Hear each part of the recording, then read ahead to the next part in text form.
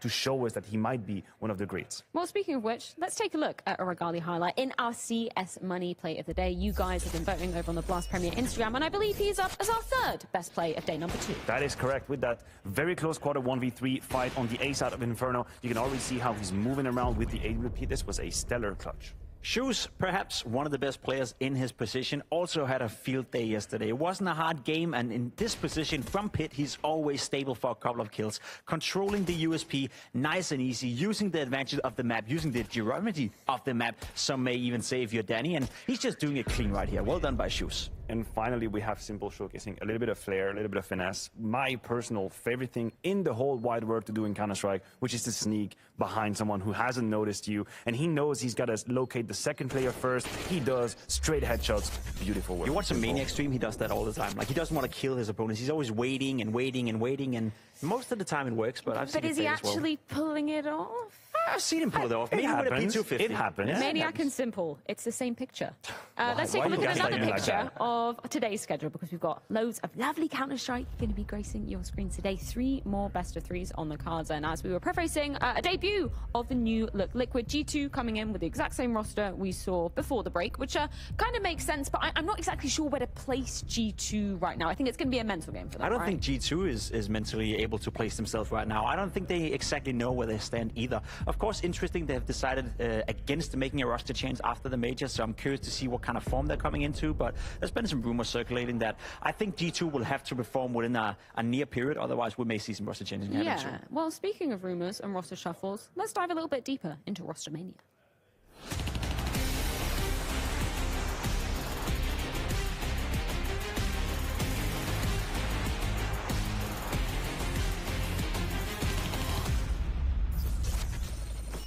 Because Roster Mania didn't end when this event begun. Just yesterday, whilst Na'Vi were live, no less, Cloud9 announced their new roster. We see Electronic, we see Perfecto joining the fray. Damn, this is a spicy one, Matthew. Yeah, this was one of the most... Our lives are the sum of our choices. This mission of yours is gonna cost you dearly. He knows the best way to get to me is through all of you. None of our lives can matter more than this mission. I don't accept that.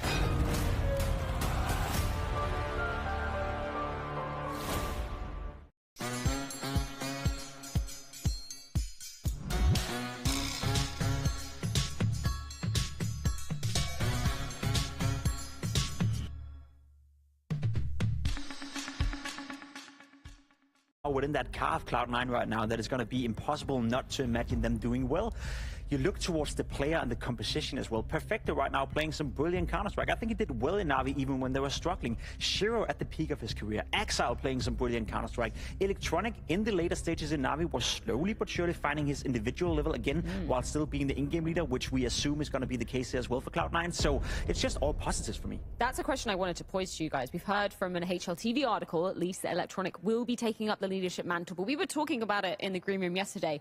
We were kind of desiring that Hobbit might take that one up. I don't know. I just want your takes on it. I'm very ambivalent on that one. I think, selfishly, when you have someone that is so uniquely skilled as Electronic, if I'm the one in charge, I want him to provide the best Counter-Strike he can. And we don't have to mince our words. He's one of the best players to ever touch Counter-Strike. Like, you just look at the rankings, he's been part of the top 5, 6, 7 for all of the years he's been active. It's absolutely mind-blowing. Now, you're telling me this guy has to take a hit to be the captain? That bothers me. The plus side of it, and where I can imagine where this could be working, is that we've always said with Cloud9, the issue is mostly like mental, like the style, and not having someone that's ready to be a warrior and push through hard moments. I think Electronic can be that. He can go to Axel and Shiro and say, listen, you two are great. I can see the Counter-Strike you play. I can see the talent. But you're a bunch of boys. I'm going to make you men, and we're going to win titles together. I can imagine him having that kind of tone and setting people into championship mode, which I don't think was the case before. I get what you're saying, and I agree with Electronic being the in-game leader. That was an issue for me in Na'Vi, especially when you look towards the players around him. No one could step up and do what Electronic did for Na'Vi afterwards, but I think that's different here in Cloud9. He's looking towards Exile, and I think Exile can do just as well as Electronic can with a rifle. So now he's sacrificing for a team that can live up to the potential that he possibly could have done himself. So I think it's a little bit easier to imagine Electronic as an in-game leader in Cloud9, but I agree with you. He's fantastic at Counter-Strike, and he can't compromise himself too much. And I hear what you're saying about Exile. The only problem that I have is that if now I was to tell you, Jacob, your whole life depends on it. Who do you trust to make the move at 14-14 in a grand final of IEM, whatever the hell? Do you trust Electronic or do you trust Exile?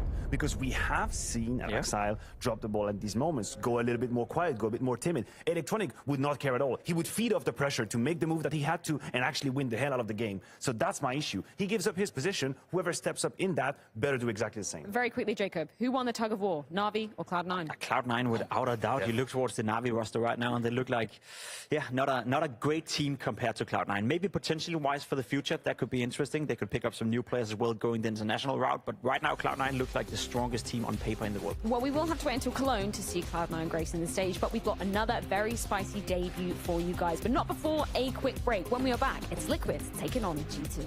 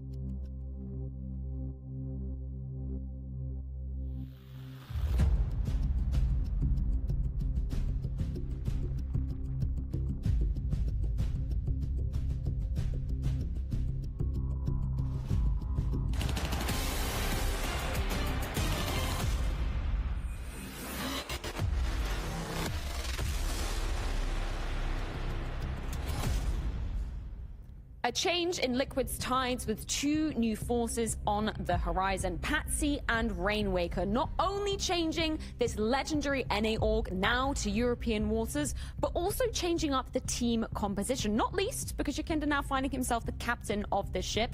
But coming into this new season, this is an entirely different uncharted territory for Liquid to be entering. It's been going a little bit under the radar in terms of roster moves, I feel, because we've had the Na'Vi re-ramp, we had Astralis, we had Cloud9 coming out taking the headlines as well. But for Liquid to make the move away from NA to start banking more on European talent and bringing in a guy like Patsy, bringing in a guy like Wayne Walker is very, very interesting. I must say, though, that I didn't anticipate it coming. I know that the talent pool in NA right now is quite limited, and I know that it's been something that they've been considering for quite some time, but that they made the move at this point and that Elise is no longer part of Team Liquid is sort of the same feeling as Glaive no longer being part of Astralis. Yeah. It's been like that for 8 or 9 years, so it truly is a new time for Team Liquid. I mean, they caught everybody off guard with these changes. Let's just be real. Even if Patsy is a bit more of an established player, even if he's had great moment with the former Spirit lineup, of course we've seen him at the major shine, who would have imagined that he would actually step up and put on the Liquid jersey? When you have to think about how there could be clash of roles between he and Yakinder, we know both these players to be very aggressive, very oriented towards making the difference, taking map control, taking territory. Now he puts actually the jersey on, forces Yakinder to rethink his approach, and Rain Waker coming out of left field. Who the hell would have? If you are telling me now that you saw this signing coming, you better have the name received, because I'm calling bullshit. It's kind of insane looking at the change-ups that are coming in. Let's focus on Patsy for a little bit and go back to your point about the role clashes that we might anticipate. But it could be a little bit different because Yakinder now the in-game leader. I feel like that changes things a little bit. I don't think it's too big of a problem in the sense that Yakinder is in-game leading, and you can have two aggressive elements to your team, especially when you balance it out with Nefly, who's stable as ever and who's going to be more defensive-oriented. So I don't think in its essence it's too big of an issue. Of course, some of these roles can potentially overlap, and one of these two players will have to play new positions on their respective maps. But I generally feel that it's a good thing for Yakinder. It takes a little bit of the pressure off him, because I feel like sometimes he was overdoing it a little bit. He felt that he had to do it because no one else around him could it. Now he has Patsy, and maybe that takes the top off Yakinder. Another element that we have to consider as well is that Yakinder firmly being the IGL now also means that he cannot just die after 8 seconds of every round. Like, this is really against the meta. As a leader, you don't want to be leading from the bench, right? You don't want to be leading from the lobby and just watching your players and kind of do the puppet master. It's interesting for you to be playing these 3v3s, these late 2v2s, where you can actually use your vision, which is why you're an IGL in the first place, to kind of find solutions. So maybe, just maybe, let Patsy take some of these roles, let him run away, just throw the ball and say, go get it. And then he goes and gets it, and then you can actually play the late round. Well, let's go on ahead and check in with Yakinder ahead of his leadership debut. Yakinder, it's a big move for Liquid right now, and obviously with you leading up the team, how has this move gone so far in going to an international roster, and what's it changed for Liquid? I think it's better than actually I expected, because I expected some problems with communication, specifically with maybe both Alex and Robert. But we had an 11-day bootcamp in Utrecht and in our Liquid facility, and it went really smooth. Not enough to do everything, obviously. There's never enough time, but I think we made really good progress. We finally introduced, met each other and understood each other. I think we have a really good atmosphere, and I think it's going to be really good. How much were you specifically involved in deciding which players joined?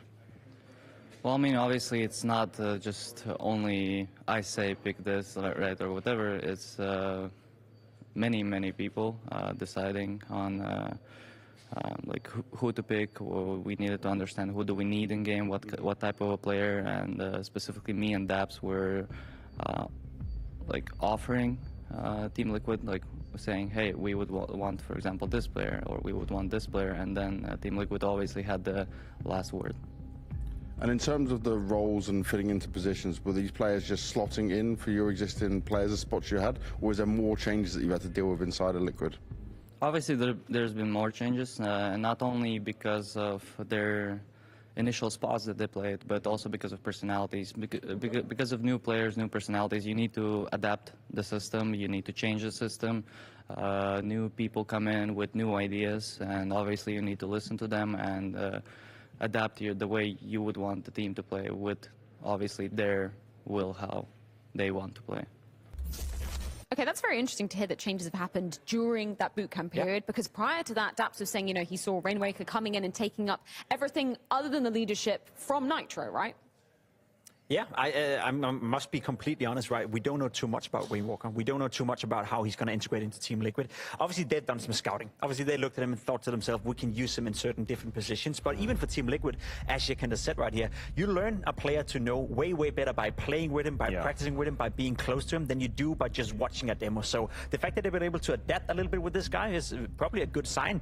look at these teams, right? Could you really imagine that Liquid was the next one up? I think it's a bit of a surprise. It's crazy of a gamble, I have to be honest. But yeah, you would imagine that what they need is someone who's ready to fulfill some of these, let's just say, shadowy, a bit less luxurious roles that Nitro, Nick for that matter, was playing before. And let's be honest, like Nitro had an incredible career as an IGL, but towards the very end, skill-wise, it was really complicated. Yeah. There were many games where we would just feel like he's a little bit behind, 1 or 2 steps behind, and he's just fighting against the mechanics of the other players, which are better than him. Now, if you put someone else in these roles, which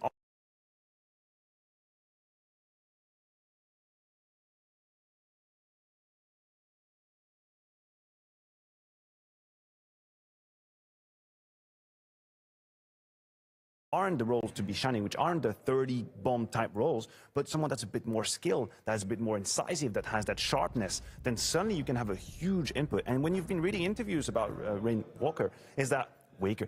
I'm going to just put it out there right now, okay? We're going to do our very best to not call him Rain Walker, because I thought he was actually walking on rain. That's not the case. Let's put it out there, okay? Let's just address the elephant in the room. He's Rain Waker, and I apologize for the next 20 times I'm going to make the mistake. He's a very versatile player. Yeah, we've heard he's very flexible, indeed. Let's go back to the NA conversation, though, because with Nitro stepping away from the roster, with the removal of Elige, that's left some NA fans feeling a little bit sore, hasn't it? Yeah, Nafly said in an interview that he doesn't understand the notion that Liquid have betrayed NA. And I think those are strong words. It's very strong words. I don't necessarily think that's true either. I think NA has betrayed Team Liquid. I think the talent pool in NA have left Team Liquid down to a point where they forced them out of the region.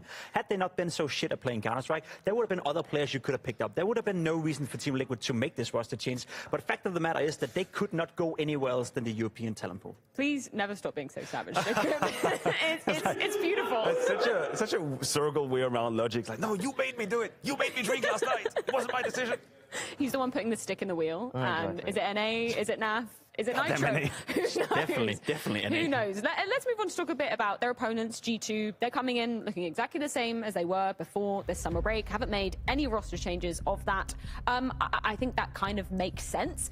But I'm intrigued as to where you're placing G2 right now. The world rankings say they're number 4. Do you concur with that? I mean, listen, there's been so many changes in the Counter-Strike scene that I would believe they belong somewhere around there. The issue that I have is that they've been in a stabilization phase, rather, right? You had the mega peak of last year's beginning with trophies and great results. Yeah. And then suddenly things have stabilized just a little bit. A couple of tournaments didn't exactly go the way they wanted. We have semi-final finishes, you have 5th to 6th place finishes. And now we're looking ahead. We're talking about CS2, we're talking about the next season, and I'm not exactly sure that this roster is by design still together or because of the lack of other possibilities right now. I'm not exactly sure they're ready to just shake each other's hand and say, listen, we are in this together, we'll be together in a year, let's absolutely do this. That is my worry. I don't exactly know where to put them. Well, let's hear it straight from the horse's mouth. Let's check in with the team ahead of their new season debut. We've seen different players on G2 look less confident off the serve, you know, when we're seeing the camera shots. So how are you going to get that back, and how much is that needed? I think it's already like, it's the first season. I mean, it's the second season. It's only the beginning, and every player and every team feels really confident now. So you don't have to put it's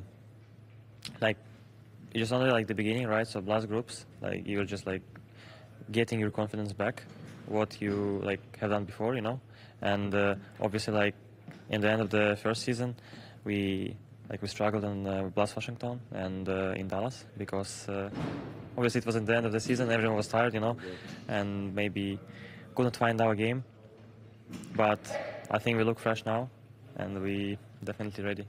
So this event is I think it's difficult to prepare for, and you don't really know what to expect because there's also so many new teams, so you don't know how some of these teams will come out. So we just need to, I know that we as the players say often, we just need to focus on ourselves, but I think particularly for this event, as I said, there's been a lot of changes, and you can't prepare for any team, so you just have to honestly focus on yourself. And yeah. When it comes to Liquid, though, right, do you surprised by these changes? Do you feel like this is a good move for Liquid? Do you feel like it can be more of a challenge for you guys in a game like this? Honestly, I'm not so sure. I don't want to judge them on the lineup that they made right now. I think it can be very good. It can also turn not being so good. So I think the time will tell, and I think it depends a lot like how the team will click as an individual. So it's very hard to tell for them. I think they have good players. They definitely have the firepower. It also depends a lot on Yekindar, how he's going to develop as an IGL and how he's going to use these players. So there's a lot of uncertainty about the team, but I think the potential is there. If I'm a fan of the change, I don't think I am. I think the Liquid should have stayed NA. I think they could work it around, but it was their decision, and it just sucks for the for the NA scene that they lost their best team. So Nico agrees. Liquid betrayed NA. Betrayal. What choice did they have? Let's be honest, right? What choice did they have? I like what Nico was saying, though, that it's going to be interesting to see Yekindar, how much of an impact he can find as a player, as an in-game leader. A lot relies on him still. So for G2, no roster changes. They should be able to get this done. I'm also intrigued to see where our Unicorn predictions are standing on this one. Who dared foray into the Liquid borders? Actually, no one. Wait, what? Across the board? Nobody went for...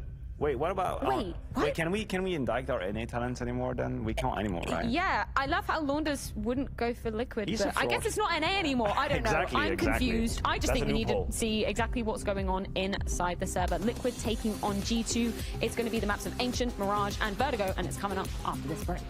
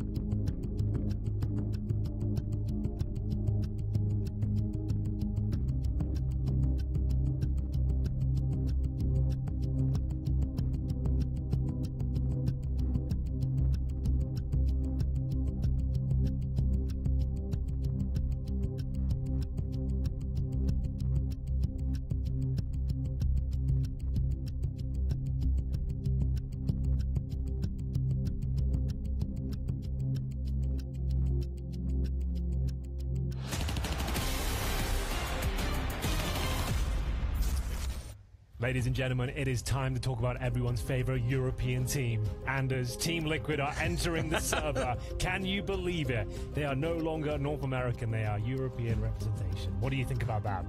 I think it's exciting. Obviously, the fans don't necessarily agree. Odds are going to be favoring G2, but I am kind of excited just to cast this one. I think there's going to be some absolute dynamite going off in the server today. It's going to be a lot of fun. There has to be, right? This is wild. It's out of nowhere. Obviously, Rainwaker. I wasn't expecting that whatsoever. Rainwaker, Rainwalker, whatever. Yeah, we need a little counter on the screen, don't we? That's you know, people are going to screw that up a lot. I like the fact that we were all talking about it in the green room. Like, no one say Rainwalker. It was like 5 times in the first segment. That was amazing.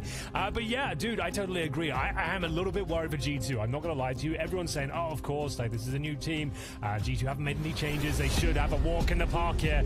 But I'm not so sure. The good news is we're kicking things off in Ancient. And that's where Nico recently dropped one of his biggest performances of all time. A 3.0 rating on the CT side over in Washington. If you can replicate that, God help Liquid. That was such a disturbing game as well. I would love to see something like that. But yeah, I mean, I picked G2. We all did for this one. We all did. We're in this together. I'm real interested too. I look forward to seeing this Liquid team play. We're going to see them right now on the T side, and it starts with Patsy getting the opening shot, headshot to take down JKS, and they're going to hunt down Hooksy as well. So we are off to the races. We really are. That sets the tone for the game. It's going to be a 5-man push in towards this A bomb side. 2 early frags here for Team Liquid, and G2 scrambling in towards the bomb side. We've got Monacy here, P2000 in hand. They need to find frags right here, right now. They have no kick currently, no utility Anders, and 2 players towards the temple. 3 in Donut towards Liquid as well. This is an impossible retake, surely. Yeah, there should be absolutely no way to do this. Although they're getting a couple of really early fights. Monacy has picked up a couple of shots, and I think he's got a kit now in his back pocket. So 2 versus 3.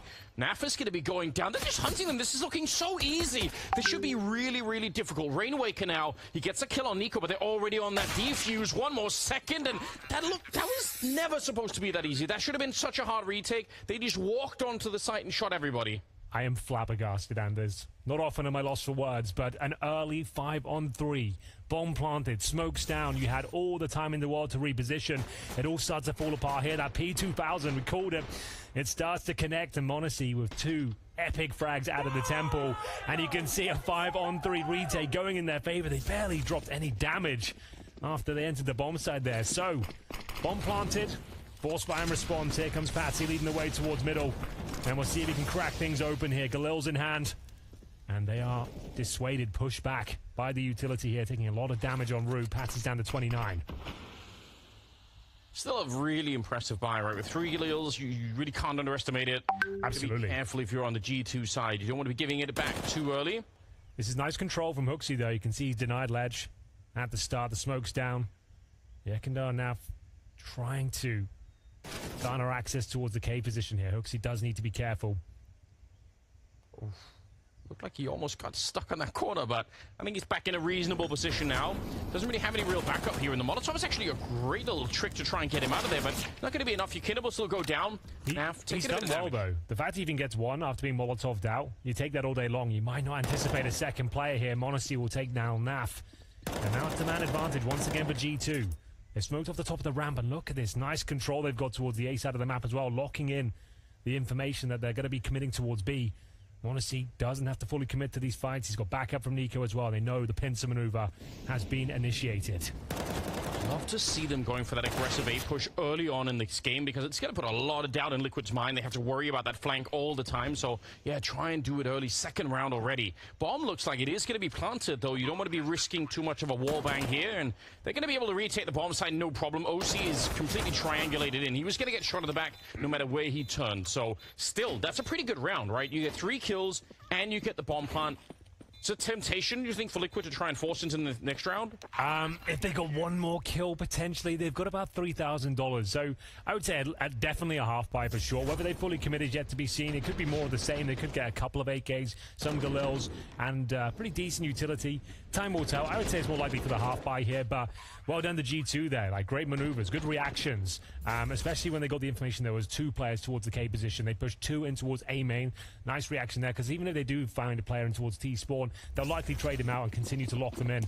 And indeed, yeah, it will be the half buy. Yeah. Okay, I can respect it. Rushing right into the middle. Classic flashbangs going over. Patsy, he'd love to find somebody, but one of them already dived into the smoke towards Donut, so they can't really be found there.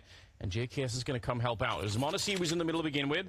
But you can beat the timing on the T side now with a spawn position, so you want to be real careful. Looks like it's going to be a victory for Monacy in the middle. Yeah, but there's 4 players towards A main here. They've boosted up, and there is a chance that they hit a 1D here. They can get this bomb planted. A little bit awkward in terms of the timing here, but G2 are finding cracks, trading for now, maintaining the advantage, but not for long. 2 on 2. Recovering the rifle. Now Fly will try and get the bomb planted. We've got Nico encroaching the position. Commits the first frag now. Doesn't have to force the issue here. His teammates rotating in. He'll just drop the smoke, allowing him to get closer towards the bomb. Well, it's just OC right now. 1 deagle. He pretty much has to hit 2 very, very clean headshots at the moment. They got kits on either player, so they can spend a little bit of time like they are now, just trying to figure out exactly where he is behind that box. And he doesn't have any coverage from the actual backline there, so he's going to get shut down instead. But that's another very expensive round. That it didn't have to be. They got all of the opening kills on the G2 side, and still it turned into a 1 versus 2 at the end. Well, they'll just be happy to be winning these rounds at this stage. 3-0 up. This is Team Liquid's pick, if you can believe it, considering what we saw from Nico in his last showing on this particular map. A clean streak so far. 3-0. You can see it's business as usual for Hunter. Not too hyped yet. It's focusing on the job at hand. And the first real gun round here, all for OC. And 5 M4s across the board here for G2. Patsy with a decent mid-spawn. Looks like he'll just be throwing initial grenade. And Molotov towards middle. 3 players outside B here for Liquid. Boosting the one up to look towards the backtracks. Patsy in the middle to try and open it up. It's a really important return for Hunter. Gives them a little bit more mid-control. You lose that mid-control on the CT side. Definitely does change how you can defend really either bomb side. Crucial part of the map there. Hooksy getting spammed a little bit down. But still a 4-on-4. Looks like they're going to jump straight onto the bomb side. Yeah, contact play here. Going to see if they can push up, get positional control. We've got Yekindar. He's committed here. Very passive hold from Nico. Going to be flashed in potentially. Just goes to the clean swing. Finds Naf, but does he know that Yekindar has already made it through the backtrack? Apparently not. Not the cleanest kill, but Yekindar brings him into a 3-on-3. Yeah, I think you're right. In Nico's mind, he's killing the first player that's on the bomb site, and in fact, Yekindar already snuck past, so that's pretty sick. 3 versus 3. JKS has already pushed through T-spawn, and I think they just checked it. I think they just checked to see if anyone was there, but Rainwaker, he's not going to see anyone there. JKS still goes down, so heads-up play from OC, realizing that maybe someone could have snuck past, so important check right there. Well, OC and Hunter, what could they even do? I don't think there's much. Hunter will be found from the ledge position. Rainwaker will drop him, and now Hooksy. Can he even survive this one? I'm not so sure. They seem to be aware of the possibility of him towards Cave. Another nice shot there from Rainwaker, and it'll be the first round on the board for Team Liquid. Quite a convincing one as well. Those B contact plays can be lethal, especially when you know there's Cave presence. They're committed in towards that position. Hooksy deep with the smoke. And once they walk up, Nico was alone, playing like a bit of a retake, just playing for information. He gets one, but didn't have the intel. As Yekindar slipped the net, managed to take him down. It's a very difficult round at that stage once they have that sort of control of B. So we are going to have the force by Anders. G2 after finding 3 in a row, you noticed that those rounds were expensive. They really were. Let them hit through 2 M4s, 3 pistols. It's okay, but it's the lack of utility is the real problem. No kits. Monacy even with no armor. As he had to drop one of those M4s over the Hunter and Nico. And we'll see the bomb towards A for now. You can see they're very aware of the possibility of Hooksy being in that smoke. Now Fly will spray him down, no problem, but a flying Yoiman here.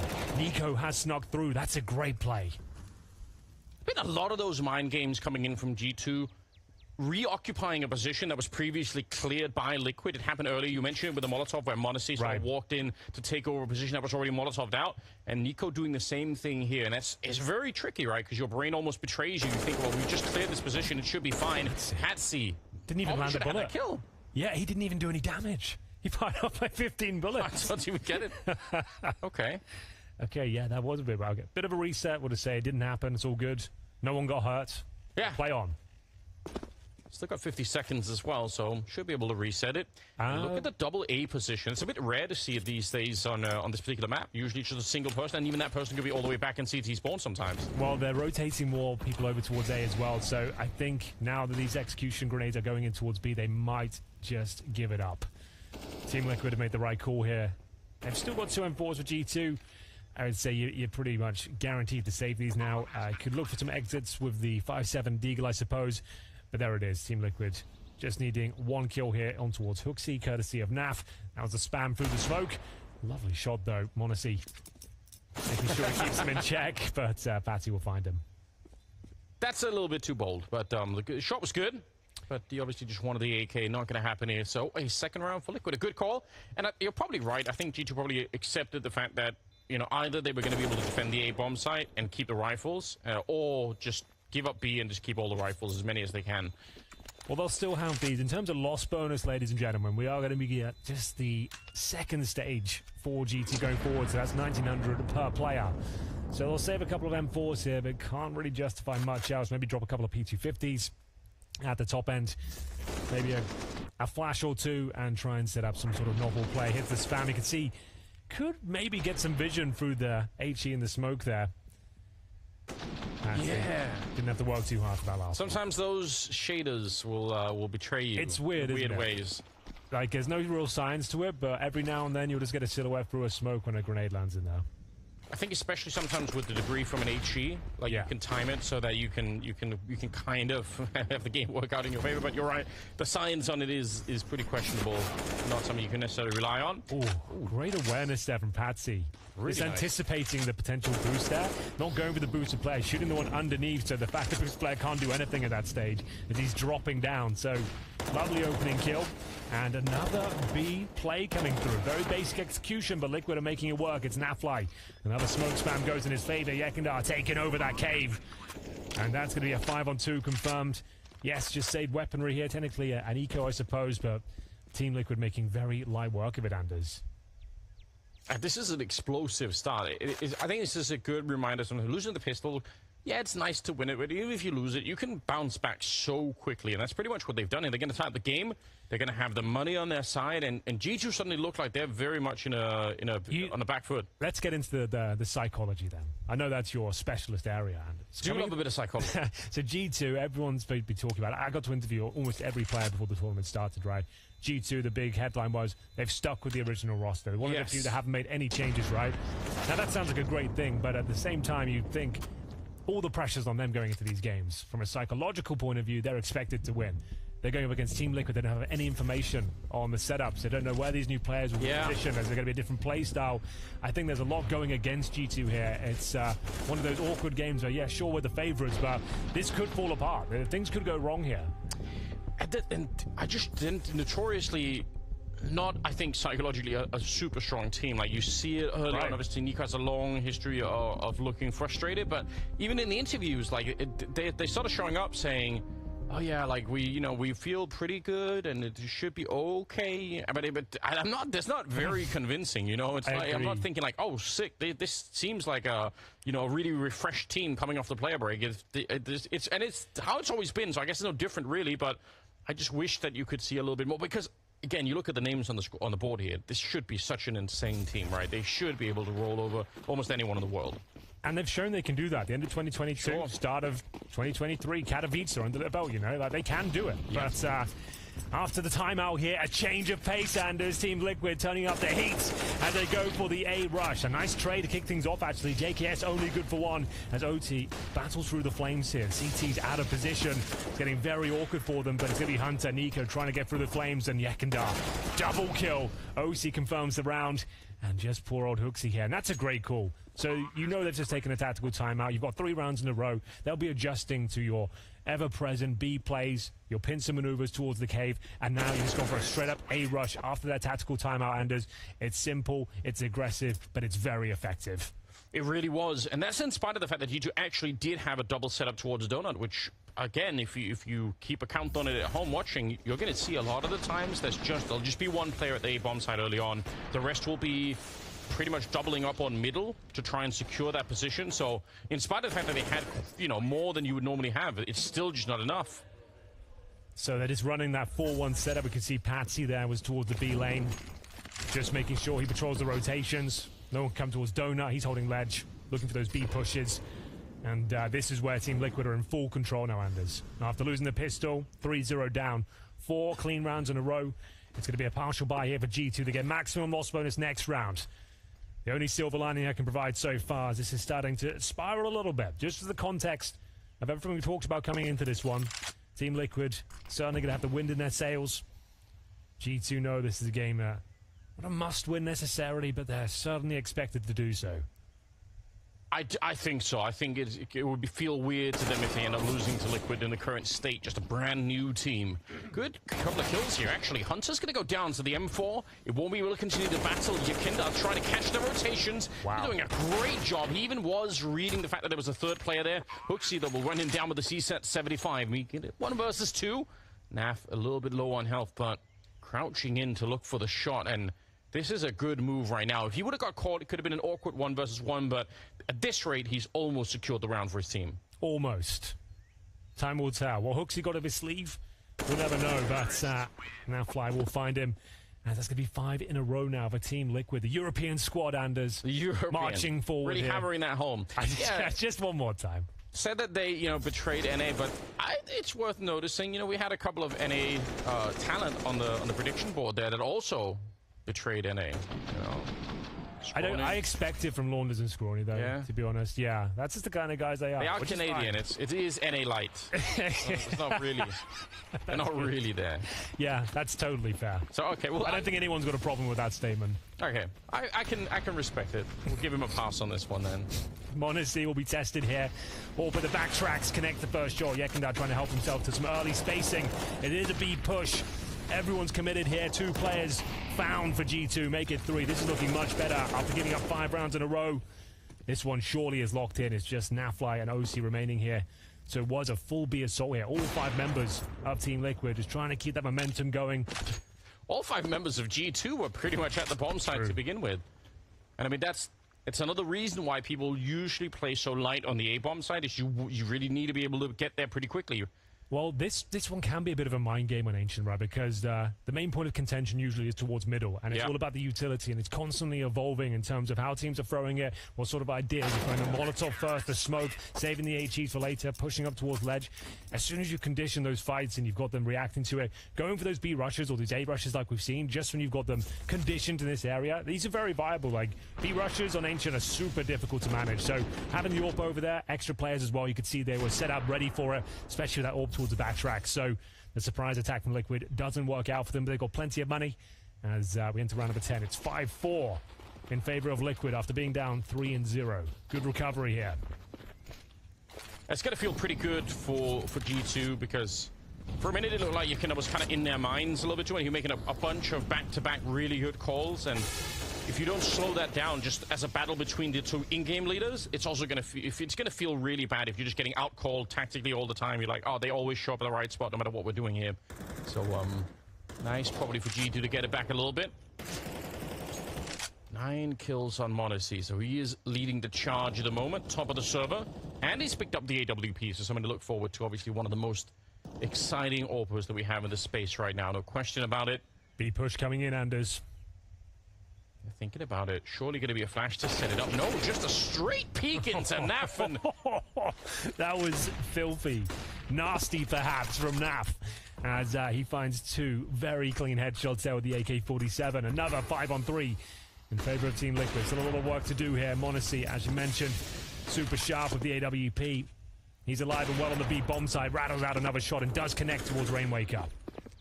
Yeah, but for him to stick around, that probably had to be a kill, right? Exactly. Now he's reduced to just trying to get some shots to the smoke, maybe, but the bomb is going to be planted, and I would even say at this point, maybe just try and see if you can save this AWP, because he is going to get hunted down. This is where he could do a lot of work, but they're walking up behind him. You can see Yakinda is able to catch him. Good little shot there right before Hunter showed up, so, oh my god, he's connecting with that AK. It's impressive work.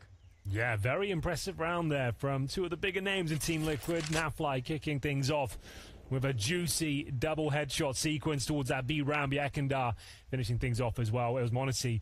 The thing is that he missed the first bullet on the shot on Monacy. That's the kind of shot he hits, the 90-degree complete bullshit flicks behind him. So I was worried for Yakindar for a second there, but he makes up for it on the second kill towards CT. Very clean round. And you were right, like the fact they were pushing the B ramp, I appreciate it's more telegraphed at the flash, but the flash is there for a reason. You might not necessarily blind them, but it averts their gaze for a second. They have to turn their crosshair. Right. Naf wouldn't have been as comfortable, but it is a pretty common maneuver. But literally someone was at the top of the ramp while these 2 were pushing. Just to flash, just to move the crosshair. That would have been enough, I think. You see Rainwaker is behind, even in that little clip, Rainwaker is behind Naf. So if they throw the flashbang, Rainwaker's actually there to peek to save Naf. The anti-flash position as well. It's a great 1-2 punch they had set up anyway. Liquid wasn't even required then. Wasn't even required. But yeah, I mean, I still think it's worth throwing it because you see the result if you don't. I mean, it's pretty devastating. This is one of the things that I look forward to, though. I'm a lifelong fan of Naf. I think he's one of the best players in NA still. I think he's super underestimated. And I expect that this change-up on Liquid, no matter what, will set Naf free a little bit more. I think that's something to look forward to. Hooksy just got spammed from the double doors down to 6 points of health. That is rough. And he'll have to fall back. He'll call for Nika to back him up in the cave here. They might want to go for a more of a gimmick play here, get a boost going. Just to kind of have like more of a passive hold now. Given Hooksy the AWP for obvious reasons, he'll be looking towards the ramp for now. And they're going to rotate Nico back towards middle. Bomb currently in T-spawn as Patty and Rainwaker try and garner some mid-control here. And so far, so good. Smoke off towards Red Room. Nico waits patiently. Yeah, he's listening in. He's got JKS towards Donut, so they could put together a bit of a defense, but you could see the heavy lean now on the Liquid side of things towards the A side of the map. But that kill in the middle, just you're right, it opens up everything. And if they lose your Kinder as well, they lose all of the pressure from the middle, and this A attack is going to be not that great. It's up to Hunter then. He'll be defending against 3 players with the contact play towards main entrance. He gets a good dink off, but that's not going to be enough. 3 players mow him down. JKS, Nico bring it back to an advantage in favor of G2 here. JKS waiting patiently towards the donut position. And that's a great crossfire. G2 back on their feet here. That's a very clean round. After Hooksy gets spammed down to 6 points of health at the start, a good adjustment, peeling players away, focusing towards A there. And even with Hunter going down with nothing, the retake very effective. Good coordination and those crossfires especially. Love this from Nico. The fact that he knew that smoke was just about to fade. He had, what, a half a second gap to find a kill, and he absolutely nails it. And a much more readable round, I think, from G2's point of view. You find those people in the middle. You can actually see that they're already leaning towards the donut. They're on that side of the middle. You probably can guess what the rest of it is going to be. Oh, my God. Patsy flashed into the middle, but himself got flashed by Monacy and taken down by JKS, so they need something quick in return. Rainwaker's going to fall after getting the kill on JKS. It's still a 3 versus 4. If they want a bomb plant, they have to do it right now. Every second that passes, that bomb plant is probably going to be more difficult. You can get it in that corner where the smoke is. That's probably the best possible option for them here, and that's exactly what they'll go for. Just as the smoke is fading as well, Hunter knows he can cause serious damage here. The bomb does go down, but so does Hunter. They've got the man advantage, but they're dropping like flies. Napfly lines them up, and we're left in a 1 versus 1. OC, he's got the advantage here up against Nico. Both of them on AWPs. They knew where he was because Yakinda saw him earlier before he died. OC should be winning this fight, but Nico, not the regular AWP, but he will pick up the kill. That's a huge clutch right there, and that's going to tie up the scoreline. What a close round, especially given the fact that G2 actually did get both the 2 opening kills. A real chaotic one there. I'm loving these early calls from Spawn, from Team Liquid, going for the A split. They're sending Patsy out towards middle with the utility behind him, smoking Red Room, a few flashes over. And sure, he doesn't get a kill here, but you can see he's taking a lot of time away from this A bomb site. They're going to have to stay there and confirm it's clear. All the meanwhile, we've got Naf pushing his way through A main, finding those double kills. It comes down to a 1 versus 1. And Nico delivering the goods there, as you mentioned. Not the AWP of the squad, but he certainly makes it work in that scenario. Perfectly positioned as we tie things up 6-6. This game is just starting to heat up here. Team Liquid will have a buy available by virtue of the bomb. The plan was very important there as they are entering round number 13 with a couple of Galils. And in terms of the initial setup, looks like they're going to be exploring the options towards middle once again, waiting for that initial utility. But JKS has helped himself towards A main, so they need to be very aware of that possibility. Good timing on that. Wide swing from Hooksy. Not even a flashbang thrown, just a smoke on the other side to provide a bit of a wall. He's going to go down to OC, unfortunately. But JKS back pushing this position, and they're kind of aware that it could be happening. It happened earlier, and they're going to double team him. He did almost take down OC. He's down to 12 health behind that fight. But they're going to live through it. 4 versus 3. Only barely. Alone on the bomb site, just a single player in Nico trying to hold on to it. What a player it is, Anders. Yeah, if you wanted someone to really anchor a bomb site, I mean, this is the man. He is one of the men available for the job. Rainwaker going to be clearing out this part of the map. Walking towards the B bomb site, and they're going to be smoking it off. Nico trying to jump for information. listening in and surely going to be coordinating this with Modesty, who's on a potential... Oh, he's going to get caught. OC, low on health maybe, but instant headshot to take him down, so any dream of going for that kind of a flank is dead. So, a little bit of hope left here for Nico as the smoke fades away, but Yekindar will beat him to the punch. 4-on-1 now as Liquid will find the lead once more. Hunter, $100 in the bank, M4 in hand here, looking for exits by the looks of things, and loss bonus almost non-existent, $1,900 per player going to that next round. So, might want to save the M4 because Hooksy's fully invested at $400 as well.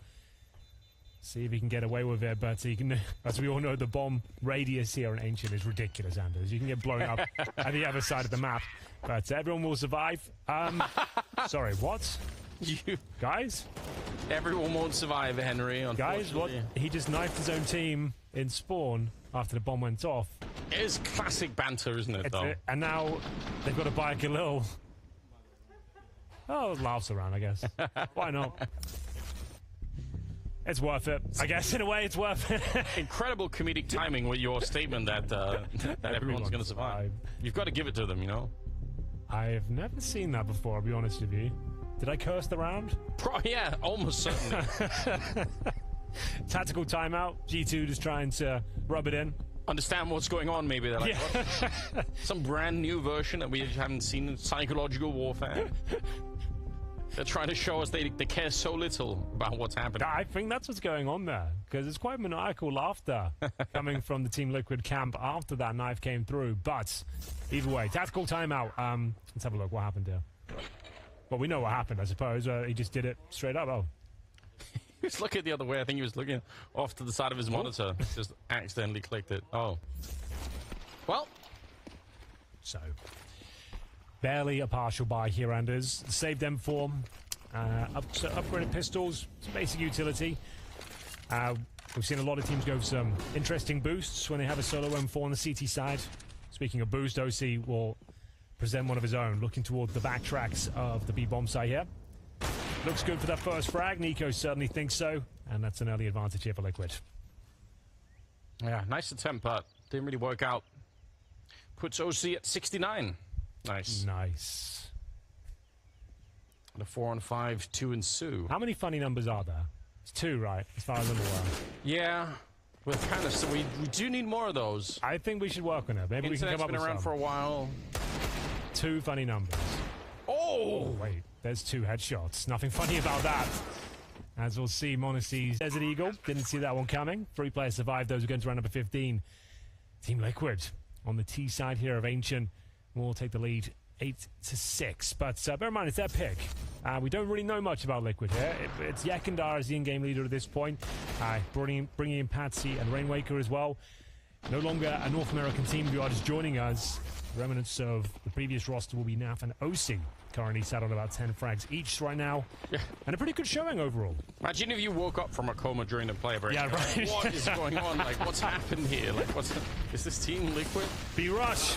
Oh, he actually gets the shot. That's frontline range with the AWP. Hunter's going to be going down, but Monacy still doing excellent work from the back line now. And JKS, the timing on that swing, it could not have been any better. A triple to close it out. 7-8 as they cut the first half right down the middle. And we'll see who's going to run away with it in the second half coming up after the break.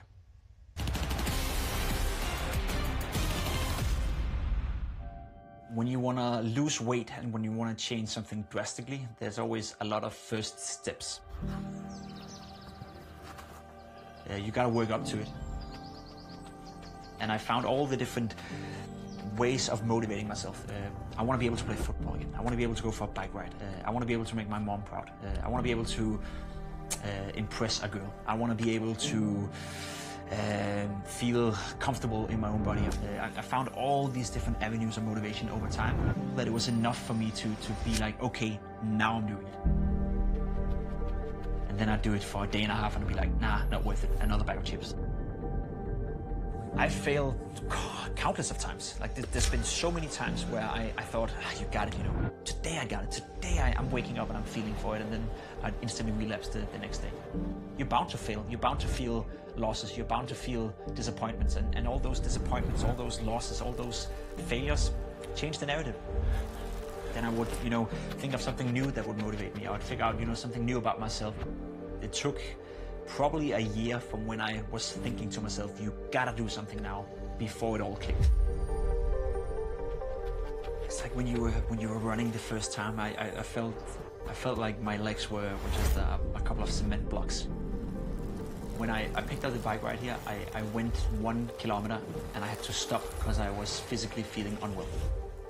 I think the main goal was that I wanted to be healthier, becoming able to do whatever the hell I wanted to do with and in my own body, instead of being trapped.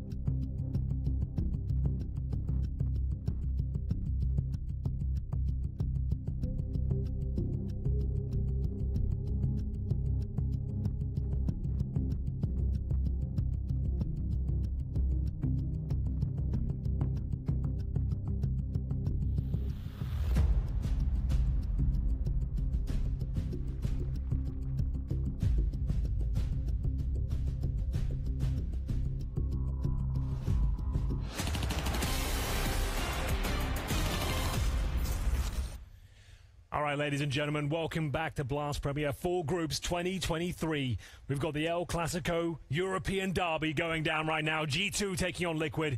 The first half has transpired. It's 8-7 in favor of Liquid on their map pick, Ancient. Anders, have you enjoyed yourself so far? I really have, more than I was expecting, really. I was could see it happening that it was going to be a lot more chaos and maybe a lot more confusion, maybe especially on the Liquid side, but they honestly look really, really fresh. They managed to get 8 rounds on their T side of Ancient. Not bad I'm impressed. Yeah, I'm enjoying Yekendar's calling style so far. It's simple, it's aggressive, it's loose, and it's getting the job done. We are going to see them switch over to the CT side, though, as G2 start posturing outside the A-bomb site here. They've got some nice utility to work with. Smoke going down towards Spawn, multiple flashes as well. Hooksy setting up the wall of smokes. As Patty getting information, pushing out towards B. He finds Hunter, and that's the cue to go. Full commitment now in towards the A site. Yeah, they've been completely red. That's such a dead giveaway for what's happening next. They know that that's the one anchoring outside of B, and everyone else is going A. OC will find another headshot, and they're really being shot down. Rainwaker through the smoke as well on Hooksy, and Nico is on his own. And out of bullets, out of teammates, and out of HP as well. He's going to go down. Liquid will pick up the first pistol in the second half. Yeah, nice active work there from Team Liquid. You pointed it out. Pushing out towards B with 2 players, so if you do find that one residing in towards Pocket, there'll be a trade at least, but if you get a clean kill like this, Patsy, he's got the close range weaponry in the form of those dualies as well, so that's a excellent scouting mission completed. He gets the kill, and as you mentioned, confirms that everyone's going in towards A. G2 with no plants will have to go full eco. Feels like there's some positions like that where if you find a single T, you have so much of the map just revealed. He's so passive, I suggest. He knows he's got no cover. He has to sit in this pocket just to make sure he's not taken down in the back. So he's covering a little bit too many positions. But as I mentioned, full eco here, Anders, and Patsy opening things up. Oh, they're all rushing towards the kills now. They can smell the eco frags available to them as the last 2 players remain towards the elbow. But not for long. You can barely finish a sentence around here before the round is over. Yeah, going a little bit against the grain of the traditional wisdom of playing slow in these rounds to force the CTs to use grenades. They just went for it. Yeah, how am I going to ask you about your dreams unless they take it slowly in the eco rounds? I know. We have to pray for a tech timeout at some point. Exactly. We'll get there. Don't worry, it's coming. That segment is on the way. 13 kills on Naf. What's your say something good about Naf for me. I really think like he is one of the nastiest players we have in CSGO right now in the best way possible. True, yes. I feel like he is such such a reliable role player that he never really got to shine in the last version of Liquid, so I want to see him do it now. That's what I'm hoping for. Patsy trying to get a couple of shots through Naf. Speaking of which, he's just pushed into the corner with that AK and taken down by Nico. Good shot from JKS as well. It's going to be a 3 versus 4 with the bomb going down. They are a little bit low on health with JKS and Hunter tagged up, but we'll see if they can win the alpha plant. Doesn't really look like it. Nico and Hunter, speaking of which, both going down. JKS is up next, and it's just on Modesty. 1 versus 3. And he almost could have lined it up. It looked like Rainwaker and OC were going to be lined up for a double kill, but it never really transpired. Certainly not. And we're seeing how viable these B rushes here. I guess B set pieces would be fairer to say at this point, because very difficult to hold them off. If you have focus towards middle, if you are feeling you're vulnerable down the CT side, you could have 3 towards middle or 2, leaving you going down early towards B, but this retake was nothing short of stellar. And there's OC, Patsy working in tandem. Patsy just staying alive as long as he possibly could. And they'll keep the clean run here on the CT side at 3-0. Fending off the B rush, and for now, it has to be the partial buy. G2 operate with just Tech9s and Deagles here. They're 11-7 down. Hunter, 5 kills. Hooksy, 5 frags. Not all online yet. It's the first map. It's been about 5 weeks since their last official. A little bit rusty to kick things off potentially, but Liquid, they're looking red hot. They absolutely are. And you can, even from that new leadership position, it's got 14 kills. It's doing really well. OC is firing on all cylinders, which a lot of people are going to be excited about.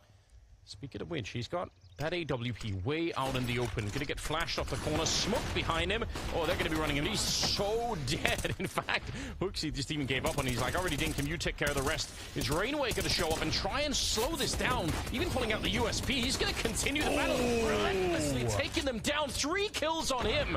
Absolutely stellar performance from Rainwaker. Yeah, really enjoyed that. I'm loving the active play from Patsy as well. Just when it looks like they're in a really compromised, awful position, they're lacking any sort of map control, his reactions, his pushes, he knows he has to find space elsewhere on the map, wins his duel, and gets a boatload of information at the same time. He does just that as his teammate goes down. Patsy then rotating him, backing up Rainwaker, who also, I don't know how he stays alive so long. You see JKS trying to desperately Molotov him out while blind. Flashbangs were absolutely brutal there on the retake. Liquid continue this perfect run on the CT side of Ancient, picking at the pace. Hunter wants to get stuck in, but Patsy's got his number once again. Waiting on the other side of the smoke. There's no potential of a trade. Molotov's down, and we'll see Nico patiently waiting to get in towards the cave here. We'll pull one back, but OC, AWP, maintains the advantage, but he can't get out. Yekindao will be dropped. Oh, there's a gap in that smoke, isn't there? Monacy would love a mistake on the other side. Naf is there. Molotov in the middle to push out Rainwaker. Unfortunately for him, going to be going down to JKS. Damn. Less than ideal Molotov. Yeah, it happens. Peaks just as he was about to throw. And now we do have an advantage, at least for G2. Yet to post around here on their T side. Bomb's only gunned down once. Hooksy going towards red here. This is a key duel. Difficult player to go up against as well. Nafly finds the duel, gets the kill, and it will be commitment towards A. They have got 45 seconds. They don't have to finish here, but they're making a bit of noise, suggesting they're trying to let themselves be known. They've got 1 smoke, 2 flashes, and JKS, he's going out with the bomb here. Do they want to boost or just allow Monacy to pick? It's real tricky. If they boost before the bomb plant, then someone's planting very much alone. So they probably feel like they have to escort each other onto the site itself. But how do you do this? A little bit of a smoke there, but it goes way too deep. It's no good, is it? OC's right in front of it. Now a Molotov on top, only 18 seconds. Yeah, that seems like a really good choice at the moment. But I guess he doesn't really know what we know, that there's nobody in CT spawn. So he's going to get the bomb plant down and instantly dropped by Naf, who came in the same way that they did. It's probably the last place you're going to be checking. Oh, wow. Becoming the villain, apparently. Naf. He is. Look at the kill distribution on the Liquid side. I think bottom fragging is like 13 kills, top is 15. Like, they're all in that very tight space. Nafly, OC, and Patsy will have 15 frags. Ridiculous. As I mentioned, this 3-on-3, that was the key duel there. Nafly, active again. They've been such a nuisance. When they're on the back foot, they know they have to be looking for frags. They can't just rest on their laurels. They have to be moving around the map, hunting for the 1v1s, and, well, there it is. Nafly, the absolute master of that. They go 13-7 here. Still yet to post a single round on their T side here of Ancient. This is the team that haven't made any changes. Yeah. No news is good news, but maybe not. Maybe Maybe something, at least at the start of it here, it just doesn't feel very fresh at all. It doesn't look like they've come out of the trap hot. They're not like they've said they've been working on all the new things. They want to develop that into the lands, obviously. But it's difficult, you know, like when the new approach doesn't work out, you find yourself like questioning whether this was the right idea. I'm not sure, but they can still pull this back. It's okay right now. Like, what they lose this round, we're in a lot of trouble. Yeah, you're not wrong. 13, there's a 6-round gap. Yeah, if they lose this one, they're out of money as well. Like, it's bad, don't get me wrong, but I still think G2 can work with this. And he's set up in front of the Molotov now. They definitely spotted him, and good pre-fire from Hooksy. Takes him right down. I don't know if there was ever going to be a way that he could have got out of that one alive. Hooksy just peeked up at the angle. They don't know that the orb is here yet, so someone could have walked into it. But they're calling a little bit of a freeze on the G2 side. Saying, let's just see if there's going to be a reaction. And there is a reaction. A massive reaction. They've sent everyone over toward the A side of the map. It's going to leave one player in CT spawn. Raywaker, in the interim, will be found out by Hooksy, who gets his second frag of the round. First was found towards Cave. Made his way down from ledge. And now has found them a 5-on-3. Now, this has to be a round victory for G2. Call it done. If they've somehow give this one up, they've got the perfect call here as well, Anders. They've gone towards B. Yeah. After an A face, a double smoke in. CT spawn, donut. There's already an A stack from Team Liquid on this side of the map. There is almost zero chance they can give this round up. So they would have to try. They would have to really give it actively be trying to give it up. Maybe if Naf starts shooting or knifing his teammates. Or... Yeah, that's a good point. That is an unusual approach, but it's already been deployed once this game. But there it is. GT will find their first round. Nice work from Hooksy. He finds the only 2 kills required. There we go. Yeah, and I think it also helps that Nico was holding the cave for such a long time that, you know, he's not hearing anything. There's no reason for him to think that there's some elaborate setup happening at the B bomb site. So he's probably feeling pretty good about the whole thing. There we go. G2 on the board for the second half. Yeah, 13-8. 5 players surviving as well. You take that all day long. Nice little flashbang and molly combo towards the cave from Hooksy. Nailed that first shot. And found Rainwaker towards the donut as well. I was going to say, maybe what G2 really needed to do was to call Cadian and find out where that nature is. You know, get out there. Cadian, the nature boy. You see him in the forest sometimes in Denmark. If you're, you know, if you're out for a run, walking the dog, like he's just off in the bushes. He's in the bushes, yeah. Just lurking. So this is the opening kill. Really nice work from Hooksy. Shout out to him, and we'll see if they can keep it going. I would say they need a couple strung together here if possible. It's going to be the AWP for OC, of course. Money pretty decent after saving a few rifles there. Round 22. G2 sending all 5 players towards the A side of the map. Looks like a fast split again, potentially. That stifling utility there from the CT side will deny entry. That's all 5 now in towards A main. Monacy deploying the early utility. The wall of smokes potentially here. You can smoke Temple, Spawn, and Donut from this position. Yeah, but look at the sacrifice it is on the A-bomb side. To have all that mid-control, and it's a really good read from Hooksy right now. He's feeling all the pressure from middle, probably counting the grenades in there, and they go straight for the A-bomb side. Rainwaker, they're going to get the early kill on Hunter, so that's a bit unfortunate. The bomb is definitely going to be planted in the back line somewhere, but it's a... Oh, it's not! Yakinda comes exploding through the smoke, set up by the flash on Nafly. Huge double kill, denying the bomb plant. That is a shock to G2. That is a massive play from Yakindar. He knew exactly what he had to do there. Leaps in with conviction. Double spray down. Denies the plant, but we're not done just yet. A minute on the clock. Nico finds 2 kills. Recovers an AWP, and he's in a 2 versus 1 now. This was looking decent for G2. Winning the previous round. Clean sweep. Another A execution, but completely shut down. Nafly will confirm it. 14-8. Bit of a reset here. Thankfully, G2 did survive with so many players before, but that Yakindar retake with a flashbang as well was absolutely pitch perfect, Anders. Yeah, it starts here. It goes a little bit off the rails on that first kill, but this is sick. Right through. They had no idea that was going to happen. And it's such a good call out of G2 as well.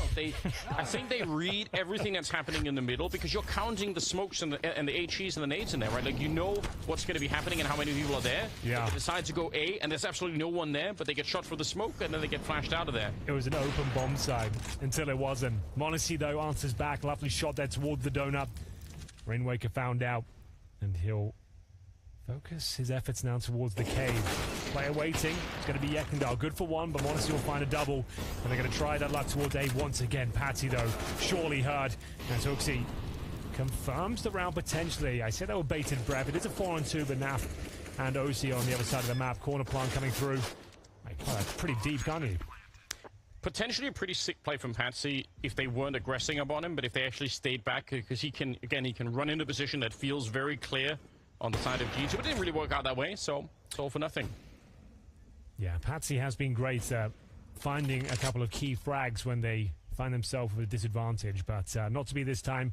Had to run the gauntlet through the flames there towards the platform, and the sound cue was a bit too much for him. Hooksy found him out, got another key frag. You can understand as well why it feels like a really good idea going to the A-bomb side once you kill a player in Donut, because we've already seen how a lot of the times there'll be nobody on A, maybe one player on A. Sure. You take down the Donut player, you can be absolutely sure that at most it will be one.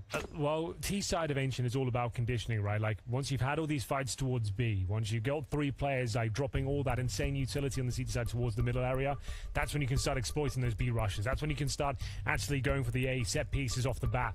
You need to get them scared about other areas first. It's a really beautiful map in that regard. And with the set piece potential, like the fact we can have one player outside A throwing all 3 smokes, like, bear in mind, that's a relatively new feature in CSGO. You go back 5 years or so, Anders, that wasn't possible. So, like, really deepens like what you can do with, like, executions with fakes. And, yeah, it makes it a lot more interesting. It really does. When it was introduced, I thought it was a lot of questions about a lot of theoretical, you know, like what could happen when this goes out. But yeah, I feel like it's worked out. Technical timeout. We did want one of these. We did ask for it. Yeah, for the rare times where we actually would look forward to one, because it's been a pretty smooth tournament so far. Fortunately for your stories. Man, I did have a ridiculous dream, Henry. Why do you have such vivid dreams? I can't remember mine. Like, how do you get such clear recollection? I don't know. I've always, ever since I was a kid, so maybe it's just, I think it just could be training. Like, as soon as I wake up, I think the same thing happens to me. Like, if I wake up and I start doing other things, I'll forget whatever I dreamt. But usually do you write it down, or you just go straight to Twitter when you wake up? No, I wake up and I try to, like, run through, like, what was actually the dream, like, what actually happened. Okay. Here. And once I've done that, like, I can obviously remember it later in the day. But if I go straight to Twitter, obviously generally a bad idea. But yeah, if you're starting a day, and you're saying that, well, straight to Twitter, something is wrong. Read HLTV threads, right? Yeah, exactly. Keep your mind healthy. Go to HLTV. Anyway, ladies and gentlemen, we are back. It's going to be round 24. Liquid in touching distance, Anders, of taking down G2 here. They are. In their debut game on LAN. So, it's a difficult buy. You can see an MP9 for Nafly, but sometimes that weapon absolutely pops off. Pound for pound, probably the best gun in the game, I would say, Anders. Yeah, you could be right about that. It's got, especially on some players, it's so ridiculous how people can make it work at long range, just doing the bursts. It does happen. Round number 24. Yeah. Did you see Rops of it yesterday on Inferno? Like, he was making it look better than an M4. Yeah. It was ridiculous. I mean, yeah, Rops is one of those players you would expect to do it, but it's a couple of odd players out there, like Nerds, who buy the MP7 instead. I do kind of like that, you know. It's sick. I think it's good. You know, nice bit of personality. Like, I use the MP7 like no one else does. No one else can master this beast. Yeah, but I've got it. Yeah. 2 more rounds on the side of Liquid. The pressure's really on in terms of calling for G2 right now. You better make it perfect. Nico sending a couple of bullets to the smoke, but given how far they are leaned towards the A-bomb side, again, that's where they found success, G2, so I can't really blame them. This is where they want to try and do it. They got all the mid control, they got the A hallway as well, and so far, there's a defense here for Liquid. They've got 2 people with a potential third in Yukindar, who's in CT spawn, who could join. Nico will go down. That's on the B side of the map. And again, these 4-1 plays are very common. We've mentioned it. They'll be aware now this is probably going to be an A-side attack. Lying in wait is Patsy in the smoke. He'll find a single kill, joined by Rainwaker as well. They've got a massive amount of advantage here. Just JKS remaining. I say just. He's pretty capable of winning these rounds, but completely out of time, I'm afraid. It will be Liquid finding map points on their pick. It's been a bit of a walk in the park, Anders, in this second half. They've only given up 2 rounds after starting a 5-0 streak. And oh yeah, you're right. Yeah, they did have a better start at the start of it, but this This is a great setup. Playing on top of the smoke. I wish JKS had another 10 seconds. Would have been fun to try and see him do it. That's when he got that second kill I was really up for. I'm usually pretty good at watching the clock there, but I was lost in the sauce with him. And it will be map points. G2, of course, have to buy him. It's actually not too bad. You've got the AKs out. AWP from Odyssey. Lack of utility for sure, but frags are starting to come through, mainly in favor of Team Liquid, I'm afraid. And Odyssey will miss out on the timing as a player falls back from the B ramp.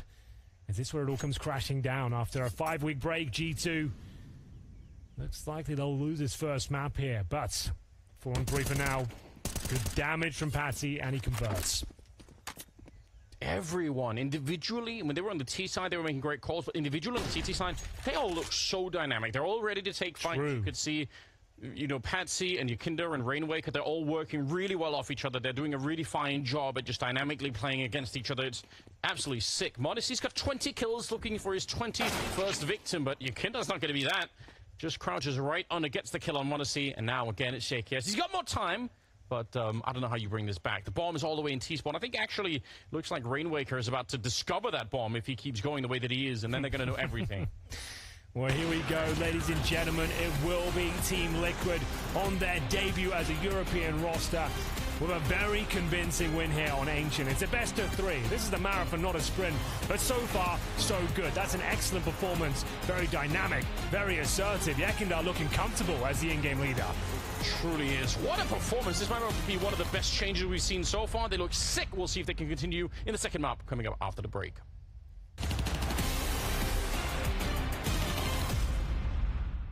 What's good, everybody? We're here at downtown Washington, D.C. I'm joined by Nico, I'm joined by Dupree, and we are here to answer one simple question. Who's the noob? We're going to be making pizzas. Gentlemen, I'm judging your pizzas on structural integrity, on flavor palette, and if you want some bonus points, get creative, make me something Counter-Strike related. Our Instagram poll had Nico favored to win this competition at 53%. If you guys are ready, so am I. Yeah, let's get to it. Let's get to it, yeah. Should I go first? Yes. Help yourself. Oh, it's so cold and gooey. All right. I've seen people put it on the edge and then they would go do stuff like that. Yeah, and what are those things? And are you going to do them? No. I'm not trying to experiment too much over here. Dupree, you're looking a little lumpy. There's a waviness to your dough at the moment. I think Nico's doing a pretty good job. Look, but look how thick it is over there. I'm kidding. What? No, I'm just joking. It's mental warfare. Okay, are you ready with my wooden thing? I'm ready with your wooden platform, sir. Oh no! Yeah, these look great. Well, one looks great. Which one? That's the question. All right, done. I'm done. Wait, he made it sick. This is huge. Dupree's gone for a thinner center with protruding outer crust lines. Nico, I think that the consistency of this is a really nice detail. So far, true, right? I'm impressed, gentlemen. I think you did great. Dough is done. Now we're doing toppings, gentlemen. Decision's completely up to you. You can go ahead first. I go first? Begin. Mix it up real good. A big spoon. I'm just gonna swirl it around.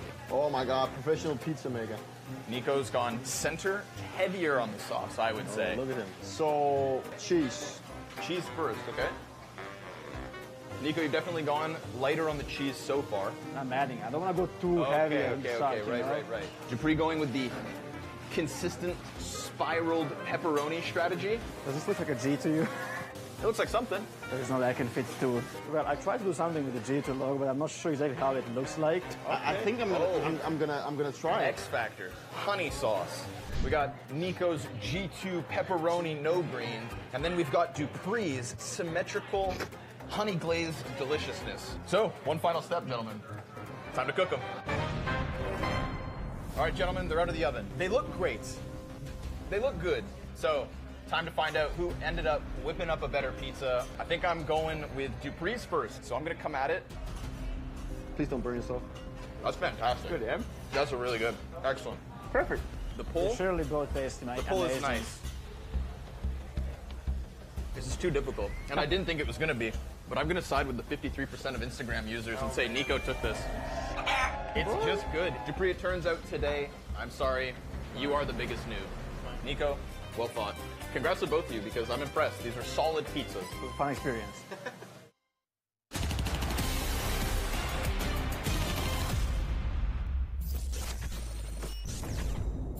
High Octane and Full Force, the Liquid Swell, too much for G2 to be handling on that first map of Ancient. Sure, it's only one map, it's a small sample size, but our first taste of Liquid, Matthew, that's looking pretty sweet. Yeah, this was a good showing from Liquid to kick off this new roster, and this is where obviously the fact that this is their map pick, they can present to us their best foot forward. And honestly, some of the questions, some of the structural questions we've asked surrounding Patsy and Yikin there kind of found an answer. I think they found a way to make it work. On Ancient, they guaranteed that Patsy would be very much involved in a whole lot of these early duels and the very offensive positions, such as middle. And then Yekindar can actually play a bit late round and have some of these impact moment towards the 20-25 second mark. It was working quite well. I like that dynamic between Patsy being the relentless aggression in the beginning of the rounds, and then Yekindar can be the mid-round aggressor if needed be in the beginning of the game. We saw Patsy and Yekindar play very well together. The synergy between the rest of the team as well seemed to be good. They're well aware that Patsy is the guy you send out first to try to can open the round. We even saw it on the T sides a couple of rounds in middle. He was being flashed out, sometimes with success, sometimes without. But the fact of the matter is that the rest of the team of Team Liquid seems to be following up. The spacing is good, the team plays good, the synergy on Ancient at the very least, as you said, small sample size, looks good. And the win condition will remain that Yekindar's level cannot take a deep dive. Yes. It's just, it won't work, right? When you look at the roster, you look at some of the punches they can pull, Yekindar has to provide. And this right there, that distribution, that's gold to me. That's perfect. It's a sight for Soul Rise. From 17 to 20 kills, everybody just pretty much involved. It was kind of exactly what we were prefacing for Astralis, right? The fact that BlameF now taking up that leadership mantle. We said his individual form cannot drop off. That was exactly the same story on that ground of Ancient that we saw them playing. Was a different story going forward, so I think we're going to still be holding Yekindar to quite a high standard that he needs to be delivering. Of course, of course. As you said, Yekindar's level can drop off a cliff. That's going to be too big of an issue for Team Liquid, especially when they go up against the best of the best teams later on into the season. I think Wayne Wager also did a good job. We highlighted him, we spotted him in the beginning of the game. We said we don't know too much about him, but I think he conducted himself fine on the server, didn't make any mistakes, and as you said, he was on the scoreboard with the rest of the team. Yeah, he's not going to be put in positions where he's supposed to shine. It's a little bit ungrateful. You saw some of the roles that he's got, and considering that, this is a good performance. This is a very honorable display. He's had a few moments on the A side where he was being challenged, and he got away with a couple of multi-kills as well. He didn't give his life for free too often. I thought he conducted himself with a little bit of decency, and he was very level-headed in the decisions he was making, which isn't supposed to be what a rookie is doing, by the way. So great signs from Rainwalker. That's something that we didn't actually... Almost nailed it. You almost nailed it. Jacob, I'm going to give you a gold star because you did nail it. Something that we didn't mention coming into this is that, you know, Rainwalker, his LAN performances, few and far between, right? It's only been a handful of times he's actually been in this situation where his opponents have been in front of him. But this is the place to learn. It's a studio environment. It's not inside a big arena. The pressure not necessarily on him right now. Liquid, it's a relatively forgiving format as well. It's the first group stage match. So if you want to gain some experience, if you want to get comfortable with sitting at LAN, getting to know your teammates in somewhat pressured situations, this blast format right here is the perfect education for him coming into it. So I'm not too worried in regards to that. He'll learn, and then Cologne would be the big test for him. And the CT side was where Liquid were able to really display their dominance on this particular map. We come into the later stages of the game, and we talk about that synergy that they were able to deploy, particularly in round 24. It looked like quite a well-drilled machine for Liquid. Yeah, they were very good at keeping utility and punishing G2 when they were playing that soul style. We have an example here, round 24. Look at the utility in Patsy's hand with 31 seconds left. When G2 actually use their own smokes on the A side, boom, 27 seconds. That smoke pops into Donut. Patsy's going to very cleverly play on the side of it, which means the two-prong attack actually comes down to one funneled through a main. OC is posted with the AWP. You have a secondary rifle that's here, and the round just falls apart. What are you supposed to do when you're crossing a smoke with exactly 10 seconds on the board? I think Liquid handled the G2 slow play style very well. They knew where to keep util, they knew where to delay the tempo, and they just punished them. It felt like G2 were lack of creativity, I'd say, in finding ways to win rounds. Lack of creativity, lack of pace, lack of openings. I think that was a big part of the puzzle right here for G2. Liquid didn't give up any opening duels on that CT side, at least not too many, so G2 couldn't pick up the pace. They had to play somewhat slow, and as you saw right here, great example, they got punished for it. But of course, it's not over for G2 just yet. Their map pick of Mirage does await. So Mahone, what should we be looking out for coming into map number 2? Yes, coming into Mirage, G2 are a team that love to take fast map control, especially towards mid. So I have one example to break down, just really kind of talk about how they do it and as well some of the benefits that come with it. So this round really illustrates it well. So first, what we want to pay attention to, this is going to be a fast strat towards mid that goes towards A. first thing we want to see are the spawns. So m0NESY, he has a really good spawn here towards mid. Nico, he's going to throw a very crucial smoke here. It's the instant window smoke. This is the fastest way to smoke window. Now, how this works with m0NESY is because m0NESY is coming out fast through mid with the best spawn, the smoke pops fast enough so that he doesn't have to worry about this player playing in that position right away. This allows him to cross towards mid and also take a very deep angle towards his connector side. What it does is it allows HooXi to then come up fast towards connector because he knows that he has m0NESY posted up in the far angles towards the A site. This allows HooXi to take connector control very quickly. With m0NESY taking contact here towards that connector side, towards the A side, it also allows him to take contact onto people towards A, and it gives an avenue for HooXi to actually push in towards this jungle side. When HooXi is here towards this jungle side, it creates so much space for G2, and as well for Nico, who's over here towards Palace. He doesn't necessarily have to worry about jungle when he works out of Palace. He only now needs to worry about this very right side. In addition, it creates space for m0NESY to now push up from this connector side and post a deeper angle towards that CT spawn area. What this does ultimately is it creates a pinching effect where these players at A, normally they only have to worry about Palace, ramp, and connector. But now with HooXi over here towards jungle, that's a fourth location they have to worry about. And what this does is it allows G2 to pinch appropriately. As soon as HooXi takes contact onto Twist under balcony, even though he dies, with all the space that G2 have taken, it allows him to take the fights very confidently and easily. Nico, he comes in from the side to take down Rops, and then m0NESY, he can push up towards the stairs and also find this player towards default. And that allows G2 to come in, and that's really all off the back of the fact that they take mid fast. And by taking mid fast through that connector side, it creates more avenues for them to pinch towards the A site. So Liquid, they're going to have to be prepared to deal with this fast mid push and the opportunities that it presents.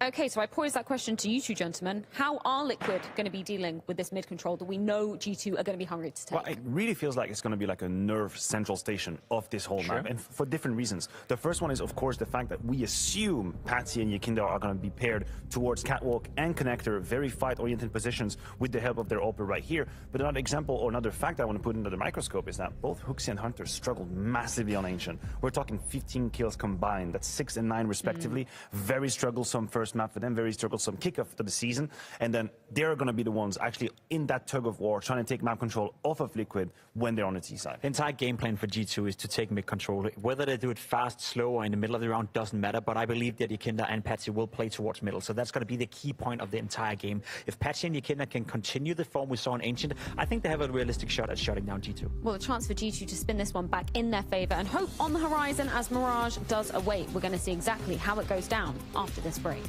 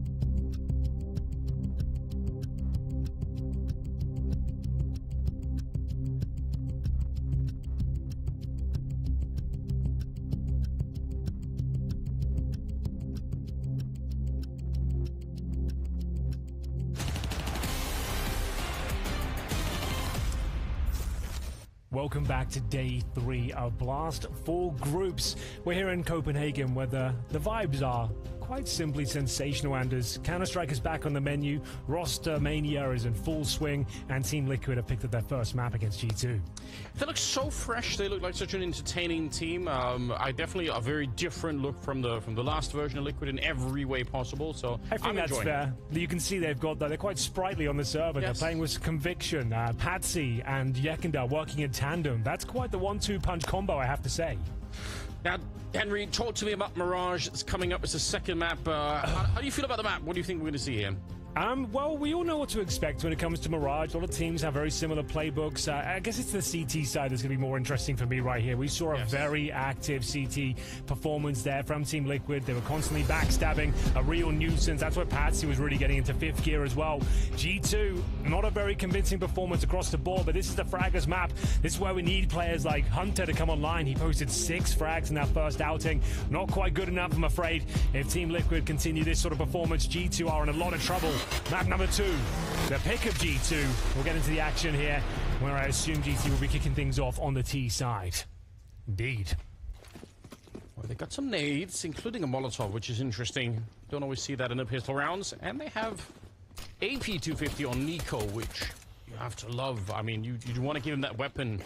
He is such a menace in these rounds. They're already taking up Connector. Look how fast they are. 3 of them just jumping in there in the window as well. Hunter going to be taking out Yekunda. And now the pressure is on OC. It's one good shot, but way more return from G2. Looking good at the start of this pistol. A 3 versus 4. And Bomb, it's slowed down a bit on Hooksy. He doesn't want to go for it yet. They need a bit more control before they get that plant through. Yeah, and that's totally fine. They just pumped the brakes for a second until they felt like they had some control, but it was all an illusion. Hooksy is denied the plant and is back to a 3-on-3. Still plenty of time here. 1 minute 10 on the clock here. And it's Hunter. He'll be next on the chopping block. Patsy continues that strong form as he finds his second frag of the round. It's crumbling a bit. The edges this one for G2. They had the situation under control, but not so much anymore. JKS, I think, lucky to be alive, and now deciding he doesn't want to recommit to it, but they don't have to fight. Patsy eventually will get one more, a triple now on the newcomer, and it's all Nico. He's got the right pistol for it, but he's out of bullets, and he's got 6 health left. He's just trapped in this corner, and surely going to be hunted down. Rainwaker and Natfly. They shouldn't ever let this one go. I was just about to prepare my monologue to saying how good this round was for G2. It was controlled and methodical, but overall now it looks like Nico is destined to lose this one. Needs to recover the bomb. 6 points of health, as you mentioned, but that's a hell of a shot to open things up. Level the playing field, 1 versus 1, but he's got to take down Naf next. Up into the box, and yeah, just had to be a perfect headshot, and it wasn't. Naf will eventually get the kill. And I like the fact that Liquid tried to play that one very slowly. After they were in that 1 versus 2, of all players in the world, why would you want to give Nico the chance? Oh my god. What is this one way? He's shooting him in the toes, Henry. What is that? But that's a really awful outcome for G2, considering how the first map went down. They found the opening 2 picks there. The A bomb site was theirs. They were looking for full control, which it felt like they found, going for the plant, unaware they could be spotted. The bomb is denied, and they have to full eco here in round number 2. It's Liquid that should have full control, but that's a hell of a shot. Nico will strike first. Takes an OC, but a lot of damage done towards the Palace position. Rainwaker will push JKS back. Should still be quite a comprehensive victory here for Team Liquid, considering there's no nades, no armor. Sure, the opening kill was nice from Nico, but that's all they've really got to work with. Everyone else on Glocks otherwise. Oof. That's a bit risky. Ooh, I feel like we're way overdue a really good Nico deal round. They just, like, everyone's been watching Counter-Strike for a while. You all know what it feels like. They happen every once in a while. Rarely now that the deal's been changed a bit more. Oh, they're going to get hunted down. Never mind. You can make sure that there's not going to be any more challenges on that A ramp. I'm sure Nico would love to jiggle around there all day. True. A chance would be a fine thing, but taken down. JKS remains just hoping someone makes a catastrophic error, like a jump up potentially there. Patsy was in a slight bit of trouble there, but JKS can't do anything about it. 2-0. Guns should be coming out, though, specifically AK-47s As we to round number 3, Team Liquid, though, a pretty idyllic start considering they lost the first couple of frags in the pistol. Nico, that was a great shot towards CT Spawn, but that's pretty much all they found. There was a moment they could have taken down Yekindar here, but not meant to be. Oh, frustration coming in early. Think about how often we throw in excuses for new teams and say things like, well, they haven't really figured out their roles yet. Like, there's a lot to work into. Like, it could be a couple of months before, you know, everyone knows what they're doing. On this Liquid team just doesn't seem like it's suffering from any of that. And it's a massive change, right? And you're going up against G2 as well, who don't have many caveats attached to them. Apart from, like, I will say they lost a few days practice because Hooksy, I think he broke his leg, tore his ACL. Oh, no. So they definitely missed out a few days there. I know Hunter hasn't been feeling great either. But apart from that, they've had practice, you know, and they've not changed the roster like other teams. So definitely the favorites coming into this one. I think that's completely fair to say. And we said Liquid were going to be active on their CT side, Anders. I said that's what I was looking for. They're in T-Spawn right now, and no one has any idea. Literally have zero idea. They're going to be just joining the squad as double agents now. Yeah, they are. They're going to find Monastery. I don't even think they checked this angle high. Oh, God, it's a nightmare, but still, great shot from Nico. Recovers the scenario somewhat. Yeah, but are you going? You have no confidence walking in, and they're never going to expect a second one. Yakindar's in here. You can see they're walking back with their knives out because they just have no idea. What a ridiculous round from Liquid. And G2, this must be so frustrating. Oh, that's a great smoke from Yekindar. He's suggesting he's fallen back, but he's playing in front of it. Hunter keeps the round competitive. JKS will find the man advantage here. What an absolutely bizarre round this one is, Anders, but still, G2 are in it. Hunter will get an outflight towards shore. Now we're going to see Patsy in the same position here. They've got a chance to plant the bomb in towards A. Patsy gives up his spot. And now, Molotov down, who have to jump through the window. So there's a fighting chance here. G2 have done very well to bring this to their favor, but that flank was looking like it completely shut them down. Yeah, really did. He's not trying to be silent too much here. Does spot out Hunter a little bit, but they're going to double peek him, and it doesn't even matter. Hunter with a good headshot. What a recovery from G2. Barely celebrating, though. Need to get their heads in the game here. It's been frustrating. First map was very underwhelming. Losing that pistol as well in Mirage, but still, this was the shot that saved the day. It was. That was looking rough. The fact they had no information whatsoever. They could push from top of middle and T-spawn. They should have been punished harder for that one, but Nico hits a showstopper. And yeah, they need to count the lucky starter and just capitalize upon that advantage now. I don't necessarily blame either Yakinda or Rainwaker, but just to note, both of them could have walked away with the first kill, right? I don't blame them for keeping it going. I think anyone would have, because you feel like you're in such a it's just such an unusual situation. Like, you don't see it that early before. And the fact you've, like, you think you're getting multiple frags that are about to do B execution. He thought he's going to swing around and see two more with nades out. Probably, yeah. It was just unfortunate they were so deep. He only had the MP9. But either way, let's get into the action here. Round 4 is well underway. G2 committing in towards the A bomb side. It's Rainwaker to find them first. Flames at his feet, but he'll douse them. Bomb is down in the open here.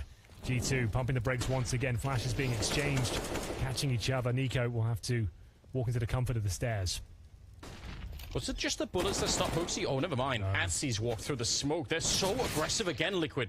Even before the bomb is planted, they're just running for it. Yakinda's going to get a couple of kills here. And then leaves Nico on his own, AK in hand, tries to continue, tries to read someone coming through the smoke, and he's going to get overwhelmed. So Liquid, yeah, they let go of that last round, which they should have won that one as well, but they're right back on track. 3-1 in their favor. Not sure I'm a massive fan of that one from G2.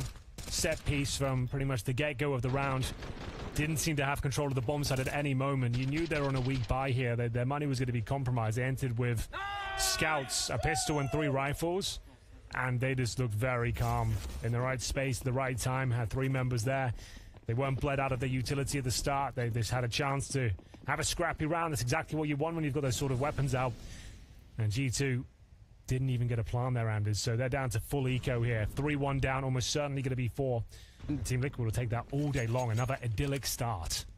And I think builds more frustration than being the person with the bomb who was punching in the digits, and then one of your stars, right, as well. You got Monoseed is like trying to get that down, trying to get stuck and in. No one's like you know, they probably didn't have the manpower for it, but you just feel like, if you remember, that's what kind of happened in the earlier stages as well. They couldn't get those bombs planted. It just felt like they were a bit disjointed, just not covering their angles or misunderstanding what smokes were down. But so, like we said, full eco here, not really much to report, I'm afraid. Now Fly just starting to tear them to bits with his AK-47. Speaking of which, a couple of those available on the CT side. This is where they'll enter their strongest form. We don't have the AWP for OC just yet, but it doesn't seem to matter. A pretty clean run of it after just losing one round, number 3. But maybe a timeout here for G2, because not spiraling yet, but certainly not looking too promising, I'll say that much. So round 6 underway, m0NESY with the AWP, who's at 0-5 right now.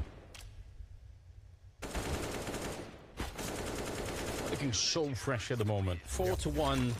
I mean, again, I guess the sample size is really small. We've watched one map of them, but you just love to see it. We were already saying that, you know, for a team like Complexity, it looked like a pretty decent start for them, all things considered. You know, they did win their game, and, you know, it looked like they had something to build. They seemed like they had a spring in their step, though. You could see it was reflected on the server. They looked happy. It seemed like revitalized. I'm seeing that with Liquid now as well. It seems like a promising change for both parties in terms of Complexity and Liquid. Yeah, everyone's happy. Yeah. It's great news. Those are the best kind of scenarios. Rainwaker playing in a position. They have 4 Molotovs on the other side, and very commonly the sandwich position is Molotov. So if that happens, he's just going to have to swing for it and hope that they get something out of it here. It's being held, I think, with the AWP. OC gets a good kill there, and Rainwaker, no one Molotoved him. It's going to be m0NESY instead to take him down and leave them in a 3-on-3. But the bomb is dropped. There's so many, like, open duels to the CT side. I'm not really sure what's going on. Like, G2, they've pulled a couple of frags back, but it's 1 by 1. And sure, m0NESY hit a couple of nice frags here. That's going to happen, but he needs an ace now. He might even win this round, Anders. But it won't be down to the execution, let me tell you that. Good effort, a noble one, I would say, considering the way G2 opened that bomb site up. That was very, very strange. But no bomb plant, right? No smokes really down, no flashes deployed. They were going for more of a dry peek. But look at this, like, he's not even flashed OC in spawn. He's got an M4 and winning duels against AKs coming out of Palace. Like, he's not even being made to look uncomfortable. Very clean open duels, and sure, it looks like a close round, but that's just because m0NESY got like 4 kills or 3 with the AWP. Yeah, that's what really made that. You're right. That did make it look like it was more competitive than it really was. Flash around the corner, you kind of just running into with the MP9, a blow up Hunter. Now Nico got a kill in return with the deagle at the very least, but says something about how good they're feeling right now. m0NESY with another deagle connection. It makes it a bit interesting. 3-on-3 now. If they can steal one of these rounds away, that would find... Oh my god, he's up in the ticket booth. If they would have peeked him, if anyone would have turned around to spot OC, he's probably dead as well. True. Naf looking for it. He's got the right idea. JKS has kind of walked this whole path under the radar. Bear in mind, m0NESY has no armor, and he's got the bomb as well, so he's incredibly squishy here. But he's got a hell of a deagle on him, and he hits the shot twice! OC removed from the equation here. Naf fly, bit of a clutch master, and he's getting through the murder hole. And it's named that for an apt reason, as JKS will mow him down, and G2 steal the round away. Bit of a partial buy there, Anders. Nico with some stunning shot to open things up, and then it seemed that the rest of the team followed his example. Again, I would say there's a bunch of fights that are happening in this round that Liquid don't need to take, but again, I hesitate to blame them because it's the same mentality that's won them so many other rounds. Sure. So if it backfires every once in a while, you almost have to say, well, yeah, that's if we're playing aggressively. You could see Patsy was peeking that position that Hooksy was in towards Delpan before the Molotov was even landing. You don't probably need to do that, but he's just, you know, I think they're feeling so good about it that they're probably willing to take a couple of more fights, and this time it backfired. Huge round up next.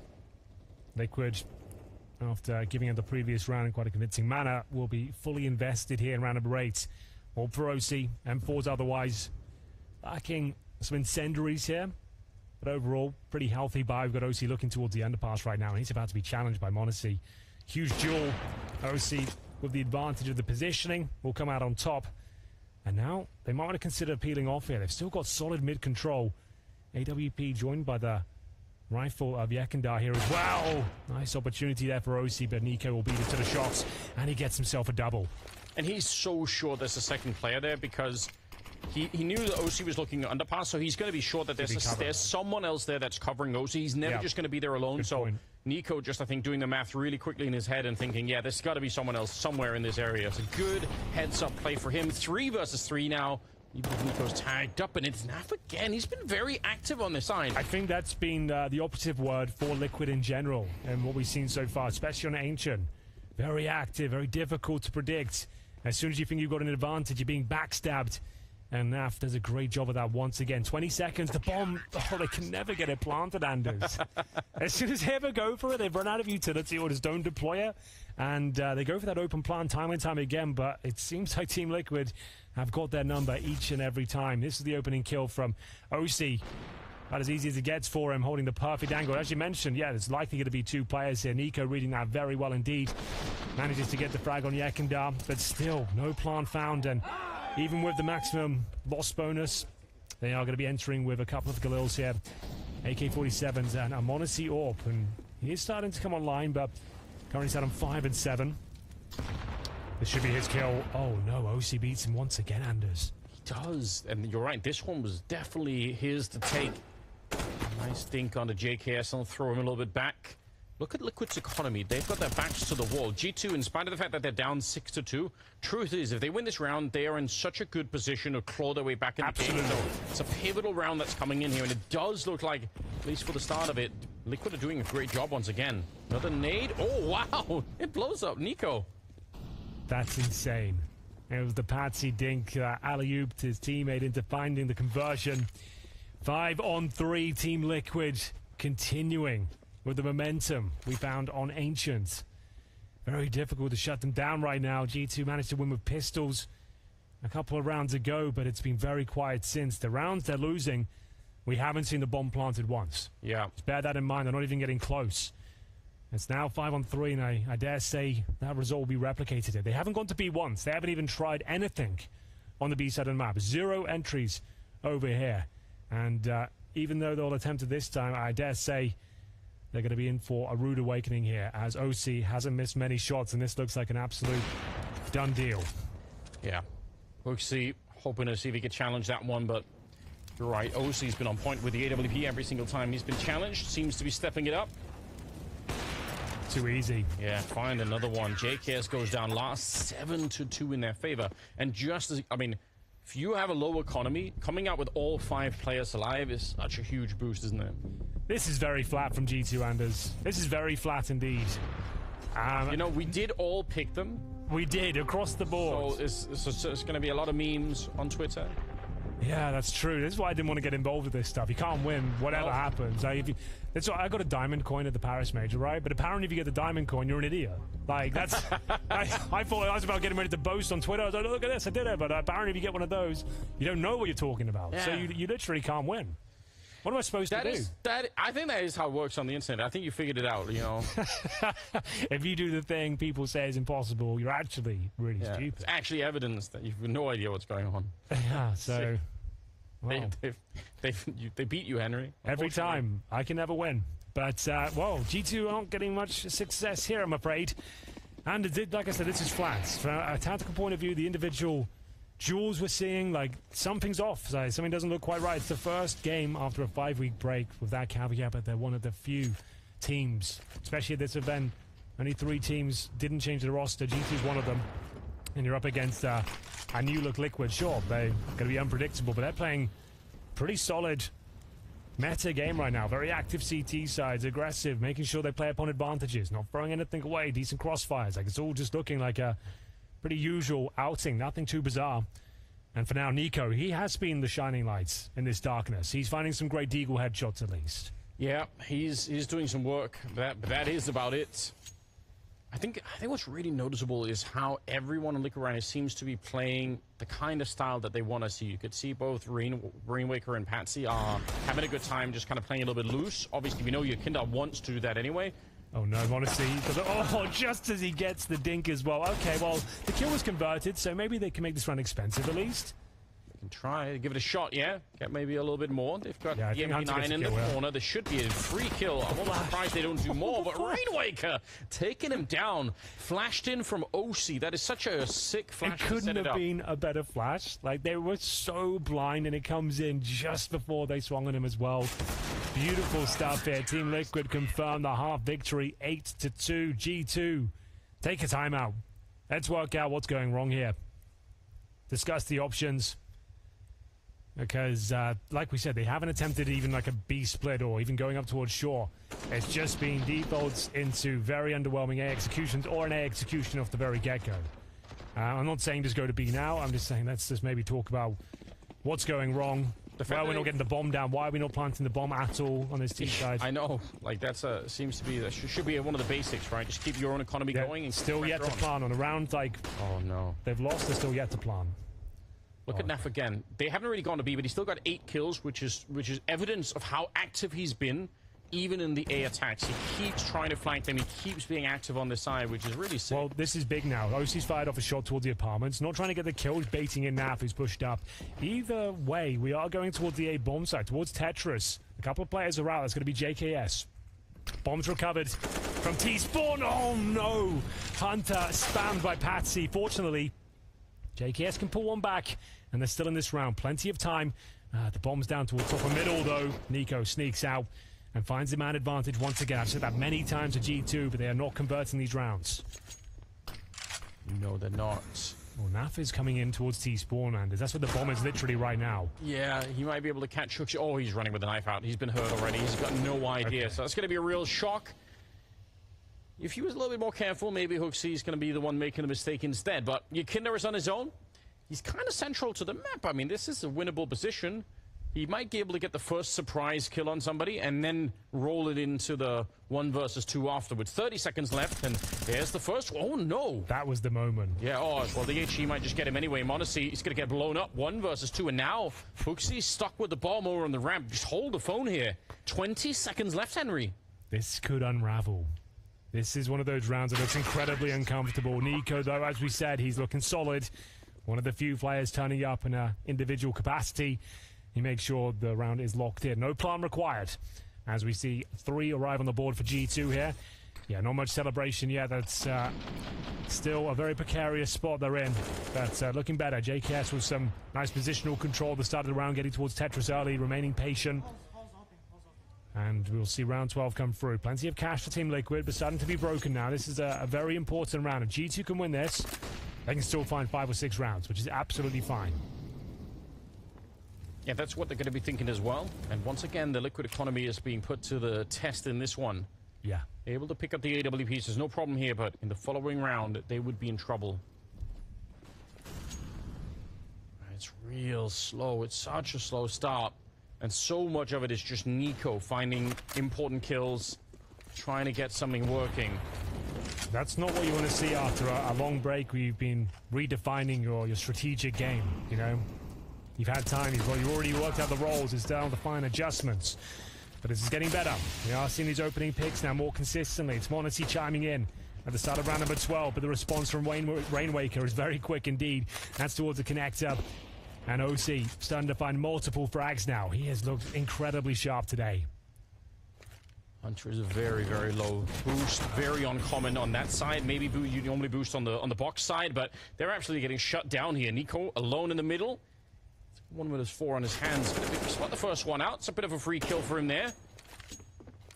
Still 3 more to go with only 30 seconds here. I don't even think this can... If he had a minute left, it would be such a more doable situation, but eventually he has to pick up the bomb and try and run for a bomb site, and yeah, it's down the middle. Just on a hope and a prayer now, and is hoping a mistake is made and praying he can recover the bomb and somehow get it planted with just 20 seconds remaining here. Not looking good, and he's up for every single fight. You can see he's in the zone. He's hitting his shots. He just needs his teammates to join him. Maybe a plant here. With the loss bonus in an interesting spot, that would help out for sure. And now we're on to something. He has got time to plant here, and he's got a bit of space and time. Bomb planted towards default. He has a Molotov as well. Buy himself another 7 seconds. He could definitely win this one. How do you optimize the round down to the second? One more fight right before the bomb is planted. No, he wouldn't, would he? I can't imagine. He's walked all the way around now. If they used the smoke incorrectly... Oh, he's made a bit of noise running, hasn't he? Did they hear? I don't think they did. OC, I don't think he realizes. Oh my god, he's going to be walking up behind. Surely going to get the kill on Naf. There we go. Now it's a 1 versus 1, and smoke had better be deployed real fast here. No! OC gets the shot in the end, but he runs out of time, I think. Does he have it? No, he doesn't have it. No, he doesn't. Has to just make an escape. It's 4 kills on OC, but it's Nico winning the 1 versus 4. He keeps on delivering. That looked like an impossible scenario. As we mentioned, the bomb was down towards middle, 30 seconds on the clock, 1 versus 3. They were triangulating around him, but piece by piece, Shot by shot, Nico brings it all together, and he planted the bomb, like he said, with a second to spare after hitting a beautiful shot to bring it down to the 1 versus 2. And then, once you let him get in that sort of position, you're in a lot of trouble. What a genius move. Walking all the way through CT spawn. The murder hole already open, and he absolutely eviscerates them upon entry. 8-4. G2. Massive round to pick up, but the aggression continues here. 5-7 dropping down, and it finds the bomb. Oh no! Rainwaker will be taken down, fortunately, but they've been rumbled here. Do they keep continuing to pushing towards the A side? Oh, I don't know how Nico won that fight. He was really disadvantaged in that one. Important shot for OC to save his own life, I think. 3-on-3. Deep grenade landing on Monacy. And they're committed to it. They're going straight for the bomb plant to see if they can finally do it. Patsy's thinking about it, but he goes wide and it's inside of the smoke, and he sticks around for Monacy to pick him off. So now it's down to OC and Naf. 2 versus 3 here. And they're on opposite sides. One of them in the middle. Oh, shot right in front. That's scary. Flash to set it up. Naf trying to go for the swing, but at this range, the MP9, it shouldn't be winning the fight, but it will anyway. Hunter goes down. Here we go. There is a chance. Time is of the essence, of course. It might not be worth it at this stage. The bomb is ticking at some pace, but they're going for it. Smoke down, incendiary deployed, but JKS mowing them down there. Double kill on the AK-47, and that is another huge round. Nico has set themselves up for a resurrection here. They need to come online, and that massive clutch he won. And the 1 versus 3 has actually broken the back now financially of Team Liquid. This was a huge round to recover as well. He lost the bomb at the A ramp to kick things off, courtesy of a 5-7. Yeah, here's a horrible start to the round, but it's also a force-up from Liquid, so you're absolutely right. Money is gone. Yeah, this is a problem now. So after what was the absolute perfect start here for Team Liquid, starting to crumble now somewhat, as we'll see the first couple of kills come in. Rainwaker making things a little bit interesting with that P250. He'll take down Nico, but that's about it. Patsy and OC remain. G2 needs to be careful. It's last round next, but don't want to be giving over any AK-47s to these pesky CTs. OC and T-Spawn. Patsy in the correct spot, but with no armor and just the P250, I think his days are numbered. You're going to be checking his bench before you go for the plant. It doesn't matter. Hunter, nice shot. And we've got round number 15 around the corner here. This is, it all comes to a head, you have to say, Anders. What a recovery. 4 in a row, and it all started with a Nico 1 versus 3. Good to see that actually can revitalize the team a little bit, because, again, I think flat was the word that we kept bringing out about G2. It really looked like they weren't very inspired at all, but that is such a sick round, and now they're all on board. 6 rounds as we go into round number 15. This is already good enough that they're going to stay competitive into the second half. And to get a 7, and it's going to be real interesting. Yeah, a sigh of relief here. You'll see the smiles creep back on their faces. The fist bumps will be back. They'll start to believe. Something that I was getting this feeling when we saw the European RMR before the last major, and you saw some of those new school teams like the Montes or even the Aurora, whatever it was. You see these teams come in and they look so fresh. Like everyone is willing to take fights. You can see every single individual player is playing with a high level of confidence.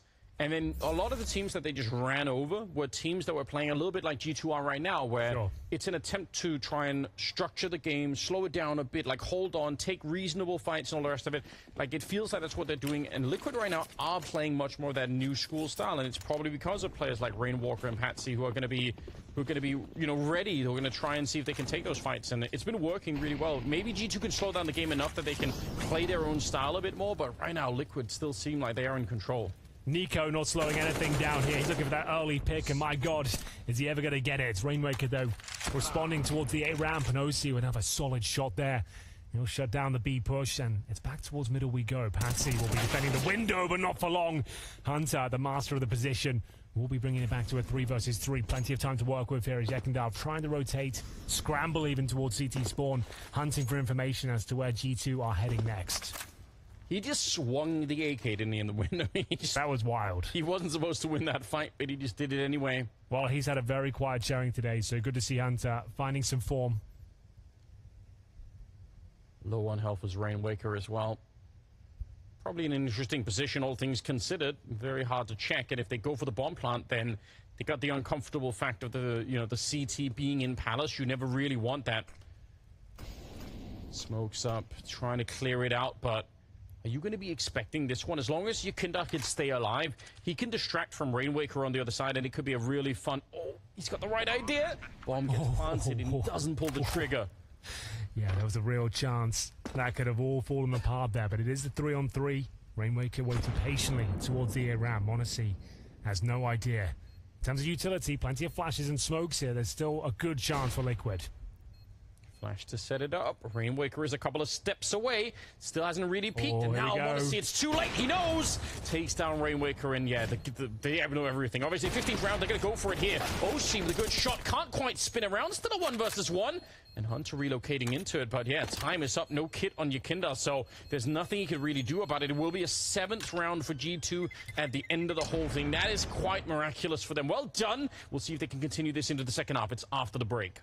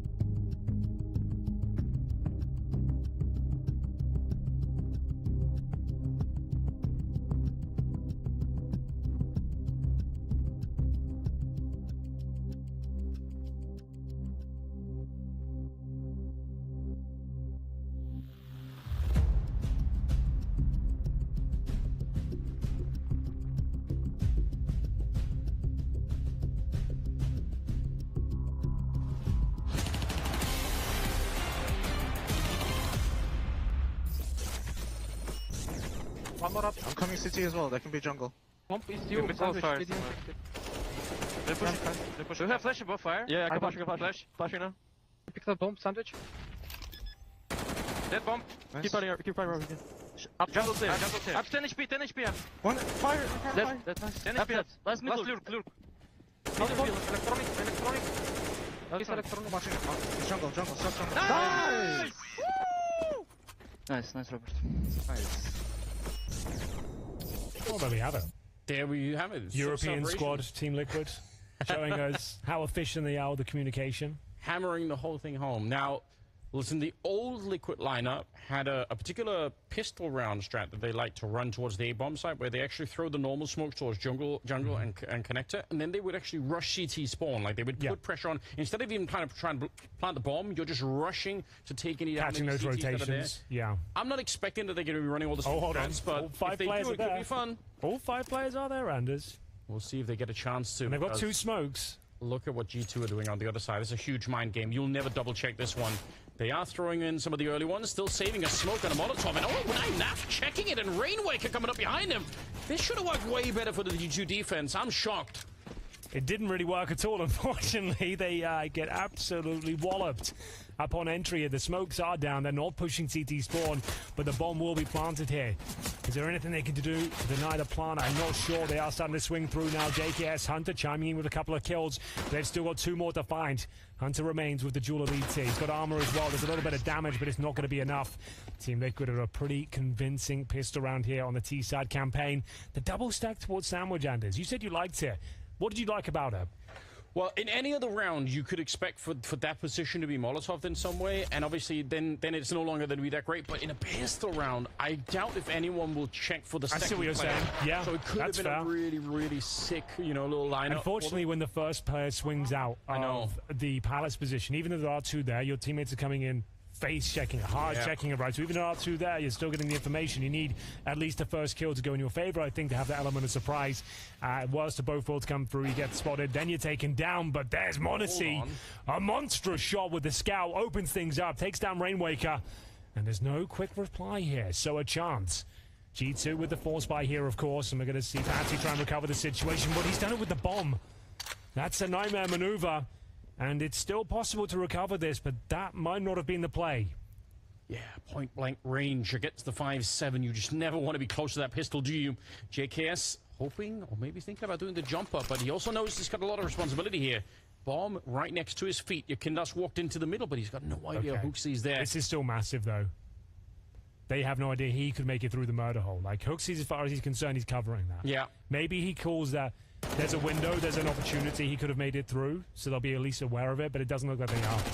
This is big, as Yekindar might confirm the round of that kill alone. There's going to be JKS still towards the dark position, and now they know exactly where Hooksy is. It's all starting to unravel now. JKS gives himself up. 2 versus 1, 35 seconds, flashbang deployed, as he tries to get to a more advantageous position, but now Flight, he's booking it. He's going over towards B, but JKS can actually beat them there. Oh, that would be a disaster, wouldn't it? Yeah, he's going to be there way quicker. Oh, yeah. If Nafly doesn't slow this one down, if he runs in with the knife out alone with no trade, I think JKS wins this. I dare say JKS might have an advantage here, but he's peeling off. He's not feeling it, but he's close remains enough. a B. Close enough that he could hear the bomb plant. Could he get out in time? Ooh, it's a little bit of a worse position. There we go, right on top. Look at the smoke. Huge for JKS, and there's no time. He just has to stay alive for another second. What a play. He had to win this round. He'd started it, and he finished it as well. Oh, my God. Oh, my God, indeed. That was the force buy. It all started with a Monacy no-scope headshot. We then saw the bomb denied. Oh, it was a scope. I beg your pardon. It was a headshot with the scout, with the scope. But that shot with JKS finds the bomb. That was the moment things started to get very uncomfortable, right? You could see he's going for the trade, and he wanted to go earlier, but the fact he loses the bomb, that makes things very complicated indeed. JKS, though, 2 versus 1. Reads the situation perfectly, gets the spam through the smoke, and there's a force by him responsive and Team Liquid, but shut down early. Ekindar gets a taste of it. Nico, early frag, and he wants a bit more here as well. OC will challenge through the smoke potentially here, and he might slip the net. Apparently not. That's wild from Nico. 3 kills in total. Very, very convincing and comprehensive rounds here. Just running a protocol at that point, I knew. You get the shot over, and you just continue the spam into the smoke just in case. And it's worked out. Just Rainwaker left. And you know, it could be still nice if they could get a little bit of damage in this one. Even, you know, you're probably not going to win the 1 versus 5 if they're just a deagle, but probably not. I think that's fair, Anders. It's a hot take. Yeah, I've left some room in case I'm wrong. Just in case. 5-on-1, half HP, no bomb, and just the eagle. But doesn't work out for him. G2 might have saved themselves here with a couple of massive clutches here. It's the Nico 1 versus 3, the JKS 1v2. That's what's required to get them back online here. The job's not done yet, but they should be taking the lead after this round. That was the force buy from Liquid. Should be the full eco here. Lost stage bonus only at the second stage. And so it is, round number 19. Maybe just one of those gimme rounds. You can't really do anything. You've got no upgrades across the board, no utility, no armor. Might as well use it as a bit of a timeout. Enjoy yourself. See if you can find a kill or two, as they'll do some damage towards Hunter. And yeah, one kill's about what you would expect, unfortunately. Unfortunately, yeah. There's nothing else really to say. Hunter. There's some smiles. It's Yeah. looking better over there now. They should be. I feel like the tide is turning in their favor. They're now leading the game 10-9. I mean, it's a one-round lead, but given how everything else played out so far, the way it was looking, they were 8-2 down in the first half. Bear in mind. Damn. So yeah, that was not looking very good whatsoever. But we are going to see some very convincing rounds from the last few, and Yekindar, though, unfortunately, this time will find Monacy. That's a hell of a shot with the AK-47, and he's not done just yet either. Adds a second to his tally. Nico continues his strong form as well, but Rainwaker, he's committed now. The flames behind him. He has to challenge Hooksy, and he seems to be aware of it. Nice spot here with the MP9. Should have the advantage, but the flashbang's pretty brutal. And down he goes. That's great teamwork, Anders. Yeah, leaving nothing to chance, but obviously the highlight of the round so far is Yushikinda wrecking them with the AK in the middle. Some shots even coming through, connecting on Nico, leaving him low enough that he has to be a bit passive here. There's not much he could do to try and jump through the window, stop the bomb plant like JKS is doing. You're not going to be able to do that with just 21 health left, so might have to just walk away with the Galil in hand. Yeah. Not the best.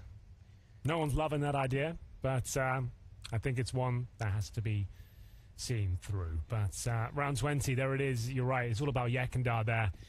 Mid-aggression. Like we said, that tag team combo that's kind of starting to present itself between Patsy and Yekindar. Two very scary, aggressive riflers. They really are. And on the CT side especially, like stifling play. Pushing every single round. Finding those split-second windows of opportunity to leap through and sabotage your opponent's efforts. It's been very fun to watch. You wouldn't think this is a brand new roster with their first showing on LAN.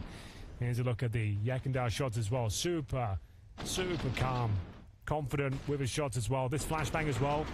Nice showing from Rainwaker there. Like, a lot of people would think, right, he's going to go in and find that pick. He really bought enough time, waited for his teammates to rotate over. Perfect flash, and that saves the day. If he goes down there and sets Hooksy up with the MP9, gets him in the zone, that could have gone a lot worse for them. So, well handled after losing a pretty difficult sequence of rounds there. 3 in a row, a couple of clutches in there as well. Rounds they probably should have won.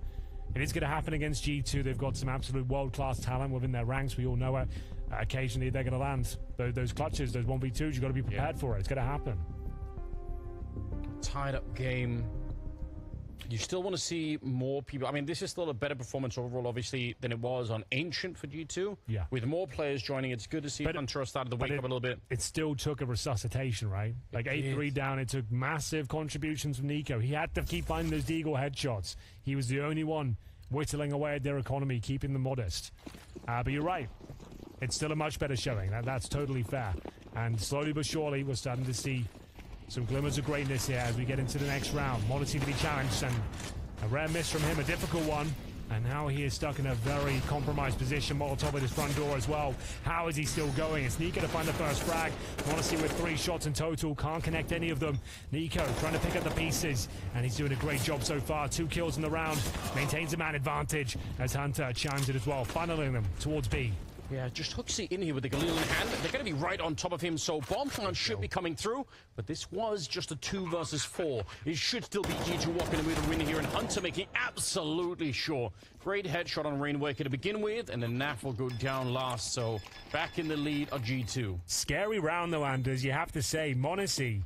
He doesn't land any shots, but the self-preservation was impressive. The fact he's got such great movement and was dodging enough flashbangs, utilizing the smokes around him. I'm surprised he didn't get a kill there, but he was certainly showing enough aggro for Nico to be a thorn in their side.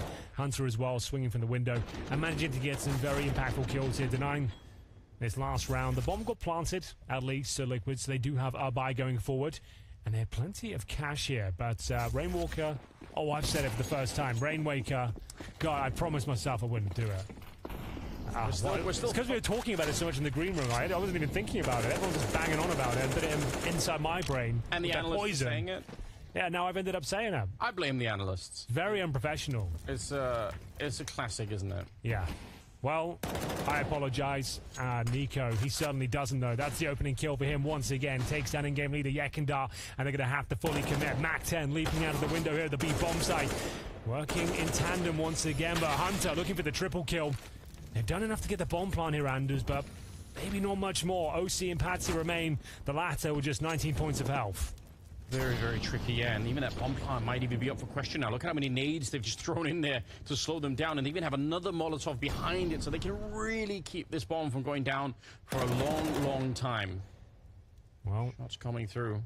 I'm not sure what next here, because Patsy can't really push towards Kitchen, but OC apparently can. All the timing is sublime. As soon as the aggro's taken, that's when Patsy activates, and they steal the round away. That is absolutely huge. Who needs a bomb plant? I can't believe it. I thought they were done for. That another chaotic, scrappy round there. A fast B split coming through, but opening kills found a plenty for G2 there, pushing him in towards the B side, leaping through with the Mac 10. It looked like they stood no chance there whatsoever. 4 versus 2 at this stage here, Anders. Yep. And Patsy, OC, somehow, some way, hitting absolutely everything. Nico can't believe it. He's done so much work here in the second half especially. His totals are 22 frags, and they give up a 4-on-2. And he did a lot of work to bait Patsy into the early peak, right? He was shooting through the smoke. He was holding like a really weird angle. He was expecting Patsy to come. And then as soon as he steps away, because OC gets the kill on the other side, Patsy walks right through. It's going to be more frustrating. It's more frustrating when you see it coming. You kind of know it could happen. They're going straight in here. Bit of a contact play. The bomb's committed towards Palace. Trying to catch G2 while they're rattled. Compromised by Deagle is out from Asper Hunter, and JKS burning to a crisp. He'll have to swing out. Rainwaker will find him, and Nico stuck in the sandwich position. It's not ideal. Flashbang hits him, but they're peeling off, Anders. They're going to move back towards middle, reset the round, and start heading towards shore here. The bomb's in the B apartments, and Patsy, he's been found out towards Connector. Nice shot from Odyssey. As mean as it is, I mean, why would you want to go up against Modesty and Nico towards middle or A when you could be up against Hooksy at the B bomb side? Who's true. He's only got 6 kills. Like, if you feel like someone's having a bit of a rough game, you should try to punish them every single time. The timing on Nico, has he just missed out? I don't think so. Oh no.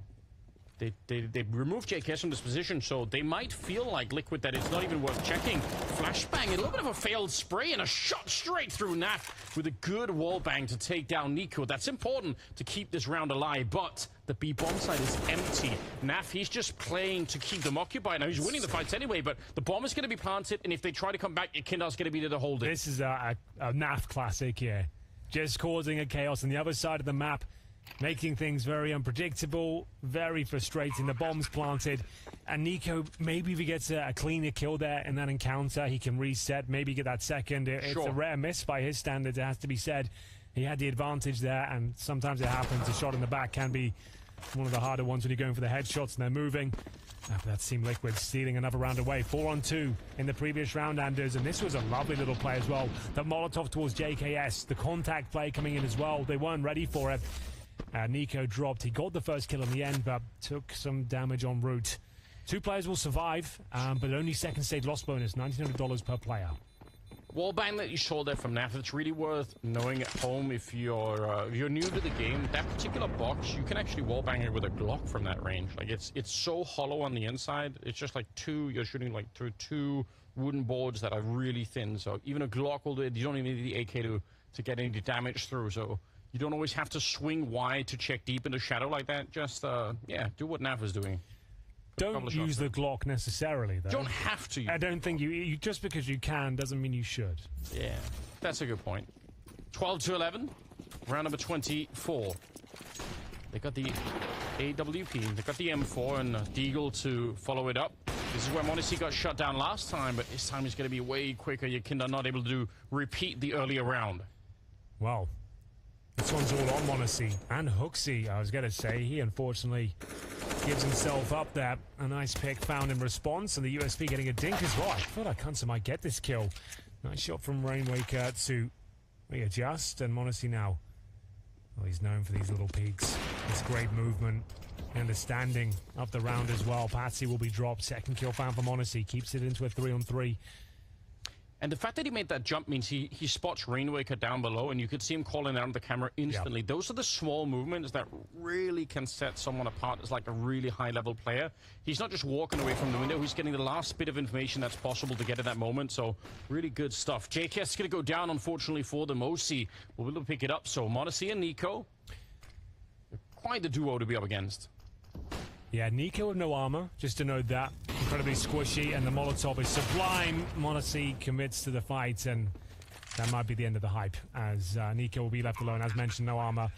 If he has a kit, utility, and some Kevlar, and yeah, sure, he can win this, but at this point, I think his days are numbered. He'll be surrounded at this point.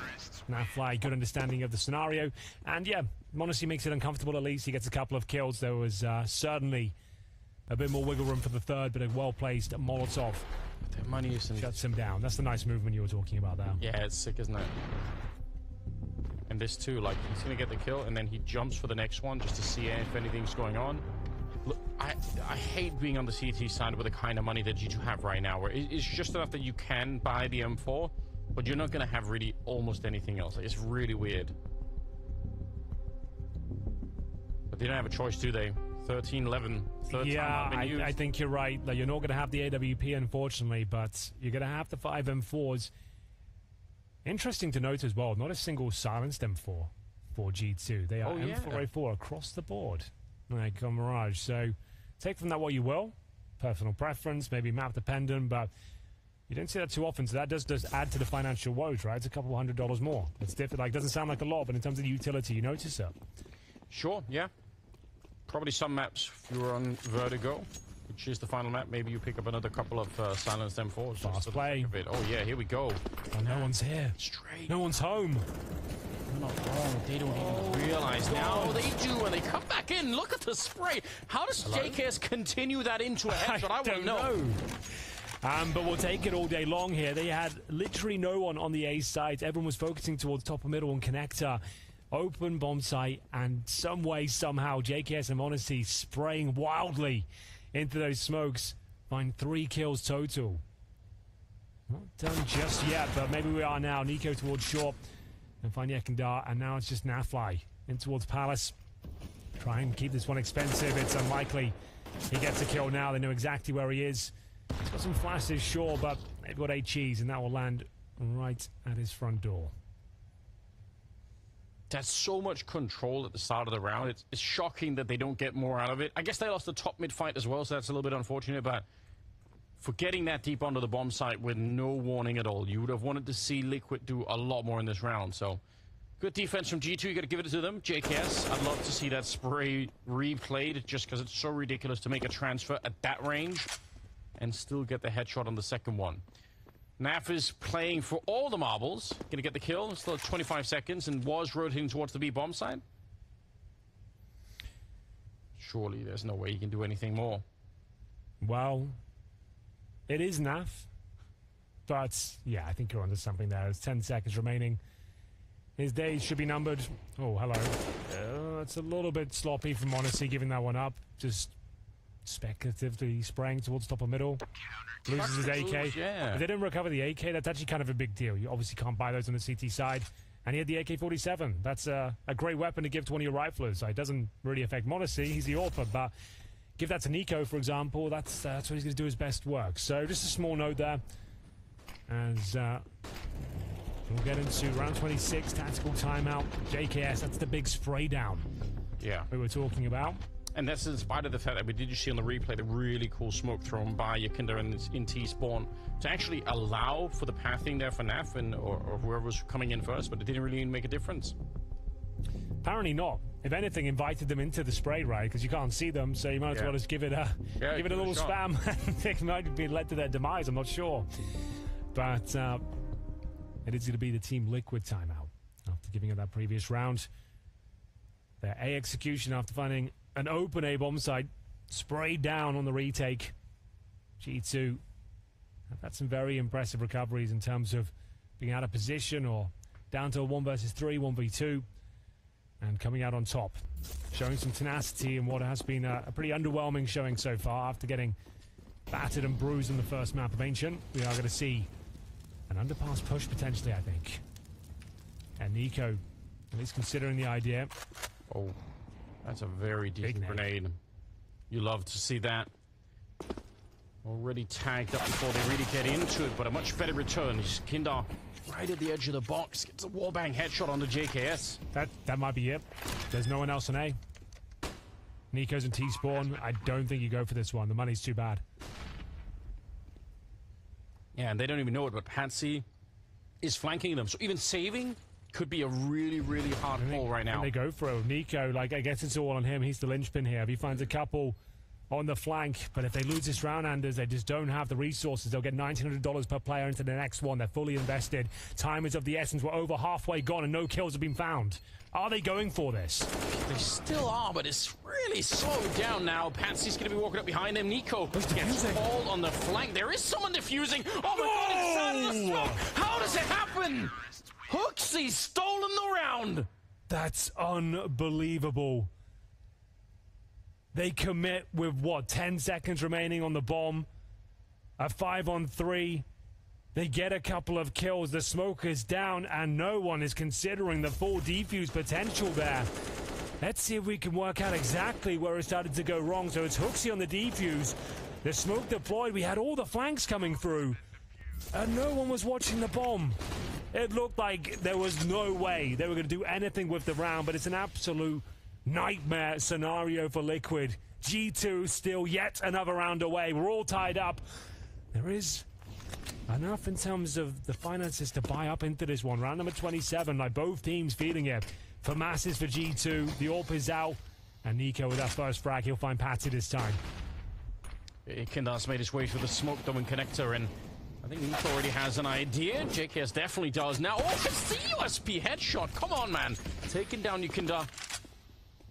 3 versus 4. Bomb trying to make its way there with Nico. He's just an unstoppable force right now. He's got 28 kills. So the bomb is going to be planted, sure, but he should have done enough already here.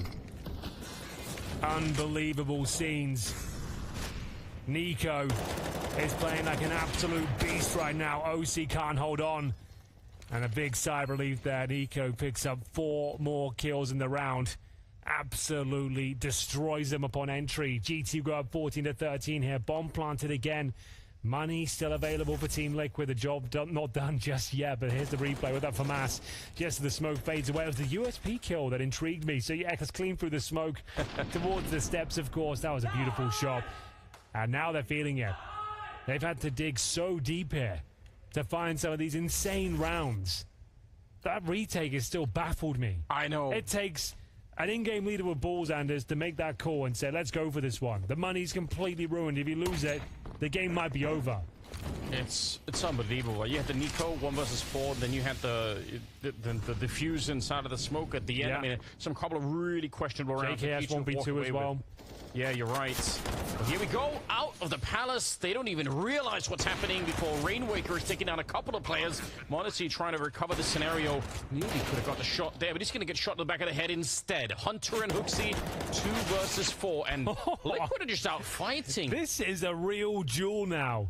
It's getting really scrappy out there. No love lost between these two teams. They don't have the money, Liquid. Oh, G2, look at it. Oh, that's what I was talking about before with that retake. They had no cash to even justify what looked like an impossible scenario. But yeah, no chance for Hooksy to go defuse this one. That's going to be 14-14. Very quick, very sprightly in towards the A side. And he said it, just pretty simple Counter-Strike. Hit your shots and go for the key choke points here. Yeah, they felt the weakness at that A-bomb, so they tried to hit it over and over again. Half the time or more, they run into Nico, and that's, you know, it's not exactly weakness. But this time they managed to get the better of him. Saving the AWP. I mean, to be honest, you got to play like Modesty. You give him the AWP, he could probably win the round with it. Well, Hooksy's got the armor and the diffuse kit. I don't know, you're dead on. But like the book suggests that Hooksy keeps the AWP here.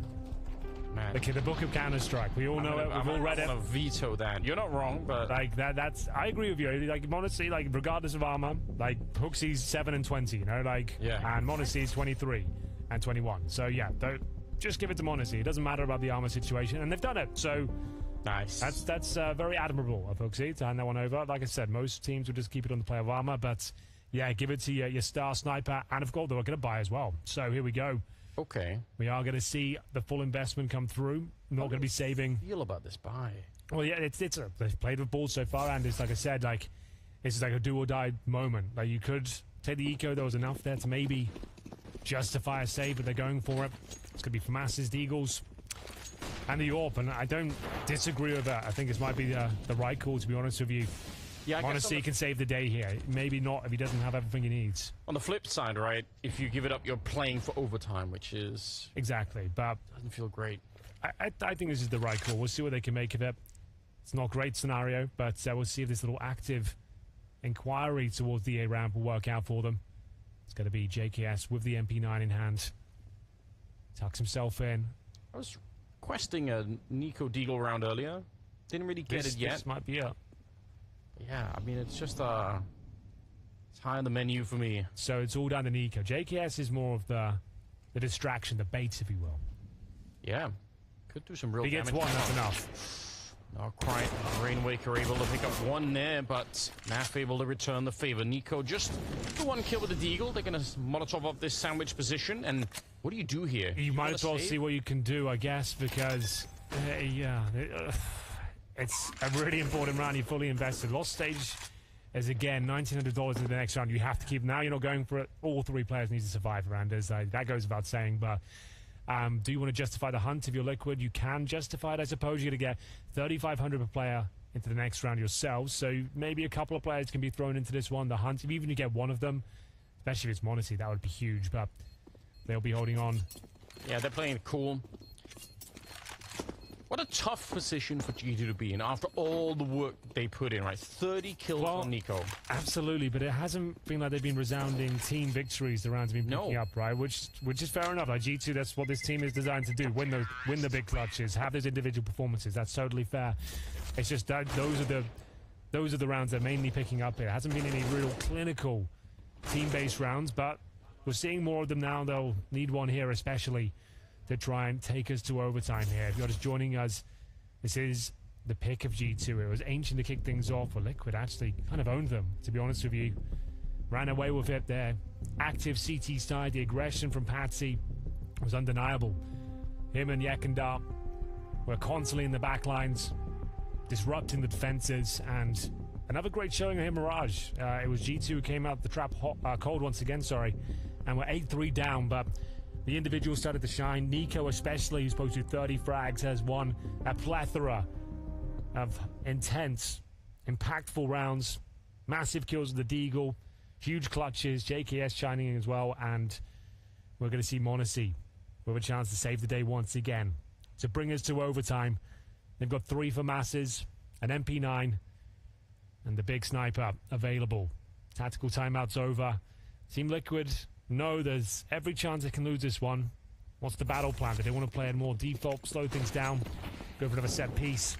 For now, trying to crack things open towards middle with the AWP. If they can't get it into overtime, then they risk, or they will be losing a 2-0 fashion to this brand new Liquid team. And won't feel Liquid, great. I mean, this is a big scalp that they're going to be taking down early on in their careers. Rainwaker on the other side of the map from the last round, taking out Hooksy, who was out for information, hoping to put a little bit of pressure on them on that side, but he's absolutely called out. Would have liked the flash there from Odyssey before he swung, but doesn't work out. Bit of damage inflicted to OC, but still, the headline is the 5-on-4 here at series points for Team Liquid. This would be a massive upset with the context that G2 came out of this player break 5 weeks since their last official. They didn't make a roster change. They've had time to redefine themselves, reinvent the tactics. And all leads here, the FAMAS defending the A-bomb side does a pretty good job, but still a 4 versus 3. Look at the bomb. Oh, you're right. And this is exactly a round. Wouldn't even call it over-rotating. G2 almost have to be very active. Monacy's there. He's on shore with the AWP, though. Yeah, it's not all said and done, Anders. Does he have... Yeah, he knows. Oh, he's just coming back now and realizing, but oh my God, how does he get the shot? Patsy's dead and the bomb's on the ground. Here we go. That's what he needed. That's the access point here. And now they're starting to scramble. They're looking uncomfortable. They know they've given him an inch. and he often takes a mile, looking at the perfect position as well. OC doesn't want to challenge him. 15 seconds remaining. They are starting to shrink here to save the day. He's running right in. He knew. Oh, 10 seconds. Great play. Hunter with the double. And just like that, there's no time. He can't get it. It's impossible. He simply ran out. It will be overtime. G2, they keep the dream alive. I can't believe it. As soon as you see m0NESY in a position, there's only one way he can do it. If he denies the plan, if he makes them uncomfortable, he gets a slither of information. A player jumping across right there, and he knows that's his chance. Patsy leaping into the safety of the bomb site. His wings are clipped, the bomb goes down, and then you can see the round collapse around Team Liquid. Everything's reset now. We go to overtime. G2 remain on the CT side. And they've got everything they need now. No FAMASs this time, and there's a double AWP setup to revitalize the G2 roster. They were so zoned out between Hunter on the one side and obviously m0NESY on the other side. There's nothing Rainwaker could do to try and get that bomb plant down. What a miserable position to be in. But you're right, here we go. Double AWP, and the money problems are gone for G2, at least for the moment. This has been my favorite series so far, I think. Absolutely. It's had it all. So classic Nico performance. Absolutely. I mean, like when nothing else is working, you can always rely on Nico. Yeah. Got to be one of the most consistent players absolutely I've ever seen. Hunter gets a bullet to the face. Patsy will pick up the early one there, and Nico, he wants to stick around because he's got m0NESY at the top, so he has to stay and defend him, and he will, at least for the one. JKS with a good spray traded, and m0NESY gets shot, and I think that's because they didn't realize there was a second player there. Nico getting blown up as well, and Liquid are right back, shaking off that loss in the 30th round. Beautiful CS here from Yekindar. Love that. Great understanding of the advantage, the potential threats, the common positions. Clears it all. Hits everything. In-game leading now as well. And there's just going to be Hooksy remaining. This was a double AWP set up the end of the round with. Only one will be leaving, but the looks of things, T's can obviously justify a bit of a hunt here. Don't really need to save the AKs, especially win this first round. CTs do need to be careful in the finances of overtime because the double AWP setup is only sustainable for the first 2 rounds. If you lose both of them, you might even have a couple of pistols if you want to keep that up. So saving an AWP is actually pretty important here, to be honest with you. There it is, Team Liquid. Once again, punishing that A-bomb site. Yekindar with some beautiful shots here. It all started here, though, with the Patsy kill towards Shaw. Hunter didn't see it coming. And like I said, Yekindar has a great understanding. That flashbang is just so spot on from OC. Yeah. Shuts them down. Really clean round. It's a rough position to be in if you're m0NESY in the middle because Nico does get the kill on Patsy and Underpass, and they just think that's probably it, you know, like doesn't, you know, they're not doubling up an Underpass, we're fine. Sure. And then he walks away from it, and ultimately gets shot in the face by Yekindar, but Rainwaker was still down there. 16-15, first team to 19, as you could tell. Double AWP still intact. Oh, he was thinking about it, wasn't he, OC? Maybe pull the trigger next time, and it could have actually maybe played out. Double aggression on the A ramp for G2, so a little bit of a switch up in their defense. They've been here before, but I think it was Deagle and MP9. Yeah, we haven't seen G2 as active as Liquid were. No. It's not to say that that's the only way to play the map, but a noticeable difference for sure. Nico, key frag here towards top of middle. Brave swing as well. He takes a lot of damage on Rue, hoping he can stay alive here. It's Hooksy AWPing towards the B apartments. Looks like he's got a kill pretty much guaranteed here. They'll swing directly into his crosser. There it is. Rainwaker offers himself up. Nico chiming in for connector once again.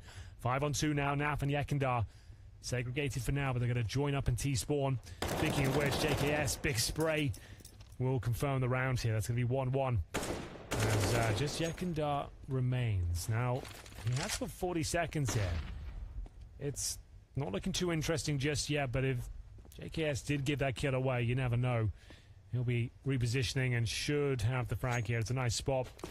And Yekindar, yeah. All we can really hope for is a massive mistake is presented, but doesn't seem to be the case here.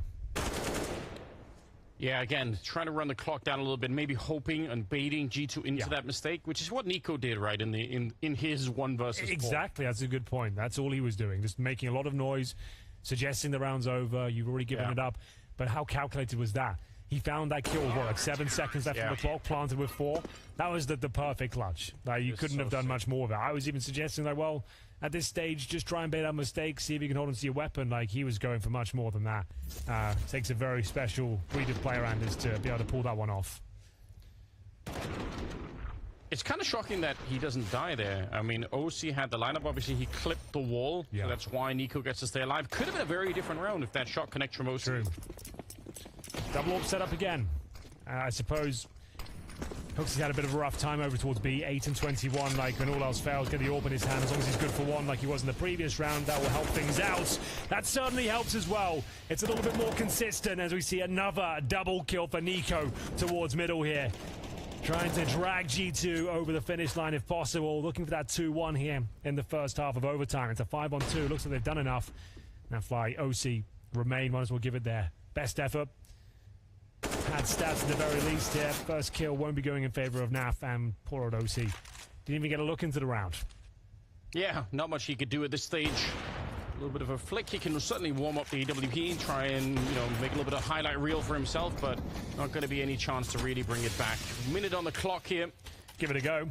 Yeah, I mean, you might as well. It's the last round of the first half of overtime, so there's nothing really to lose.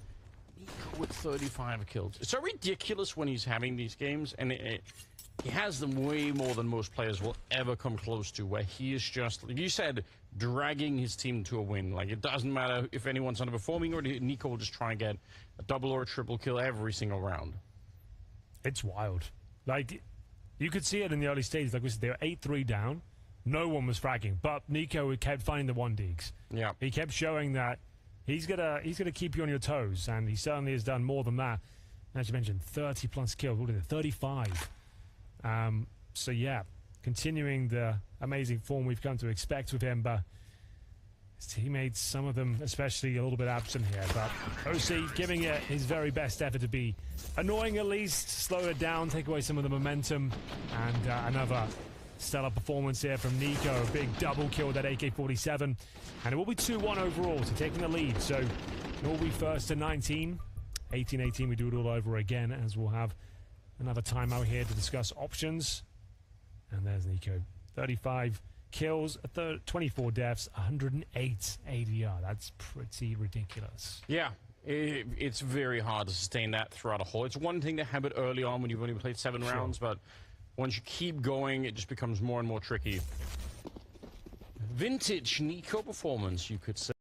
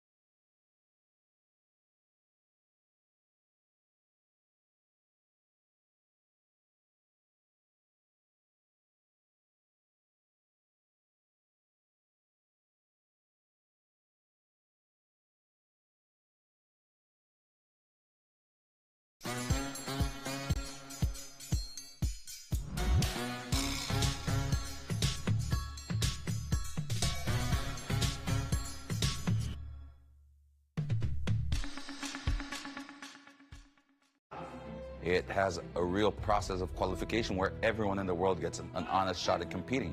But the one thing everybody always works for each and every year are those rare majors. And that's what we're all here to play. That's what everyone wants to play. What I believe that every Counter-Strike player wants to achieve, that's the one thing that everyone wants to try and win. Being able to write their legacies, become legends. They mean so much more. You're immortalized in the game. This is the pinnacle, the zenith, if you will, of the CSGO calendar. If you're a top team, winning a major can save your season. This is your opportunity to really show yourselves, to really show that your team can shine. It's the bookend at the end of everybody's chapter.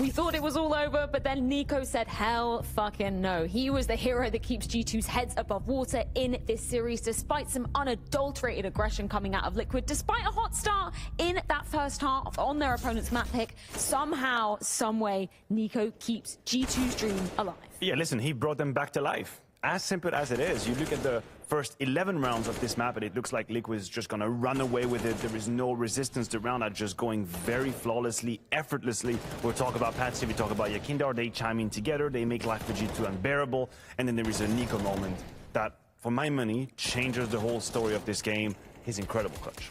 We talk about it often. There's very few rival players who can dictate a game the way Nico can do it. And it's nice to be reminded that he still has that ability. Because yes, we can obviously highlight some of the other players from G2.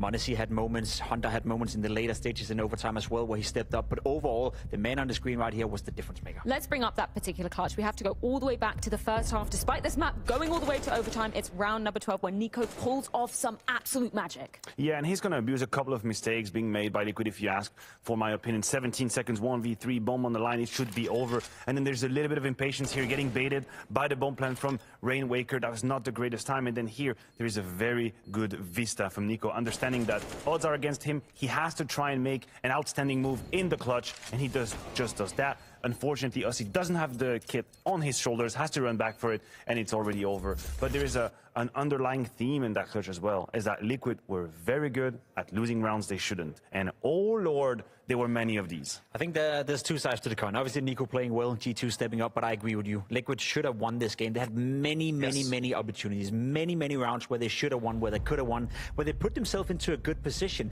And that's usually what you see when new teams are coming together, that the A plan, if that works out, everything is going to be fine. But once you're forced into having to think up and make up the stuff on the fly, it becomes severely more difficult. Communication can play in, plan B, plan C, they may not even exist. So it comes down to each player and each player's intuition. And in this game, it was clear to see that G2 had slightly more experience when it got to the nitty-gritty. Should we go back to another specific round that Liquid should have been closing out? And it comes down to balls of steel from Hooksy managing to get a Ninja Diffuse. Yeah, no, huge mistake from Liquid as well. You see 5v4 with Patsy is already behind enemy lines, CT spawn. Everything is supposed to be locked out.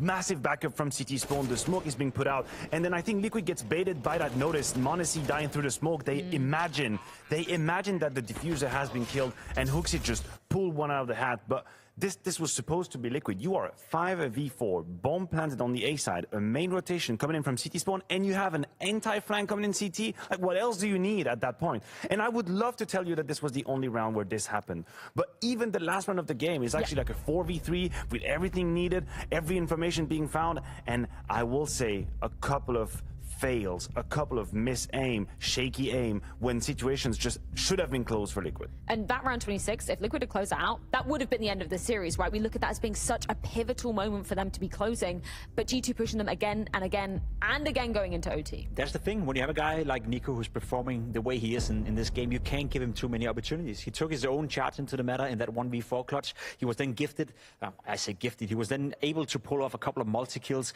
in the regular time before we got into overtime. He was demanding on the server, he was killing it, and he was all over the place. So for Liquid, once you give an opportunity to a guy like Nico who's playing a great game of Counter-Strike, you're asking for it. You're asking to get into a position where you're going to end up losing the game. So I somewhat feel sorry for Liquid, but also they brought it on themselves. And it's from a curiosity standpoint, it's a great moment to observe Liquid, this new Liquid, and see how you deal with frustration. Sure. Because I guarantee you that the players moving away from this map too, they know they had it in the bag. Yes. Like, they had it. You talk about situations where the odds are for you. You're finding the entry kill. You're having the right call. If you're Yakinda, you're thinking, how the hell did we lose there? I read that game correctly. I knew what we were supposed to do. We got into the positions we wanted, and we still lost. So here we have it. We get to learn a little bit more about this group of people. So just to push you a little bit, do you think this is a symptom of the new beast that now is becoming Liquid, of, two players coming in and having to communicate in English? Do you think some of those, maybe missed calls, maybe not super clean-cut communication played a factor into this? Surely it did. Surely the synergy between the players are nowhere near at 100%. That's going to take time for some players and some teams. It can take up to 6-12 months before you fully have that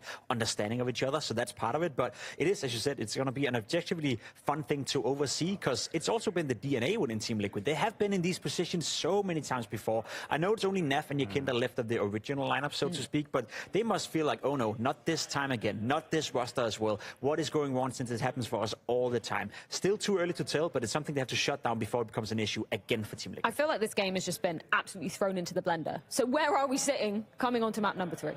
Well, that is a very, very good question. I'm wondering, we're going on to Vertigo, if I'm not mistaken.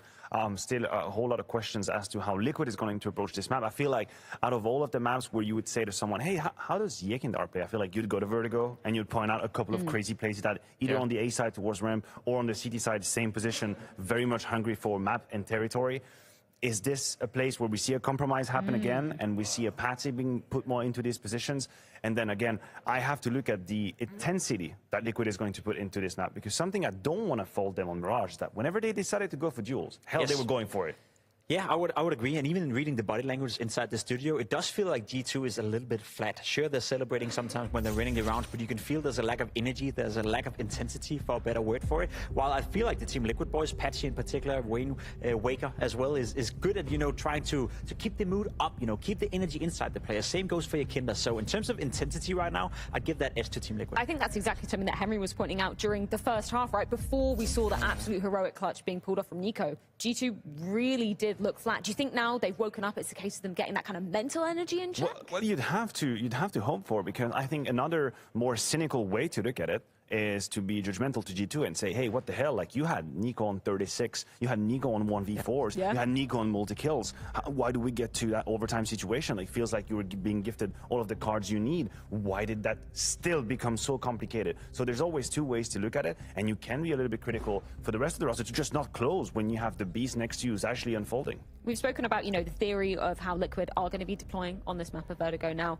Where are we looking for G2 then? Where do their strengths lie on this ground? That's a good question. Last time I saw a full Vertigo game from G2 was against Fnatic doing the major, and that must be PTSD, you know, going back to that one. That was not a fun game. I remember Nico not having a good showing. I remember G2 falling completely flat, so hopefully they've been working a bit on that ever since, but I feel like we know what we get with G2, whereas there's way more question marks attached to Team Liquid. Yeah, do you think Yakinda is going to be relinquishing that position then? Because I think this is one of the maps that, you know, I absolutely love seeing Yakinda play ramp. Listen, you're not wrong, but I feel like it's a dangerous like Pandora box to start open when you pick and choose like, oh, you know, on this map I think I was doing really well, so I actually know like all of these principles, we're going to put them to bed and I'm going to stay here. If you're going to adopt a new philosophy, you might as well do it fully. Well, G2 turned this one into an absolute marathon and a chance for them to be running over the finish line on Vertigo. It comes down to the third and final map after this.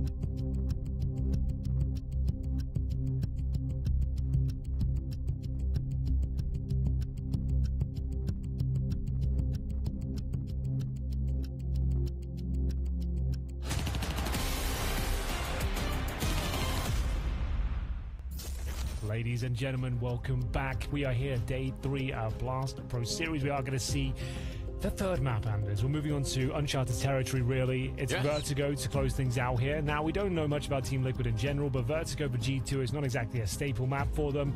It's been an interesting performance so far. Very impressive at times from Team Liquid, but giving up too many advantages, I would say. I would say they looked like the better team overall, but in terms of firepower, especially from Nico, he seemed to have the edge time and time again. Yeah, some silly rounds that probably Liquid could have won and just won the game before we got into overtime, but it didn't really happen. I'm interested, though. I'm excited to see G2 just not get rolled. I'd like to see them start the season a little bit better, but yeah, we'll find out how Vertigo plays out. I don't even have any real strong predictions here. I think it's unknown territory. I think it's anyone's map. Liquid have been surprisingly impressive, to be honest with you. Very active CT sides. Great stuff from Patsy, especially. Ekendar looks comfortable as the in-game leader. Just closing out those advantages has been the only problem for them. Now, I did notice in the break between the first and second map that Jason Moses O'Toole was on Twitter saying, where are the Liquid doubters at now? After the first map was he tweeting that? He was already after the map. So I'm not saying, I wouldn't ever suggest that it's his fault or anything, but we could, it's suspicious timing. We can start the conversation at least if this map starts to go wrong. Ask the question. It could be Jason's fault on that, could be. It's always nice to find a way to bring it back to Jason, but I don't know. I'm with you though, Anders. I feel like it's a bit of a question mark. G2, I don't know. I'm not sure if they are the favorites. I think it is a bit of a coin flip, perhaps, going to this final map here. As Nico, the man in the screen, he had to go above and beyond. Yes. Especially in that first map, players like Hunter, Hooksy weren't really arriving. But thankfully, after some Nico heroics, so 1v3, and some other clutches from JKS as well, they were able to find some form overall as a squad. Didn't just have to rely on the big man himself, but they need to come together here if they're going to run over Liquid in this third and final map. It's the first showing for both of these teams in quite some time, 6 weeks or so, and G2 looking a little bit weaker than usual, but managed to get the job done in the second. We move on to Vertigo now, and we'll see how Liquid operate here on the T-side pistol. Quickly seems to be the answer as they head towards the A-bomb side. What a shot that is from Nico to open things up. If he can continue the same level that he did on Mirage, and we were in for a wild ride here. It's so entertaining to watch. He just clipped him. He just shot Patsy out of the sky. And it starts it in a 4 versus 5, and they are ready for it. They got the people here. Hunter takes another headshot. Rainwaker trying to get back into it, but Nico only out of bullets. That's the reason he goes down at the end. Otherwise, he probably would have had that kill as well. Rainwaker now in a 1 versus 3, but double kill on Nico to begin with. It's not a bad start. What can Rainwaker make of this one? They know his position. Triangulating around him now as well. He'll go for a plant, but has to be the bait. They know he's off it now, but that's a hell of a shot. He gets something out of it. That's an extra $300. The plant is denied, though, and Nico continues that strong form we saw on the previous map. What a shot it was to kick off the proceedings here on Vertigo. Despite that crane position, 1 bullet. Clean as you like, Anders. Doesn't get much better than that. Hunter as well. Nice hold here. Nico gets a second. As you mentioned, he did run out of bullets at this stage. Was good for a third, I reckon, but that's more like you, Hooksy. Bit of a war cry. Just shout the word nice. That will do the job. They can't necessarily make out the words anyway on the other side, right? Like, they're just hearing yeah, true. Like noises on the happening. Yeah, I guess the words aren't important. It's just the tone, really. Yeah. Sound confident, Exactly. But hero AK for the likes of Patsy. Eco otherwise, we've seen this a lot. In this tournament especially, can be very viable. The leads to a bomb plant, maybe a couple of kills, and there's the first. It's worth its weight in gold. Good response from Hunter, though, with the HE. And Nico, he wants to find the second kill, but Patsy actually gets his. They've now got a 3 versus 4 advantage, and maybe another rifle to pick up as well. Bear in mind, still an Eco. They're very squishy with no Kevlar. Hunter trying to reclaim a kill here, if possible, towards short. Yeah, he's already told his teammates that they could have made it way up on the other side, so he's kind of locked in right here. But if no one goes to check it for Liquid, it's also really awkward for them to have somebody from the CT side potentially out here. You could tell the timing. If anyone's looking the wrong way in that bomb site, they're going to get sideswiped by Hunter. Good spray here for Patsy. And now the flank is coming in. Hunter's calling it out. Oh, he almost gets checked. Great headshot, though. Gets one. Follows it up to take down Patsy. And Yakinda just wants the bomb plant, but he comes off it for a second. And they're never going to get another chance. Hunter absolutely saving the day. Stone face there from Hunter. Big play. Great patience. Good discipline. Famas in hand. 3 kills in total. shuts it all down single-handedly. That was the kill that saves the day. Nafly with the presence of mind to check that flank. And as you can see, Hunter knows he's won the round at this point. Denies the plant as well for Yekindar. Huge second round. But bear in mind, that was against the Eco-Anders. Just one AK in the mix there. So sure, it's a nice close, but this is going to be another difficult round as the AKs are out in full force. Patsy leading the charge this time, looking for revenge. But it's Nico that will strike first with the incendiary. Takes down the Keen Fragger and gets himself 3 kills in total. That is a beautiful spray down as we get another huge advantage here for G2. 5-on-2, Nafly and Rainwaker. Not a lot to do here, I'm afraid, as they recover an AK-47 at least, but looks like this round is already done. You're going to need somebody from the CT side here to step up and fight you. You want the fight at ramp now. If you're a Rainwaker, if you're a Nafly, you're hoping that they're not playing too passively, because then you're going to run out of time to do anything with, and that's exactly what they are doing. Smokes up, flashes are out. Why try and challenge them too much? m0NESY holding a little bit more of a forward position here, but again, just very, very patient work. Nico, less than ideal, did get some damage in the Rainwaker, so could be something more that follows it up, maybe. And now the flank is coming in from HooXi, and he has the MP9, so it's a lot more acceptable for him to try and go for it. Hunter does go down, and m0NESY a little bit out in the open. This flank, though, is everything, and good shot there. Naf is on his own and very low on health. Well, it will be another round for G2 by the looks of things. I'm saying that with bated breath right now. Naf has got the bomb, and time to still run towards B if he was going to do it. 20 seconds remaining. It looks like he will start to inquire on this side of the map. It's the best place to go for him, and yeah, he has to start running now. He knows it. Oh, it's going to be safe, and I guess would have actually maybe got the bomb down there, but opts for the save, and we will see him now just make his way towards T-spawn. He didn't have the health to work with, just gonna keep the weapon in hand. Doesn't get any extra cash. His teammates have about $3,000, not the end of the world. He can operate in a similar manner we saw before. His teammates can bring out some upgraded pistols, and he can see what he can do with the AK-47. This is the opening frag from Nico. Ends up getting 3 in total. Big gap on the right-hand side. Sprays through to find the third as well. Clean as you like.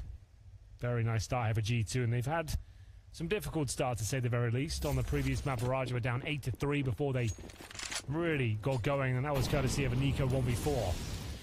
So back into the action here. As I said, half buy available. Still a competitive round with the AK in hand, so CTs need to be careful here, Anders. Yeah, they do. They could have made their way out in the previous round with a lot more money in the bank, and they kind of gave it up a little bit. So, yeah, this one needs to be a lot more clean, and it's a good start. Hunter picking up a couple there. Just 2 Tech 9s and a single Glock left on OC. A real good opportunity right here to start to put together that CT side economy, which definitely will be important. Also, put a 4-0 lead in their favor, so... yeah, slow start for G2 on this one. It took Nico, classic vintage performance from him with 37 kills, I believe, on the second map to bring it into Vertigo to begin with. And now that we're here, though, they look pretty confident. Rainwaker's going to get a single kill. Other than that, there shouldn't be much more going their way. m0NESY confirms the round. Patsy taken down. They're going to see G2 go up 4-0 here. Rainwaker will find the bomb and T-spawn.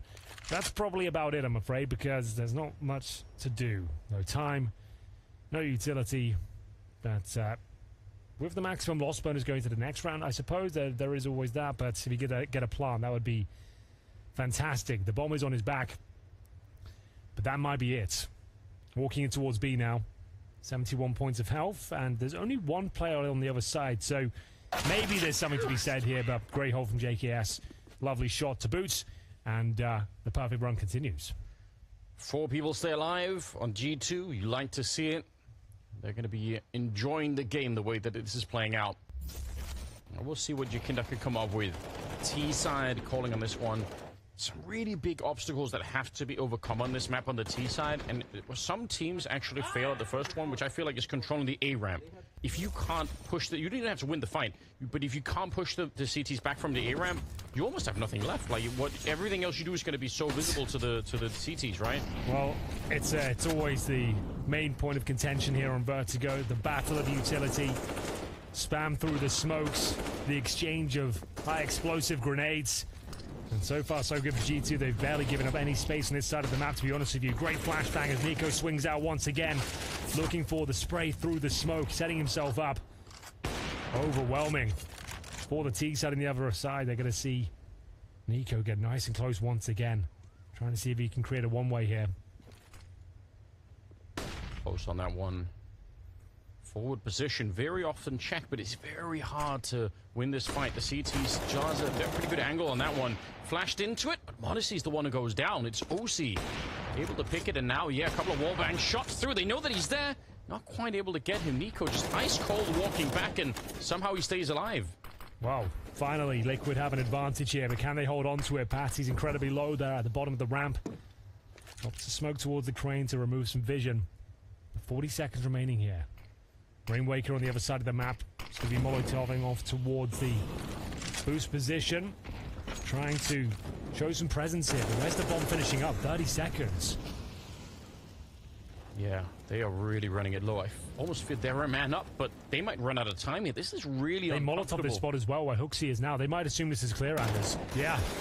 You're exactly right. They never even checked it. The spray down is in, but now 14 seconds on the clock. It's absolutely done. JKS and Hooksy combining for a solid round win. That is a rough one.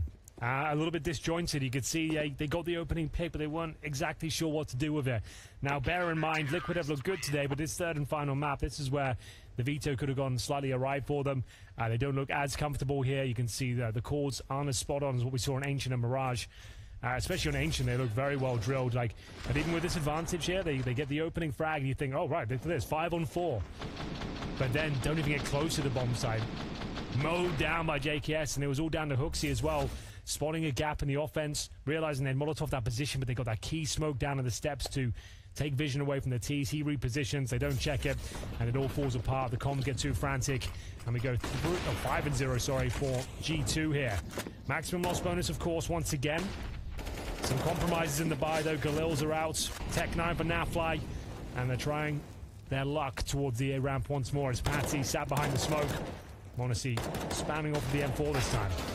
Ooh, that's a bit of an opening. Patsy's going to continue. The Galil doing wonderful work at the moment, and he won't stop. 3 kills as Nico goes down. Hooksy and JK is going to be left wondering what just happened. Why did the Galil bring the whole team down?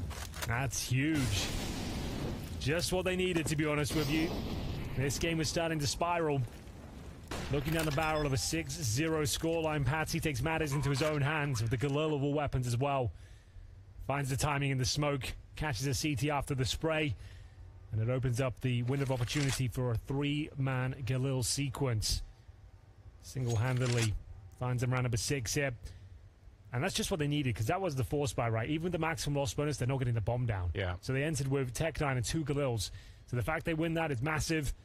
5 players surviving as well. They've upgraded to some M4s. They've got the AWP in the hands of OC now as well. This is looking much better, but Hooksy, lovely shot there. Hold on to his AK on the CT side. Worth their weight in gold here. Sure, they've kept a clean streak, but some of these rounds have been closer than what they would have liked. So holding on to the AKs keeps the money strong, and of course, gives a bit more firepower for the likes of JKS and Hooksy. So first round for Liquid.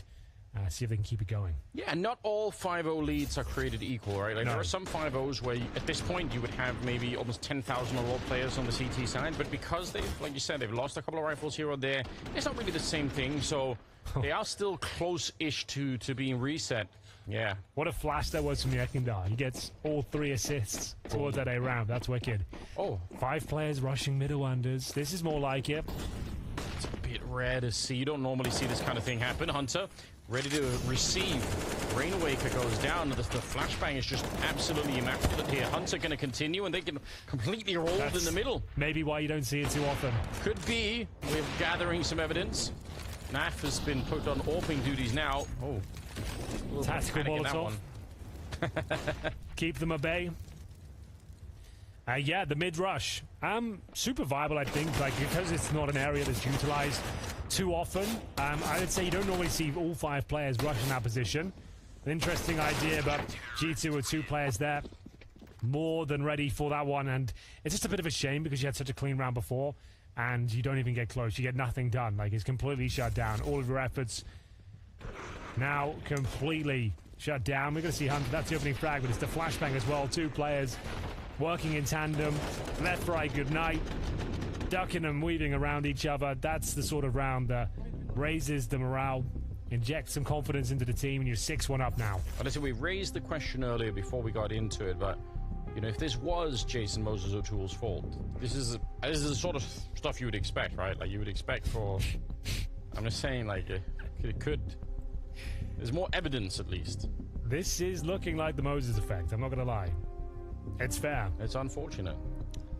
He maintains that Liquid are, in his heart, still an NA team. Well, it's inaccurate as a statement. Regardless what he thinks. Wrong, in fact. Yeah. Team Liquid are my favorite European team now. You've adopted them immediately. Exactly, yeah. They're my favorite one. So, round 8, Team Liquid. A bit of a dire spot, not gonna lie to you. It's relatively early days here. They can still win the half. We normally get a bit ahead of ourselves in these sort of score lines. One round can make a difference, and for now, m0NESY, he'll be positioned towards the sandbags as the flames rain in. Like we said, it's normally about this utility exchange towards the A ramp. That's why Vertigo is not a very popular map. It's not a fragger's paradise in that regard. A lot of scrappy fights, a lot of one-ways, a lot of grenades being thrown at your feet. And feet. yeah, exactly. Patsy trying to jump up through Nico's boots, but unfortunately, he's taken down early once again. So the only round they've won so far is when Patsy got a triple kill with the Galil. That's a problem. And again, like just losing the battle on that A ramp. At least they pushed them back a little bit. I would even say, if you lose a player on the T side, but you get the A ramp control, then you can still do a lot with it. You're definitely still in the round. And this is more control than we've seen Liquid had for a while. It's G2 falling a little bit further back, saying, you know, we'll give up this part of the map. They're really far forward in the middle, though, G2, so they know that probably there's not going to be any kind of real mid-aggression. Instead, they could be rotating even another player to the A bomb side, but they are so sure. Look at the rotation. They were almost running back to be there.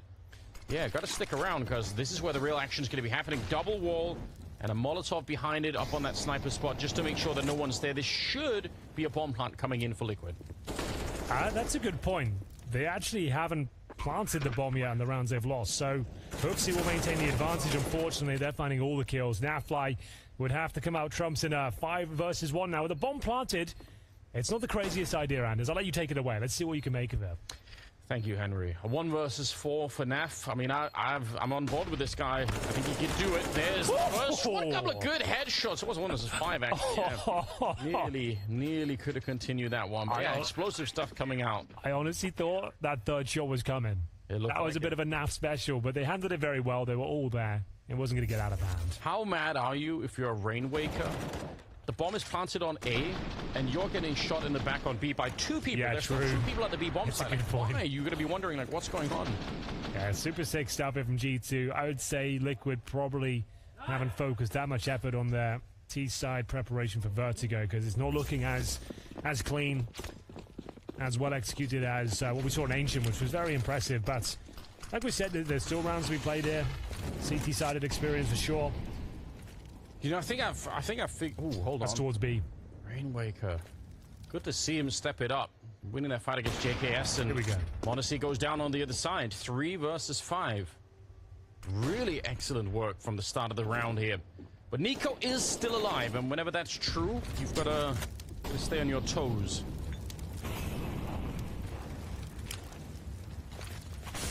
So just staying a little bit forward. Looked like he did want to at least stay nearby the action, and he's not really fallen back either. 5 versus 3. They got to be able to win this one, Liquid. You would hope so. If they don't, I'm not sure they'll recover. This has to be converted. They've chosen the right bomb site. Just 1 player there. It's going to be HooXi, but he's got a full array of utility, Anders. If he can find the timing on the incendiary, segregate them, find a kill, slow them down with the smoke, there is a chance, but he needs to get the intel first, and he's kind of overworked in his position. He's having to watch Guardian and the B bomb side in general. So he needs a bit of backup here, and he's got it. First shot is magnificent. Takes down Rainwaker. There's the incendiary, and this one could still fall apart towards the construction position. They'll make their way in towards the side. HooXi goes down. They've done enough now, Anders. That's going to be Nico left dare I say it, in a 1v4. Surely nothing to be said here. Yeah, I think he's just, unfortunately, a little bit too far away. And because he's playing that forward position, they know where he is on the map, right? They don't have they have to guess a lot here, so... Good stuff. A second round on the board. Definitely more of the European influence in this round, you know. Yes, that had a European flair to it, for sure. Will Nico hold on to the M4, though? That's the big question here. Liquid are hunting him down, want to make sure they take nothing to that next round. Oh, he's not happy about it. Couldn't believe his luck as we find the second round for Liquid. 7-2. Money in a compromised spot, Anders. About $3,500 per player. Yes, it is. And you said earlier, you know, sometimes you get a bit ahead of yourself when you see these big score lines. You're like, oh, it's 7-1. Like, it could. Yeah. It doesn't have to change that much. Not a lot has to change here for Liquid to start to run some rounds back to back. So, well, they're going to be able to. Like we said, like, you can have these big score lines, but one round can make all the difference. You can see they're full eco now. So that's at least a third guaranteed. We'll see not much investment at all. A few PT50s, a 5-7. No armor, no nades, and an A push. As we'll see all 5 members actually make it 4. Nico's towards B. But they're just going to be trying their luck. Have they got a flash? No, they'll just be choosing a time to swing. And that time has come. Contact play down towards A ramp, but Patsy lying in wait. Prime position to mow them down, but oh God. No, not the double kill. No. Right there as well. They're going to be able to spot it out. Naf. Yeah, good grenade, but counter Molotov comes out to push him all the way back in. Oh, he's burning. Yeah, he has to be real careful. OC gets a shot, but this is an absolutely disastrous turn of events. Rainwaker trying to bring it back as well. It is at least a 3-on-3 now. And G2, the start's real good, but they might still have a hard time holding on to this position. It's awkward for sure, but they have the advantage. Certainly so now, as we'll see Namfly hold his nerve, Anders. He's still towards that ladder room. The bomb's still down. It's still a dangerous, precarious scenario. As we'll see the bomb towards that connector. Naf just staying alive here. They've still got 40 seconds.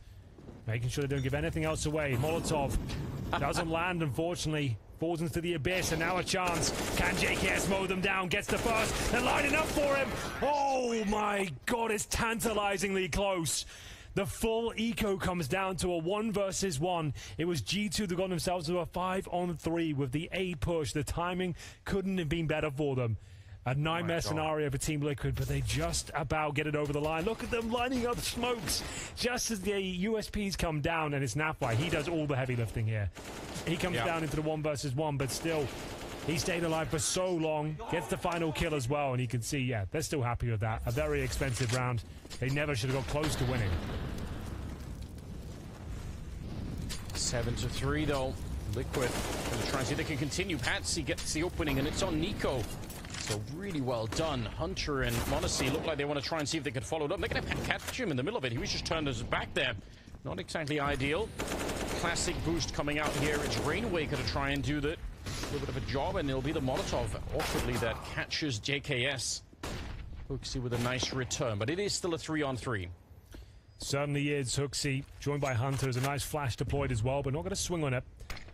Smokes coming through, trying to take vision away. Lock the CTs in, but only on the right-hand side. They haven't actually smoked off the left side of Jenny just yet. Molotov in towards Guardian. And maybe a boost here as well. You can boost behind this smoke. And up they go. Right over. That's a lot of damage. Yakinda was almost dead. First kill of the map for Yakinda right there to take down Odyssey. Grenade on top. It's Naf to hunt down Hunter. And Hooksy's now low on health. They know exactly where he is. They got 40 seconds left. No real stress right now on the Liquid side. There shouldn't be. One bullet will take care of Hooksy here. Oh, Yakinda, though, that's awkward. Tries to see if he can do it to OC to save them. And that got a bit close at the end.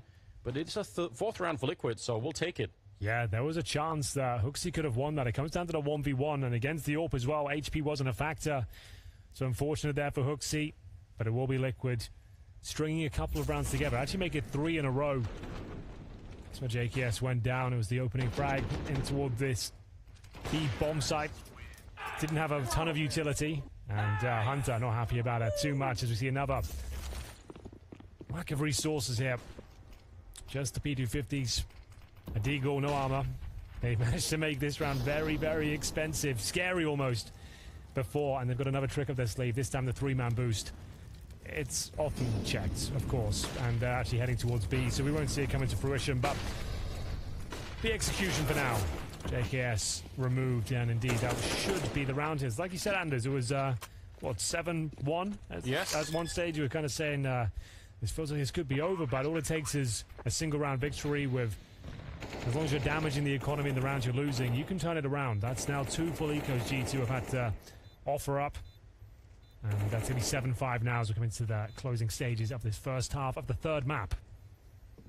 Yeah, really nice comeback here for Liquid. I mean, it's probably something that they're reminding themselves of as they are starting to drop behind. It's like, well, you know, we still have the economy. There's still more rounds to play for. Naf is playing really well. Rainwaker is playing well. Patsy's up there getting entries at the A-ramps. They had a couple of things to look forward to that could have brought them into this position, and it's been working out. Lose an AK, but I don't think one that G2 can really pick up here. So unfortunately for them, they're not going to be able to steal any rifles at the end, which is probably what they would have really loved. A 5th round for Liquid as they're starting to march back into this game. And I'd say 5 rounds, they're already sort of in the competitive sphere, right? Like they could do something in the second half. They're not just going to get wiped out here. Yeah, they're stabilizing.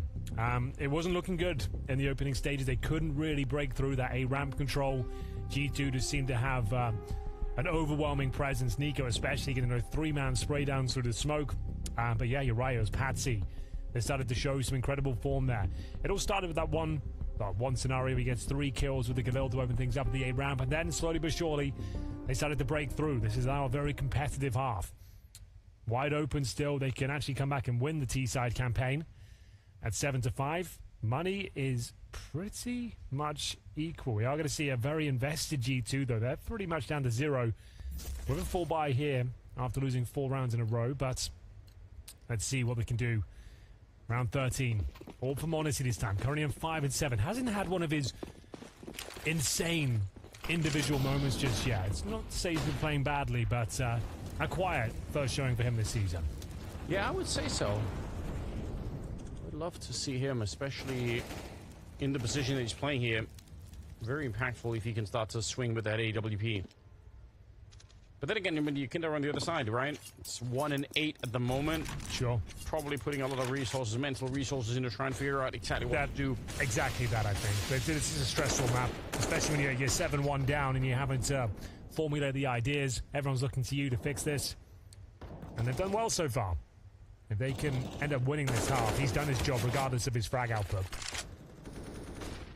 A pivotal round for G2. If they lose this one, their money is broke again, and Liquid will tie up the scoreline almost certainly. So lots riding on this. Counter Molotov coming out. A little bit of late with the smoke there, and Hoaxy, he's going to be put under some pressure. They know that he's in the corner, and Yukinda's going to be able to find him. Good return from Monacy, but they keep on trading. JKS finally, the real difference maker. Wow. He's going to get the triple, spins around. He's still got a couple of more bullets left to try and see if he can find Rainwaker as well. And 40 seconds on the clock. It's JKS to rock solidly defend the bomb site. Justin Savage absolutely mauling them on the B bomb side there. It looked like it was getting super awkward. His teammates were collapsing towards middle. They lost the spacing in that position, dropping the incendiaries. The timings are off. But look how calm he is. He knows he's going to be like an absolute pillar at this point. Mow them down. And he gets all 4 as well. Perfectly positioned, perfectly played. As JKS stands and delivers for his team. That's going to be 8 on the board. They confirm the half victory now. And round 14 is up. Liquid, faster pacing this time, trying to recreate some of the Patsy magic. Molotov'd off, and now Uvad ahead. That's a great shot from Monacy. I think it was a flash in the air that went almost behind him, so Patsy really trying to see if he could find something. A little bit of a nade onto JKS, and it's going to be enough. Yukinda will take the kill against him. Hoaxy gets 1 in return. He's been playing really well over on this side, too. He's got 13 kills. He's been doing well to trade out the kills, stay alive, delay. Has an HE remaining as well. They are waiting outside, looking for an opportunity. OC with the AWP. They've still got 2 smokes, make it 3. Molotov to boot and a minute on the clock. The bomb, however, that's towards the bridge right now. Back in that fly, Tech 9 in hand, trying to rotate over. Yeah, he's getting there slowly but surely. They don't have that much to work with. They have 1 Molotov, but a lot of positions you'd like to Molotov out on the bomb site. They've smoked the left and right of the generator. They're going to Molotov default. CT's are ready for it, though. Can Hooksy find another? So the fact that he can stay here, they're going to try and see if they can erect the same boost as last time. Hooksy just continuing.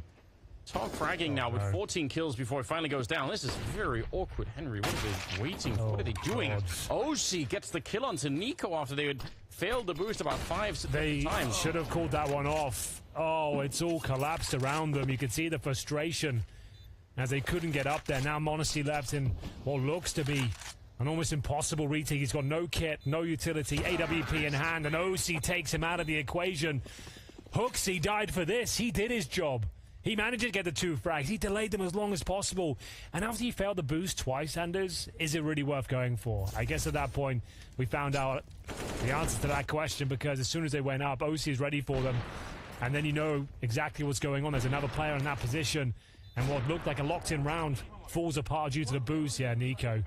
He probably can't be too mad about that. He was heavily involved in that scenario. Strange. I think maybe it was Hunter boosting him. I'm not sure whether they were lacking vision with the smoke down, but still, that seems like a pretty standard procedure by their standards. You know? Unfortunate acrobatics back there. They look like I look like if I go through one of those learn a cartwheel in 30 minutes videos on YouTube. In 30 minutes? Yeah, I've tried, Henry. Didn't work at all. We'll try after this game, but back on his feet, vaulted up this time at the A-bomb side. Nico makes up for the previously failed boost, and this one, it works out quite nicely. Committed to... Oh, time for another? Okay, we'll take 2 kills this time. Come on. All is forgiven. For some reason, it's probably less likely that someone's checking it the second time, because it seems so ridiculous to recommit to that boost again, but did work. Nice shot from Yakinda. He started to get warmed up a little bit. He had 0 kills for a real long time, but he's getting there. Naf is going to get 1 more kill, and the MP9, JKS, he's been great, but doesn't have the stopping power. Liquid looking to take a 7th round here if they can. 2 versus 3. Smoke goes up, and Naf, that's almost finding the headshot through. Hunter, he's here with the FAMAS, and they know it already. So it was 2 Nico kills to open up this round, courtesy of a very successful boost, but the bomb is now planted. Hunter pulls one back, 2 on 2, final round here. No smoke, no kit. How do you retake a bomb site with absolutely no utility and a 10-second defuse that might be coming up? Yakinda finding his 5th kill here, and Hunter, I think he's been zoned out on this one. Even if he gets this kill, I doubt he's going to be able to do much. Nicely done. Oh my. They've run it all the way back. 7 rounds for Liquid at the end. That's a huge recovery. We'll see if it's enough in the second half.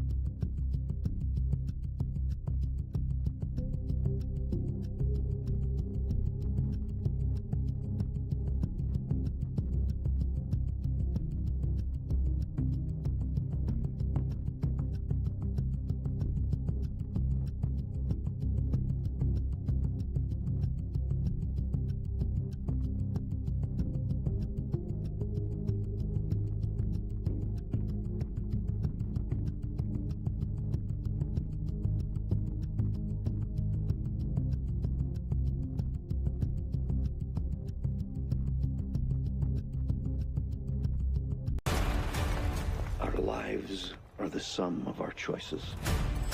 This mission of yours is gonna cost you dearly. He knows the best way to get to me is through all of you. None of our lives can matter more than this mission. I don't accept that.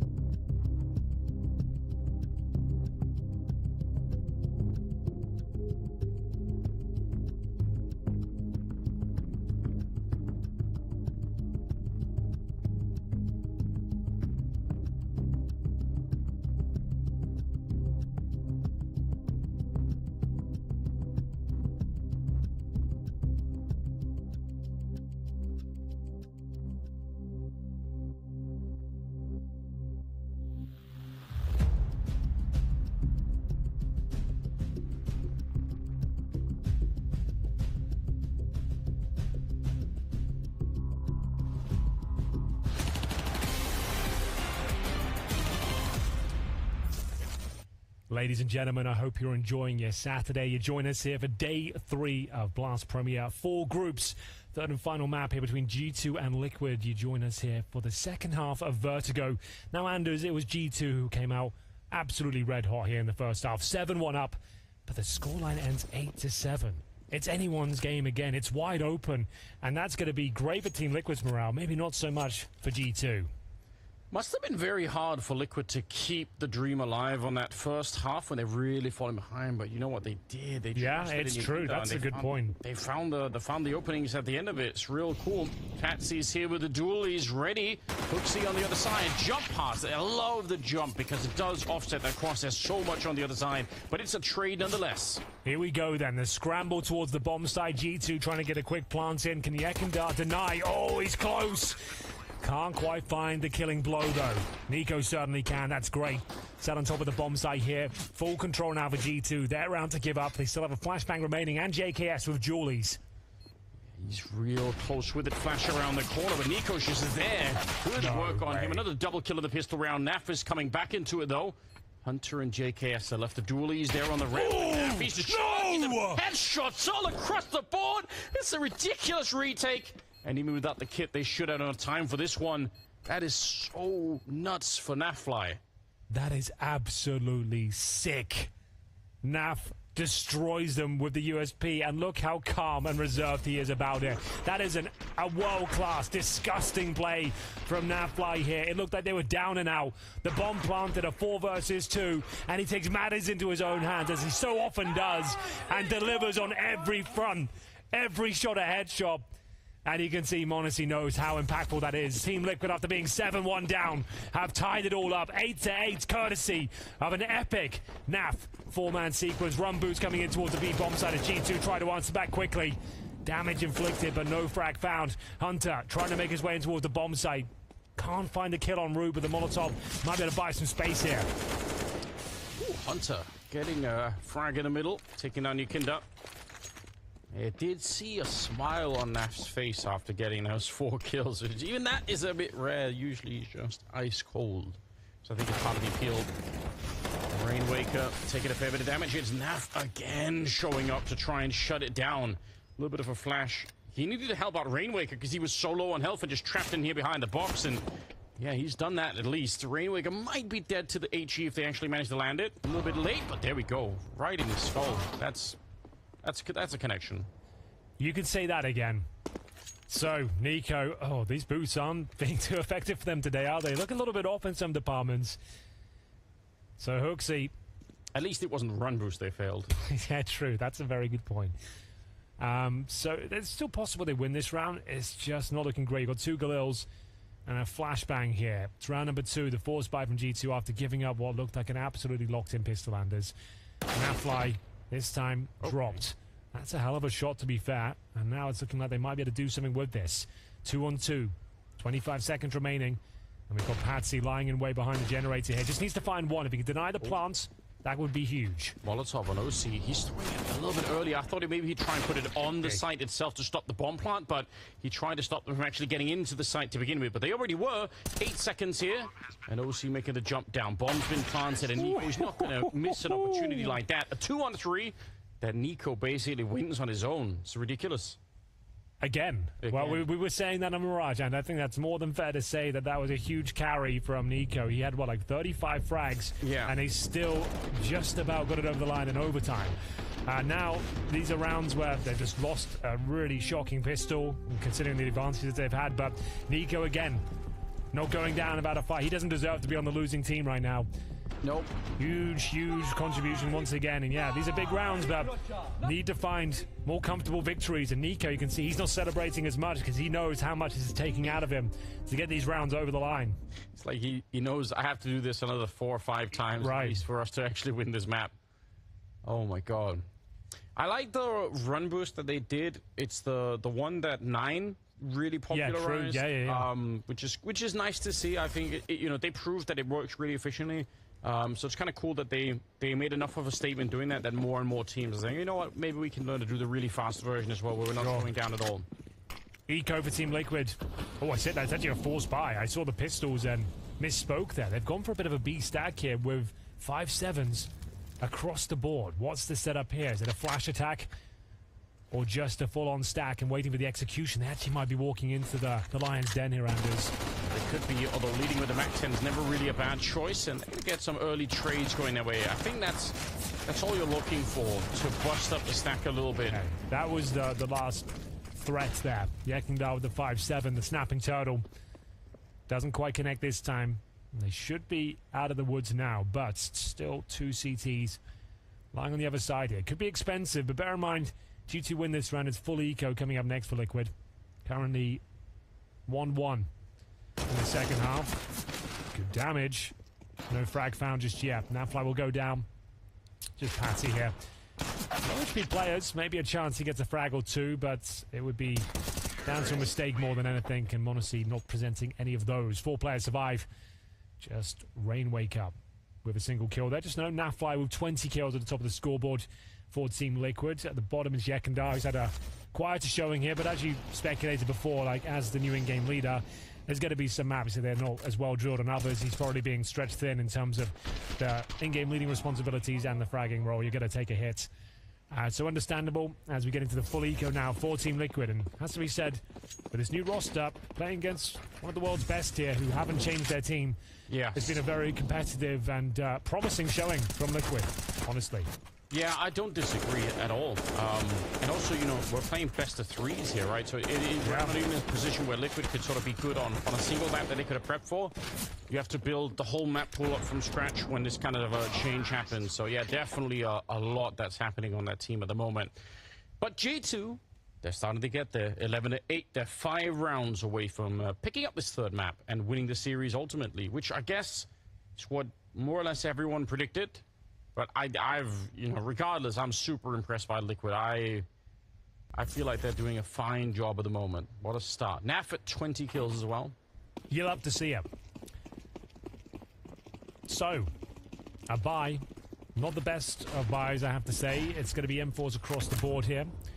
Distinct lack of utility and kits, and it's going to be a B execution, and there's a set piece from Spawn. And it's going to be m0NESY to actually looking for that opening frag, and he has delivered on all fronts. Good response from Naf. Keeps them modest here. And here come the grenades as well. You can see that's actually removed Naf from his post, and he's going for the flash and jump up. But it's a great grenade. Nice work from HooXi.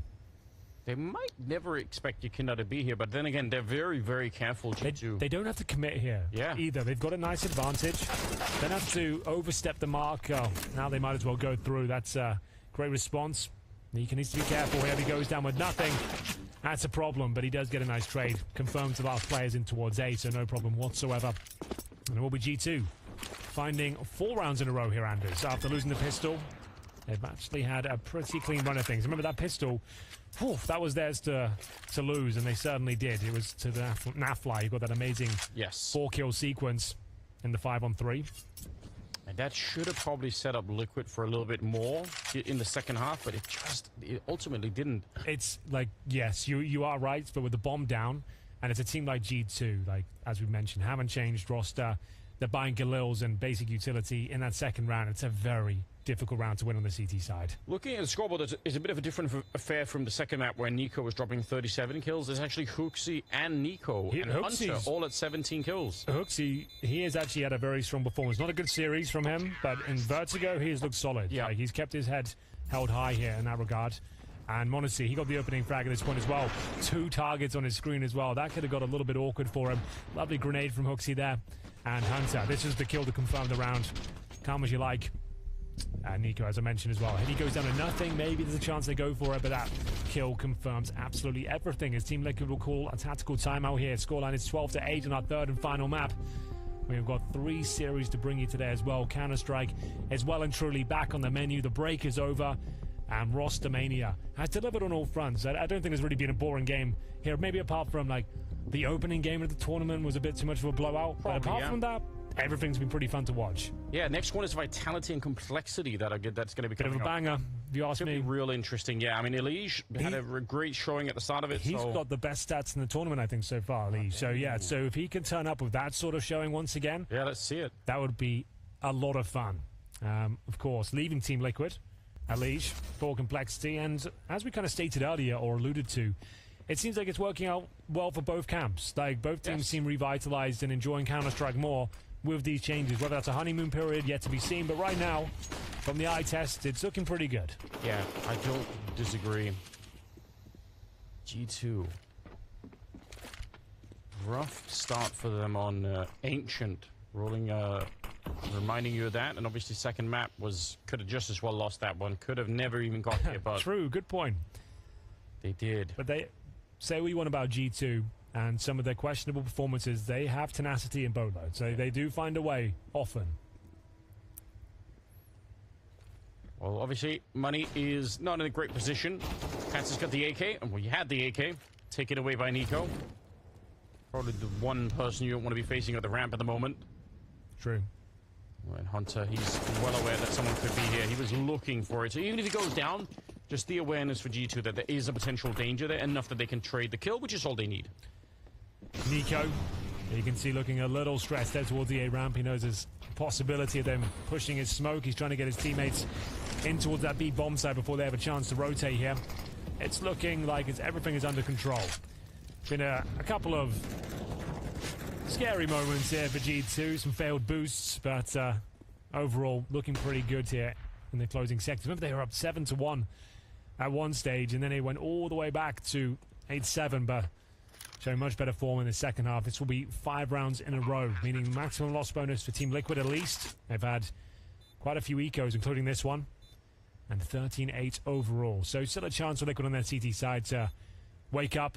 It's the nightmare scenario, right? You win the pistol, then lose the second round. On the CT side of a map like Vertigo, you're constantly going to be on the back foot. You're never going to have those full buys until you string a few rounds together. So, not too late. If they can save an AK especially. These kills don't really mean too much, I'll be honest with you. Just get out. They don't have to hunt necessarily on the G2 side, but they are leaving through spawn. Oh, they managed to find the AK. Yakinda's kind of saving the AK close to the action. I'm surprised that he's done that, to be fair. But there it is, 5 in a row. G2 are on fire. Yeah, they're doing a fine job. They're sort of racing to the finish line at the moment. Yeah, before it goes wrong. Let's get it done quickly. Don't give them a chance. Let's keep it fast-paced, boys. I think that should be their philosophy in general. Like, close it out before we find a way to scrub around somehow. Well, good recovery. As I said, tenacious performance, all things considered. Have to hold their nerve. It's been a stressful showing, but as long as they get the job done, find the W, that's all that matters. Just a guess here for Nico. Doesn't really know anything yet. God, it's close. It's real close. He could have just as well been dead. So far, he's still going to be able to live through the round. It's Patsy over on that side, I believe. With OC crossfiring him on that AWP, so they have some good presence here. And you kind of saw the effect of it when Liquid were on the T side themselves. When they can't win the ramp fight, they don't have a lot to do. So this time it's G2 being pushed back, but when you get pushed back from ramp, there's only really mid and B left. So it's a lot easier for the CTs to see what's coming. Well, 1 minute remaining here. Flashes deployed towards A from the ladder room. Trying to set up Hooksy there. They've got the Molotov down towards short as well, but they're heading towards B. Rainwaker on the front foot here. Will they check his position? Apparently not. A lazy clear from Hunter has enabled them a 5 versus 3. We said this was a very important round. They're stabilized in terms of finances. They've got everything they need, and they're delivering on all fronts. Modesty will claw a frag back. That's all he can find, though, and that's to be JKS removed. So Liquid, after giving up 5 rounds in a row, they find their second of their CT campaign after winning the pistol. Man, it's a step in the right direction, but it's a clean round. It still feels like it's going to be a while here. G2 have quite a bit of an economy, so they're going to be able to get a great buy into the next round. That was quite cool. So they threw that Molotov in the ladder room, and then they Molotov Xbox as well. Pretty convincing fake to a player going around the corner as well. I think there was a flashbang from ladder at the same time. So it looks like there's a lot going on there, but they had 4 players actually ready to split B. True. So pretty interesting idea from G2. One that doesn't work out necessarily, but not a bad attempt. And this time the set piece towards B once again, I believe, Anders. Going for that full B control at the start of the round. Looking for an execution, see if they can find the early kill. Normally boosting up. As we'll see now, Fly knowing of this potential threat. Gets a dink off, but will have to fall back.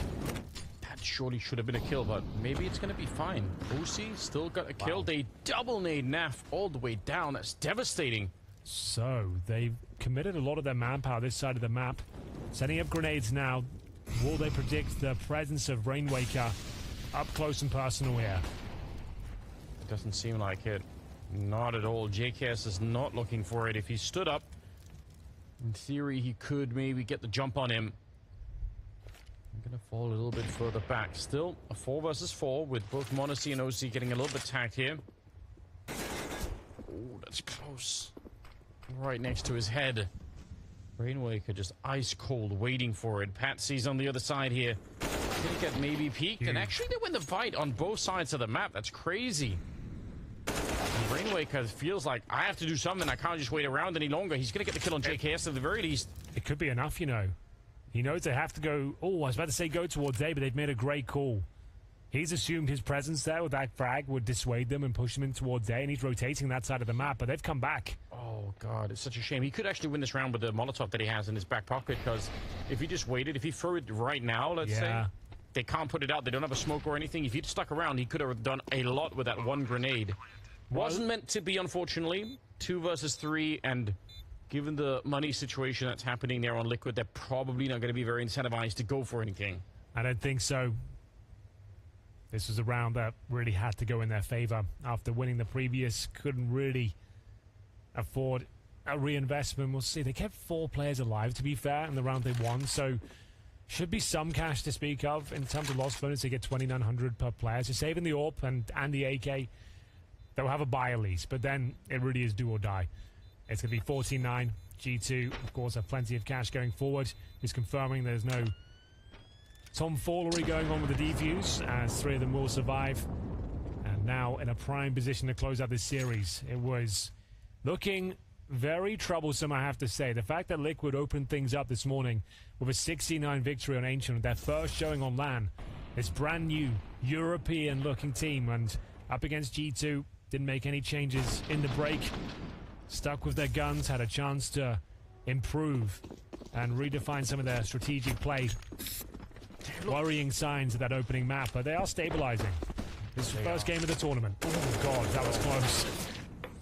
Real close. It almost works out, but instead, Naf and Yakinda just bring it right back. A couple of kills on each of them. I was going to say, we used the term flat a lot for G2 at one point, but these kind of run boosts, you know, I think that's a bit exciting. It's cool to see that they've incorporated something like that into their game style. Liquid, on the other hand, they look really, really fresh, and maybe they can still bring it back. This is looking like a 10-14 scoreline. It's just HooXi and m0NESY left to try and do something here in the 2 versus 5, but m0NESY, he's been doing better in the second half. He's got a couple of more kills. It still hasn't been the lights-out performance that we do get very often out of the young star. It'd be nice to see him do that here. Yakinda's going to find a free kill on HooXi. No issues. And it's just m0NESY left to get hunted down. Naf will get the kill. 24th on him. But they're taking steps in the right direction, Henry. They're getting there. Oh, yeah. That was a pretty convincing round as well. They've kept all 5 players alive there. This is not done and dusted, as you might say, Anders. As we'll see, the run boost. Decent attempt. Didn't quite work out. I believe it was Naf. Yeah, they got that brilliant shot. We'll see Patsy coming online here on the CT side as well. So down but not out, that's for sure. Team Liquid still have a chance to steal the series away. Nico knows it. He's played so well today. I have a theory that... Okay, this is always dangerous territory, but go on. If you got the timing down right, you could buy a decoy and throw it off the side of the building to hit the player that's being run boosted. Because you're going to know the timing pretty much every time. So just, it's going to collide with them midair. So you're going to have to throw it every single round. Yes. And buy a decoy every single round. Yeah, but just in case. And then if you, on the off chance, you might hit them with the decoy. Yeah, but look, imagine how devastated they would be, Henry. That's true. I guess in terms of psychological warfare, that would do it. A mental collapse would happen at that stage. I suppose you're right. I didn't consider that factor. I agree. You might have to do it 1,000 rounds in a row. But yeah, but it would be worth it. I suppose in your mind, it'd be worth it. Here we go. That's worth it. As Hunter cracks things open towards B. A rock'em sock'em round here. The gloves are off as HooXi and co break through the B defense. Yakinda so has a chance to deny. The bomb has not been planted just yet. 3-on-3. Molotovs exchange. Flash is being deployed, and Yakinda He'll go through the smoke momentarily. Pretty dangerous position. He knows it as well. Tries to flash himself in. Needs another kill here. Can't just give him a clean plant. Still another Molotov on Patsy, but I think he's walking in from the other direction. Yes, he is. A bit of a flank coming through. They don't realize yet. This could be huge. Oh! Kill even stops the bomb. A double kill for Patsy, and he will close it out. I don't even think they realize towards the end. Hunter's going to be going down. 14-11 Liquid. They are not out of this yet. Certainly not. They could still win this in regulation. $2,000 per player for G2. No plant found. Huge flank delivered. And that was the opening couple of frags as well for G2. You thought they had that one all tied up, but a hat trick from Patsy. The closed out round number 25 is everything. Team Liquid are online here on Vertigo in the dying stages of this best of 3. It's a full eco now. Desert Eagles, no armor, no nades. Couple of Glocks in the mix as well. As Patsy finds his 20th frag in the previous round. It's Nafly at the top of 25 as well. We'll see whether they can get anything done here. The boosts have been pretty up and down, I would say. A mixed bag for Nico. He's had some very impressive ones in this series and a couple of blunders, if you will, with the failed boost towards that B bomb site, but we'll see what he can make of this one. It's delightful to see somebody joining NAF at the top of the board there. Now Patsy started to get there. Obviously the triple really helping out in the last round. But yeah, just nice to see NAF getting a little bit of assistance. Take it easy, OC. Yeah, there's nothing to win by repeating that over and over again. No, absolutely not. So back towards B. Not really much they can do. A plant would be actually a bit of a win, to be honest with you. See if they can pull that off. Every chance they can get. Maybe another hilarious boost. Maybe. Now, this is the chance maybe you do want to do a run boost in these sort of rounds. But they boosted one player up towards the ledge. And indeed the steps. Nice shot from Rainwake. He'll have the gallery in front of him now. Objective, slow them down. Wait for your rotations. Just make sure that bomb doesn't get planted. Deny them resources. From the Exile position. Yep, true. Exile's favorite boost, I feel like. That new Cloud9 lineup looks ridiculous. It's one of the best looking rosters we've probably ever had on paper, I'd say. Like, it's wild how it all makes sense. It really does, yeah. I think that's going to be a scary team to be up against. Well, can't wait to see them. But we're going to be denied that for a little bit.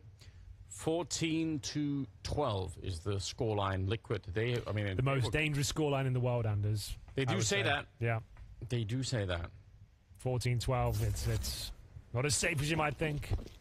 Watch out. It could be coming for you. Wake up in the middle of the night thinking about it a lot. Go away. No.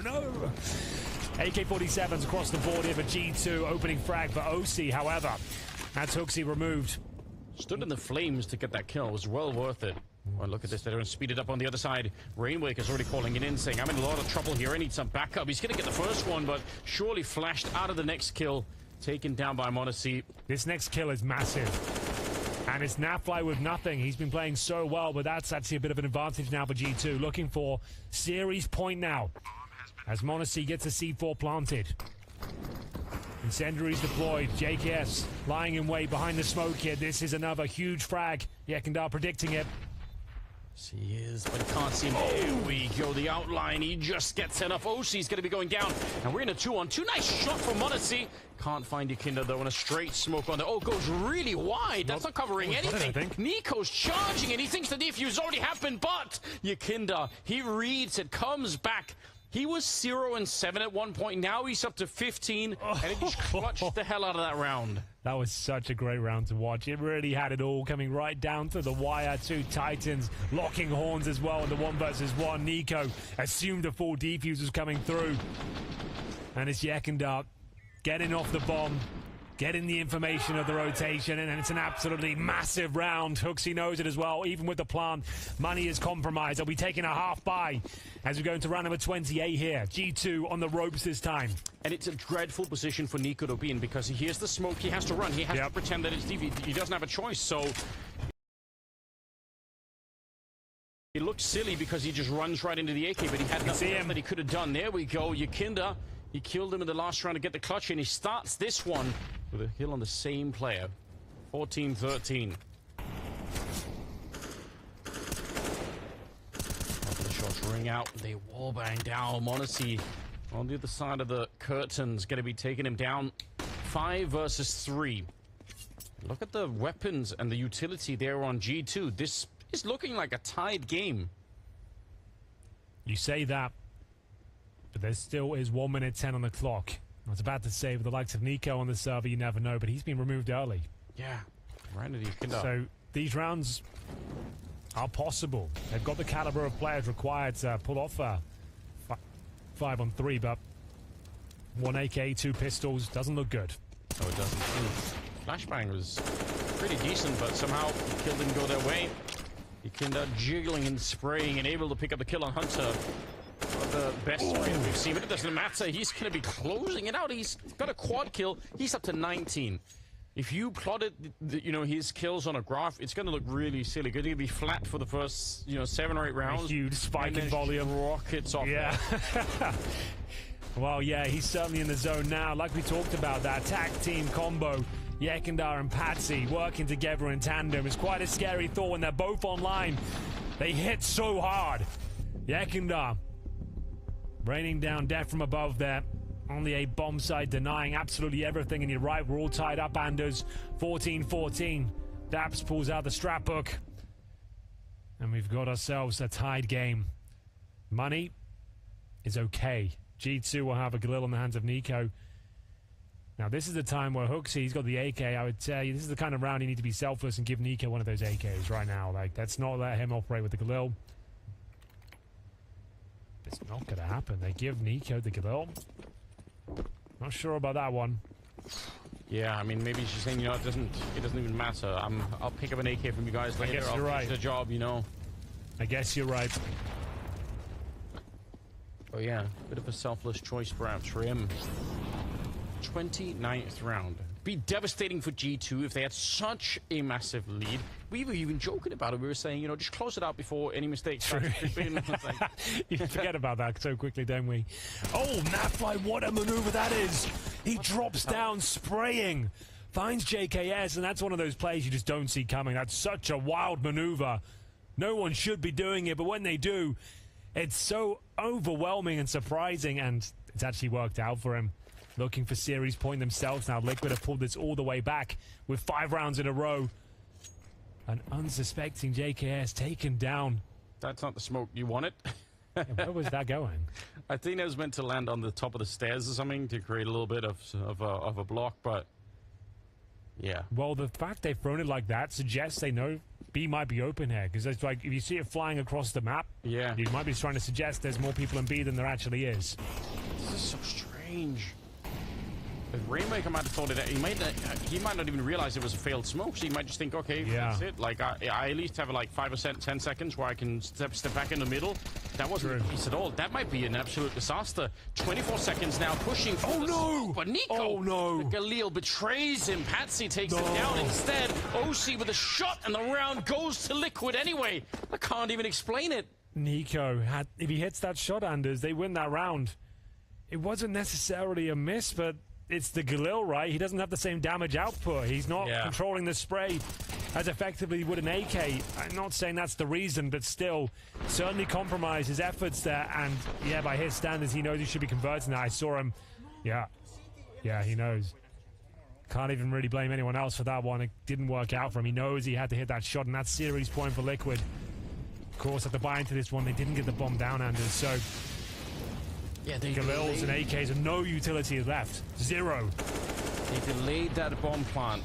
And Nico, I mean, if you'd have got the kill, it would have worked out just fine, probably. But my God, what an intense game this turned into. 15-14. We're going all 30 rounds. And G2, they're on the back foot now. They're looking for overtime. They got it in the second map, and they won it. The spray is in. Not nearly a triple spray down. Ekinda will continue, and it's just Nico. 1 versus 3. He's done this many, many times. He's done it today. But now they're calling on him one more time to try and see if he can step it up. And he's stepping right into the AWP on the other side. OC sees it coming, and he nearly gets the kill right there. Oh, my God. And look at the aggression. He jumps into it, takes down OC. He is relentless. And the Galil, this time, it rings true. These are the sort of rounds that Nico thrives in. A 3 versus 1, cut down to size. That bomb position is so awkward, though. It's true. He has to navigate deep into it. Now, we know he can juggle the clock really, really well, but still, think of how many little corners he has to check. He has to burn so much time doing just that, right? So even when he gets the bomb now, let's say he's got, what, 18 seconds remaining by the time he picks it up, confirms he's clear. And they're not giving him anything. So here, there is the bomb. Now you've got to wait and reposition, make noise, and you should be going down here. For the series, can he get away? How's he alive? He should have been shot in the back and dead already. Goes straight for it, no delays. He hears the footsteps, so Yakinder on the other side again. He escapes around the corner. He takes a little bit of damage every time. There was a grenade that landed on him here, and they have many more grenades. I think for NiKo to win this has to be 2 clean headshots. It has to be out of this world, and he can't make the next corner. Rainwaker takes him down, and Liquid, on their opening performance, they've brought down G2. Absolutely stunning way to start this team. Very impressive, Anders. What a showing. The debut for the European look of Team Liquid. An epic performance all round. They open things up on Ancient 16-9. You thought it was a flash in the pan as they go down a Mirage, losing in overtime. It seemed like G2 were firing on all cylinders. A 7-1 lead here on Vertigo, and it all comes crashing down around them. Really, really, really impressive stuff. I mean, also, just for me personally, delightful to see Naf at the end. I feel like he's getting more space. You know, you saw that drop down that he had at the end. That was a great play. He's playing much more loose at the moment, and he can step it up. I still think he's one of the best players in America. Definitely proving it today. Very, very, very exciting turn of events. And if this is the starting point for Liquid, I mean, you've got to be really excited about what's still to come, because they are still building everything from the ground up here. There's absolutely no question about it. We do have James with Naf down on the stage. A fantastic start for Liquid here at Blast, and well, it's a debut for the new guys coming in. I want to see just how was that first rodeo. It certainly wasn't easy. Yeah, I mean, it was pretty crazy. You know, we had a really strong Ancient. You know, it was our map pick, and then going into Mirage, it was pretty close back and forth. We definitely feel like we kind of blew it in some situations, but then again, we won some clutches. You know, so fair play to them. They played well. And yeah, Vertigo is reverse Liquid. You know, we brought the comeback to them. I want to touch on that Ancient to start things off with, though, because in the first half, right, really close. But when we saw you go switch over to the second half, the CT side was looking really dominant. Do you think they were confused about what you were playing and the new style you were playing with the new players? I mean, yes, of course. You know, Merrick's is now IGLing, and then we also have different players in terms of like their play style. You know, Robert is more aggressive in some ways, kind of like how Lige was playing, but but he has his own style of playing that. You know, so it's a little bit more loose, I would say. And then Rainwaker, you know, he's an unknown commodity right now. So so people don't really know what to expect from him. But everybody played well, and yeah, then again, they're a team that made no changes, so we had things that we somewhat expected, and then for them it's a little bit harder to read for our play. So yeah, so that's pretty much what it came down to, I guess, maybe. When it comes to Mirage, did you feel like you guys should have had that and it should have been the 2-0? Because you look at the NiKo clutch, which kind of saved them in the first half. Then you look at the few mistakes you guys made when it came down to some of the scenarios where you had advantages. So you must have felt like that one slipped. Yeah, there's some rounds that slipped. I remember I made like a mistake when they're retaking 5 versus 5. I think like from CT spawn on Mirage, and I ended up over peeking, giving them the entry into the site. So that was my bad. And yeah, no, the clutches went back and forth. So it's hard. You can't just say we won all the clutches, and but. Yeah, they won some clutches, but at the end of the day, I think they played really well, and they deserved the Mirage game, and the other 2 maps, we could say we deserved them. You certainly did, Naf. Thank you very much, man. Thank you. A war of attrition, and it was Liquid to deliver the finishing blow. Talk about an impressive first showing for this new look Team Liquid. The fact they managed to keep their cool, keep level-headed in such an intense fight, Jacob, impressive stuff from them. Especially after what happened on Mirage. I think Nafly just said it right here, that of course you can always argue that clutches goes back and forth, but I think we both agree that that was a bit of a loss for Team Liquid. So they were able to reset, come into Vertigo, go down, being basically from the start pressured to the brink of a breaking point, and still fight their way back into the game. As you said, Freya, that was a very, very positive showing for this new Liquid roster. It's impressive on multiple accounts. First of all, you have a brand new roster that is pushed to a 3rd map, which technically should be where you start to see cracks in the defense, cracks in the game plan, and they're actually able to fight back towards the end 7 rounds in a row. And then on top of that, I want to talk about the start that G2 had and put Yakinder 10 feet below ground. Literally Yakinder at 0 and 7, trying to figure out solutions. You could see how he seemed to be a little bit lost. He doesn't have the time and the luxury to individually focus on himself. But in spite of that, they still walk back into this game. That is impressive. The starts from G2, you spoke about it here in Vertigo. They're up 5-0 in the first half. They're up 6-0 in the second half. That's an 11-0 lead if you take the first couple of rounds into account. In the mid portion of the games, Liquid were the better team. In the vast majority of the buy rounds, Liquid were the better team. So as Matthew said right here, it's highly, highly impressive that a team that is so new, that is building up from the ground and upwards, can come into a third deciding map against a team that hasn't made any roster change and looks so goddamn good. As you said very aptly, Matthew, it's impressive on so many levels. And just to continue that Yakinda conversation, right, the fact that he is so down low in coming into the early stages of this Vertigo game, and then we're talking about him in an entirely new role as well. I would not blame Yakinda for absolutely crumbling. He doesn't let G2 get back into this. No, and he had impactful clutches towards the very end as well. You can argue the 1v2 that he turns around with that Ninja Diffuse against Nico is a key factor for Liquid to make it through. And I just want to make a point right here. The beginning of this game for Yakinda, when he's down 0-7, that is the difference between being a second voice in a team and being the full IGL. When you're the second voice in a team and you're having a bad start, you have the luxury to kind of regather, calm down a little bit, focus on yourself, and warm yourself back up. When you're the IGL, there's no moment where you can just be silent. You cannot just focus on yourself. You have to keep coming up, with ideas, with pushes, with kind of, pushes for your team. And I was impressed to see him come back into it. Not only as an in-game leader, but also as an individual player. I believe at one point in the game, he was 8-16, and he finishes with 21-17. You saw in the highlight package as well that all the highlights came in that later portion of the game in the comeback. So that was a massive comeback from Yakinda, not only as an in-game leader, but also as an individual on the server. Should we also give it up for Nasty Ass Naf as well? Definitely. Talk about a consistent force, and he's coming back into this new season and saying, I am not changing. I'm not going to be changing from that pillar of consistency. It's just so good to see. Like, it's such a guarantee, such consistency. I feel like both teams had very good anchors to offer. JKS on one hand and Naf on the other. I agree with Anders. I think Naf freed himself a little bit in this series. You would find himself in situations where you think, wait, hold on a second. Is that Naf? Is that being so aggressive? What the hell is going on? And actually, you can definitely see, like, mechanically, he's got what's needed. Like, he can actually take some of these duels. He can really go out there and put himself in danger. And of course, he's a huge talking point for Liquid. Something we can't forget, the Naf is world-class in his role, and he's been for a very long time. He's almost too nice as well when he's saying that, yeah, on Mirage, we didn't really deserve it. Clutches go back and forth, He's just trying to be the nice guy. Sometimes I wish that his mentality outside of the server would reflect how he is on the server, because as you said, mechanically speaking, and the way that he possesses and owns his opponent sometimes is very, very cool to see. Just looking at the two new additions to Liquid, specifically on Vertigo, we were kind of theory crafting exactly how they would fit in. Was that what you expected from both Rainmaker and Patsy coming into this specific map? Yeah, I mean, we keep seeing Patsy taking Yakinder's position. I think that happened once again on Vertigo. Patsy was very much responsible for the A side, and then Yakinder was a little bit more shuffling around where he relies on his vision, and Rainmaker is following the trend, which is take Nitro's position, be that anchor that they rely on with Naf as well, that secondary defensive player. And honestly, even though the stats aren't incredible, you have to give it to Rainmaker for stepping up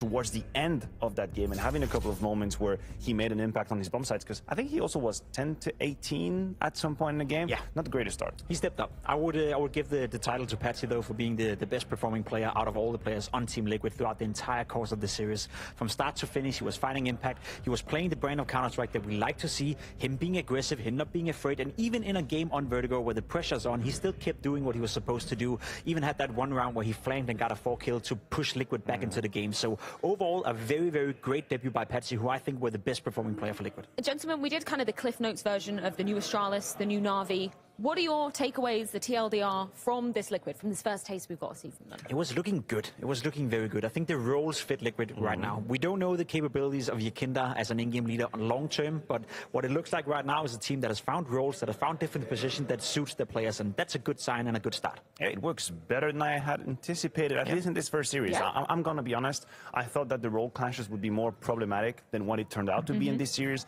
I had serious doubts about Yakinda being able to have that kind of impact and input if you take him out of the positions that he usually likes. I think he made a liar out of me, at least in this series. And yeah, Patsy has been picking up the mantle. I think he's been playing these positions quite well. So suddenly, structurally, there is something to explore there. Well, that does wrap up the debuts here at the Blast Premier Full Groups as we take a look at how Group C has played out with the initial matches going down. Team Liquid going to be facing FaZe up next. What are you thinking of that one, Jacob? I think that's a cool one, especially considering that FaZe is still sleeping a little bit. I think sleep in their eyes. Kerrigan said they took a longer break than initially just to rest a little bit more, and then they slowly but surely wanted to get started. I think Liquid have a good chance of making that a very cool game. OG versus G2 in that lower bracket as well. Plenty more chances for the teams going forward, right? Yeah, I just don't think it's going to be that easy for G2. I mean, don't get me wrong, they're the better team, but we've seen that when allowed the space to come back into a series, OG made life relatively miserable for FaZe on map 1, and this G2 still had moments in this game where the energy or the lack thereof is a little bit concerning from the outside, so you better just give yourself a kick in the butt and make sure that you take that game seriously. Well, that does wrap up the Group C action for now at the Blast Premier Full Groups, but we will be returning to Group A. Up next, it's Vitality taking on Complexity.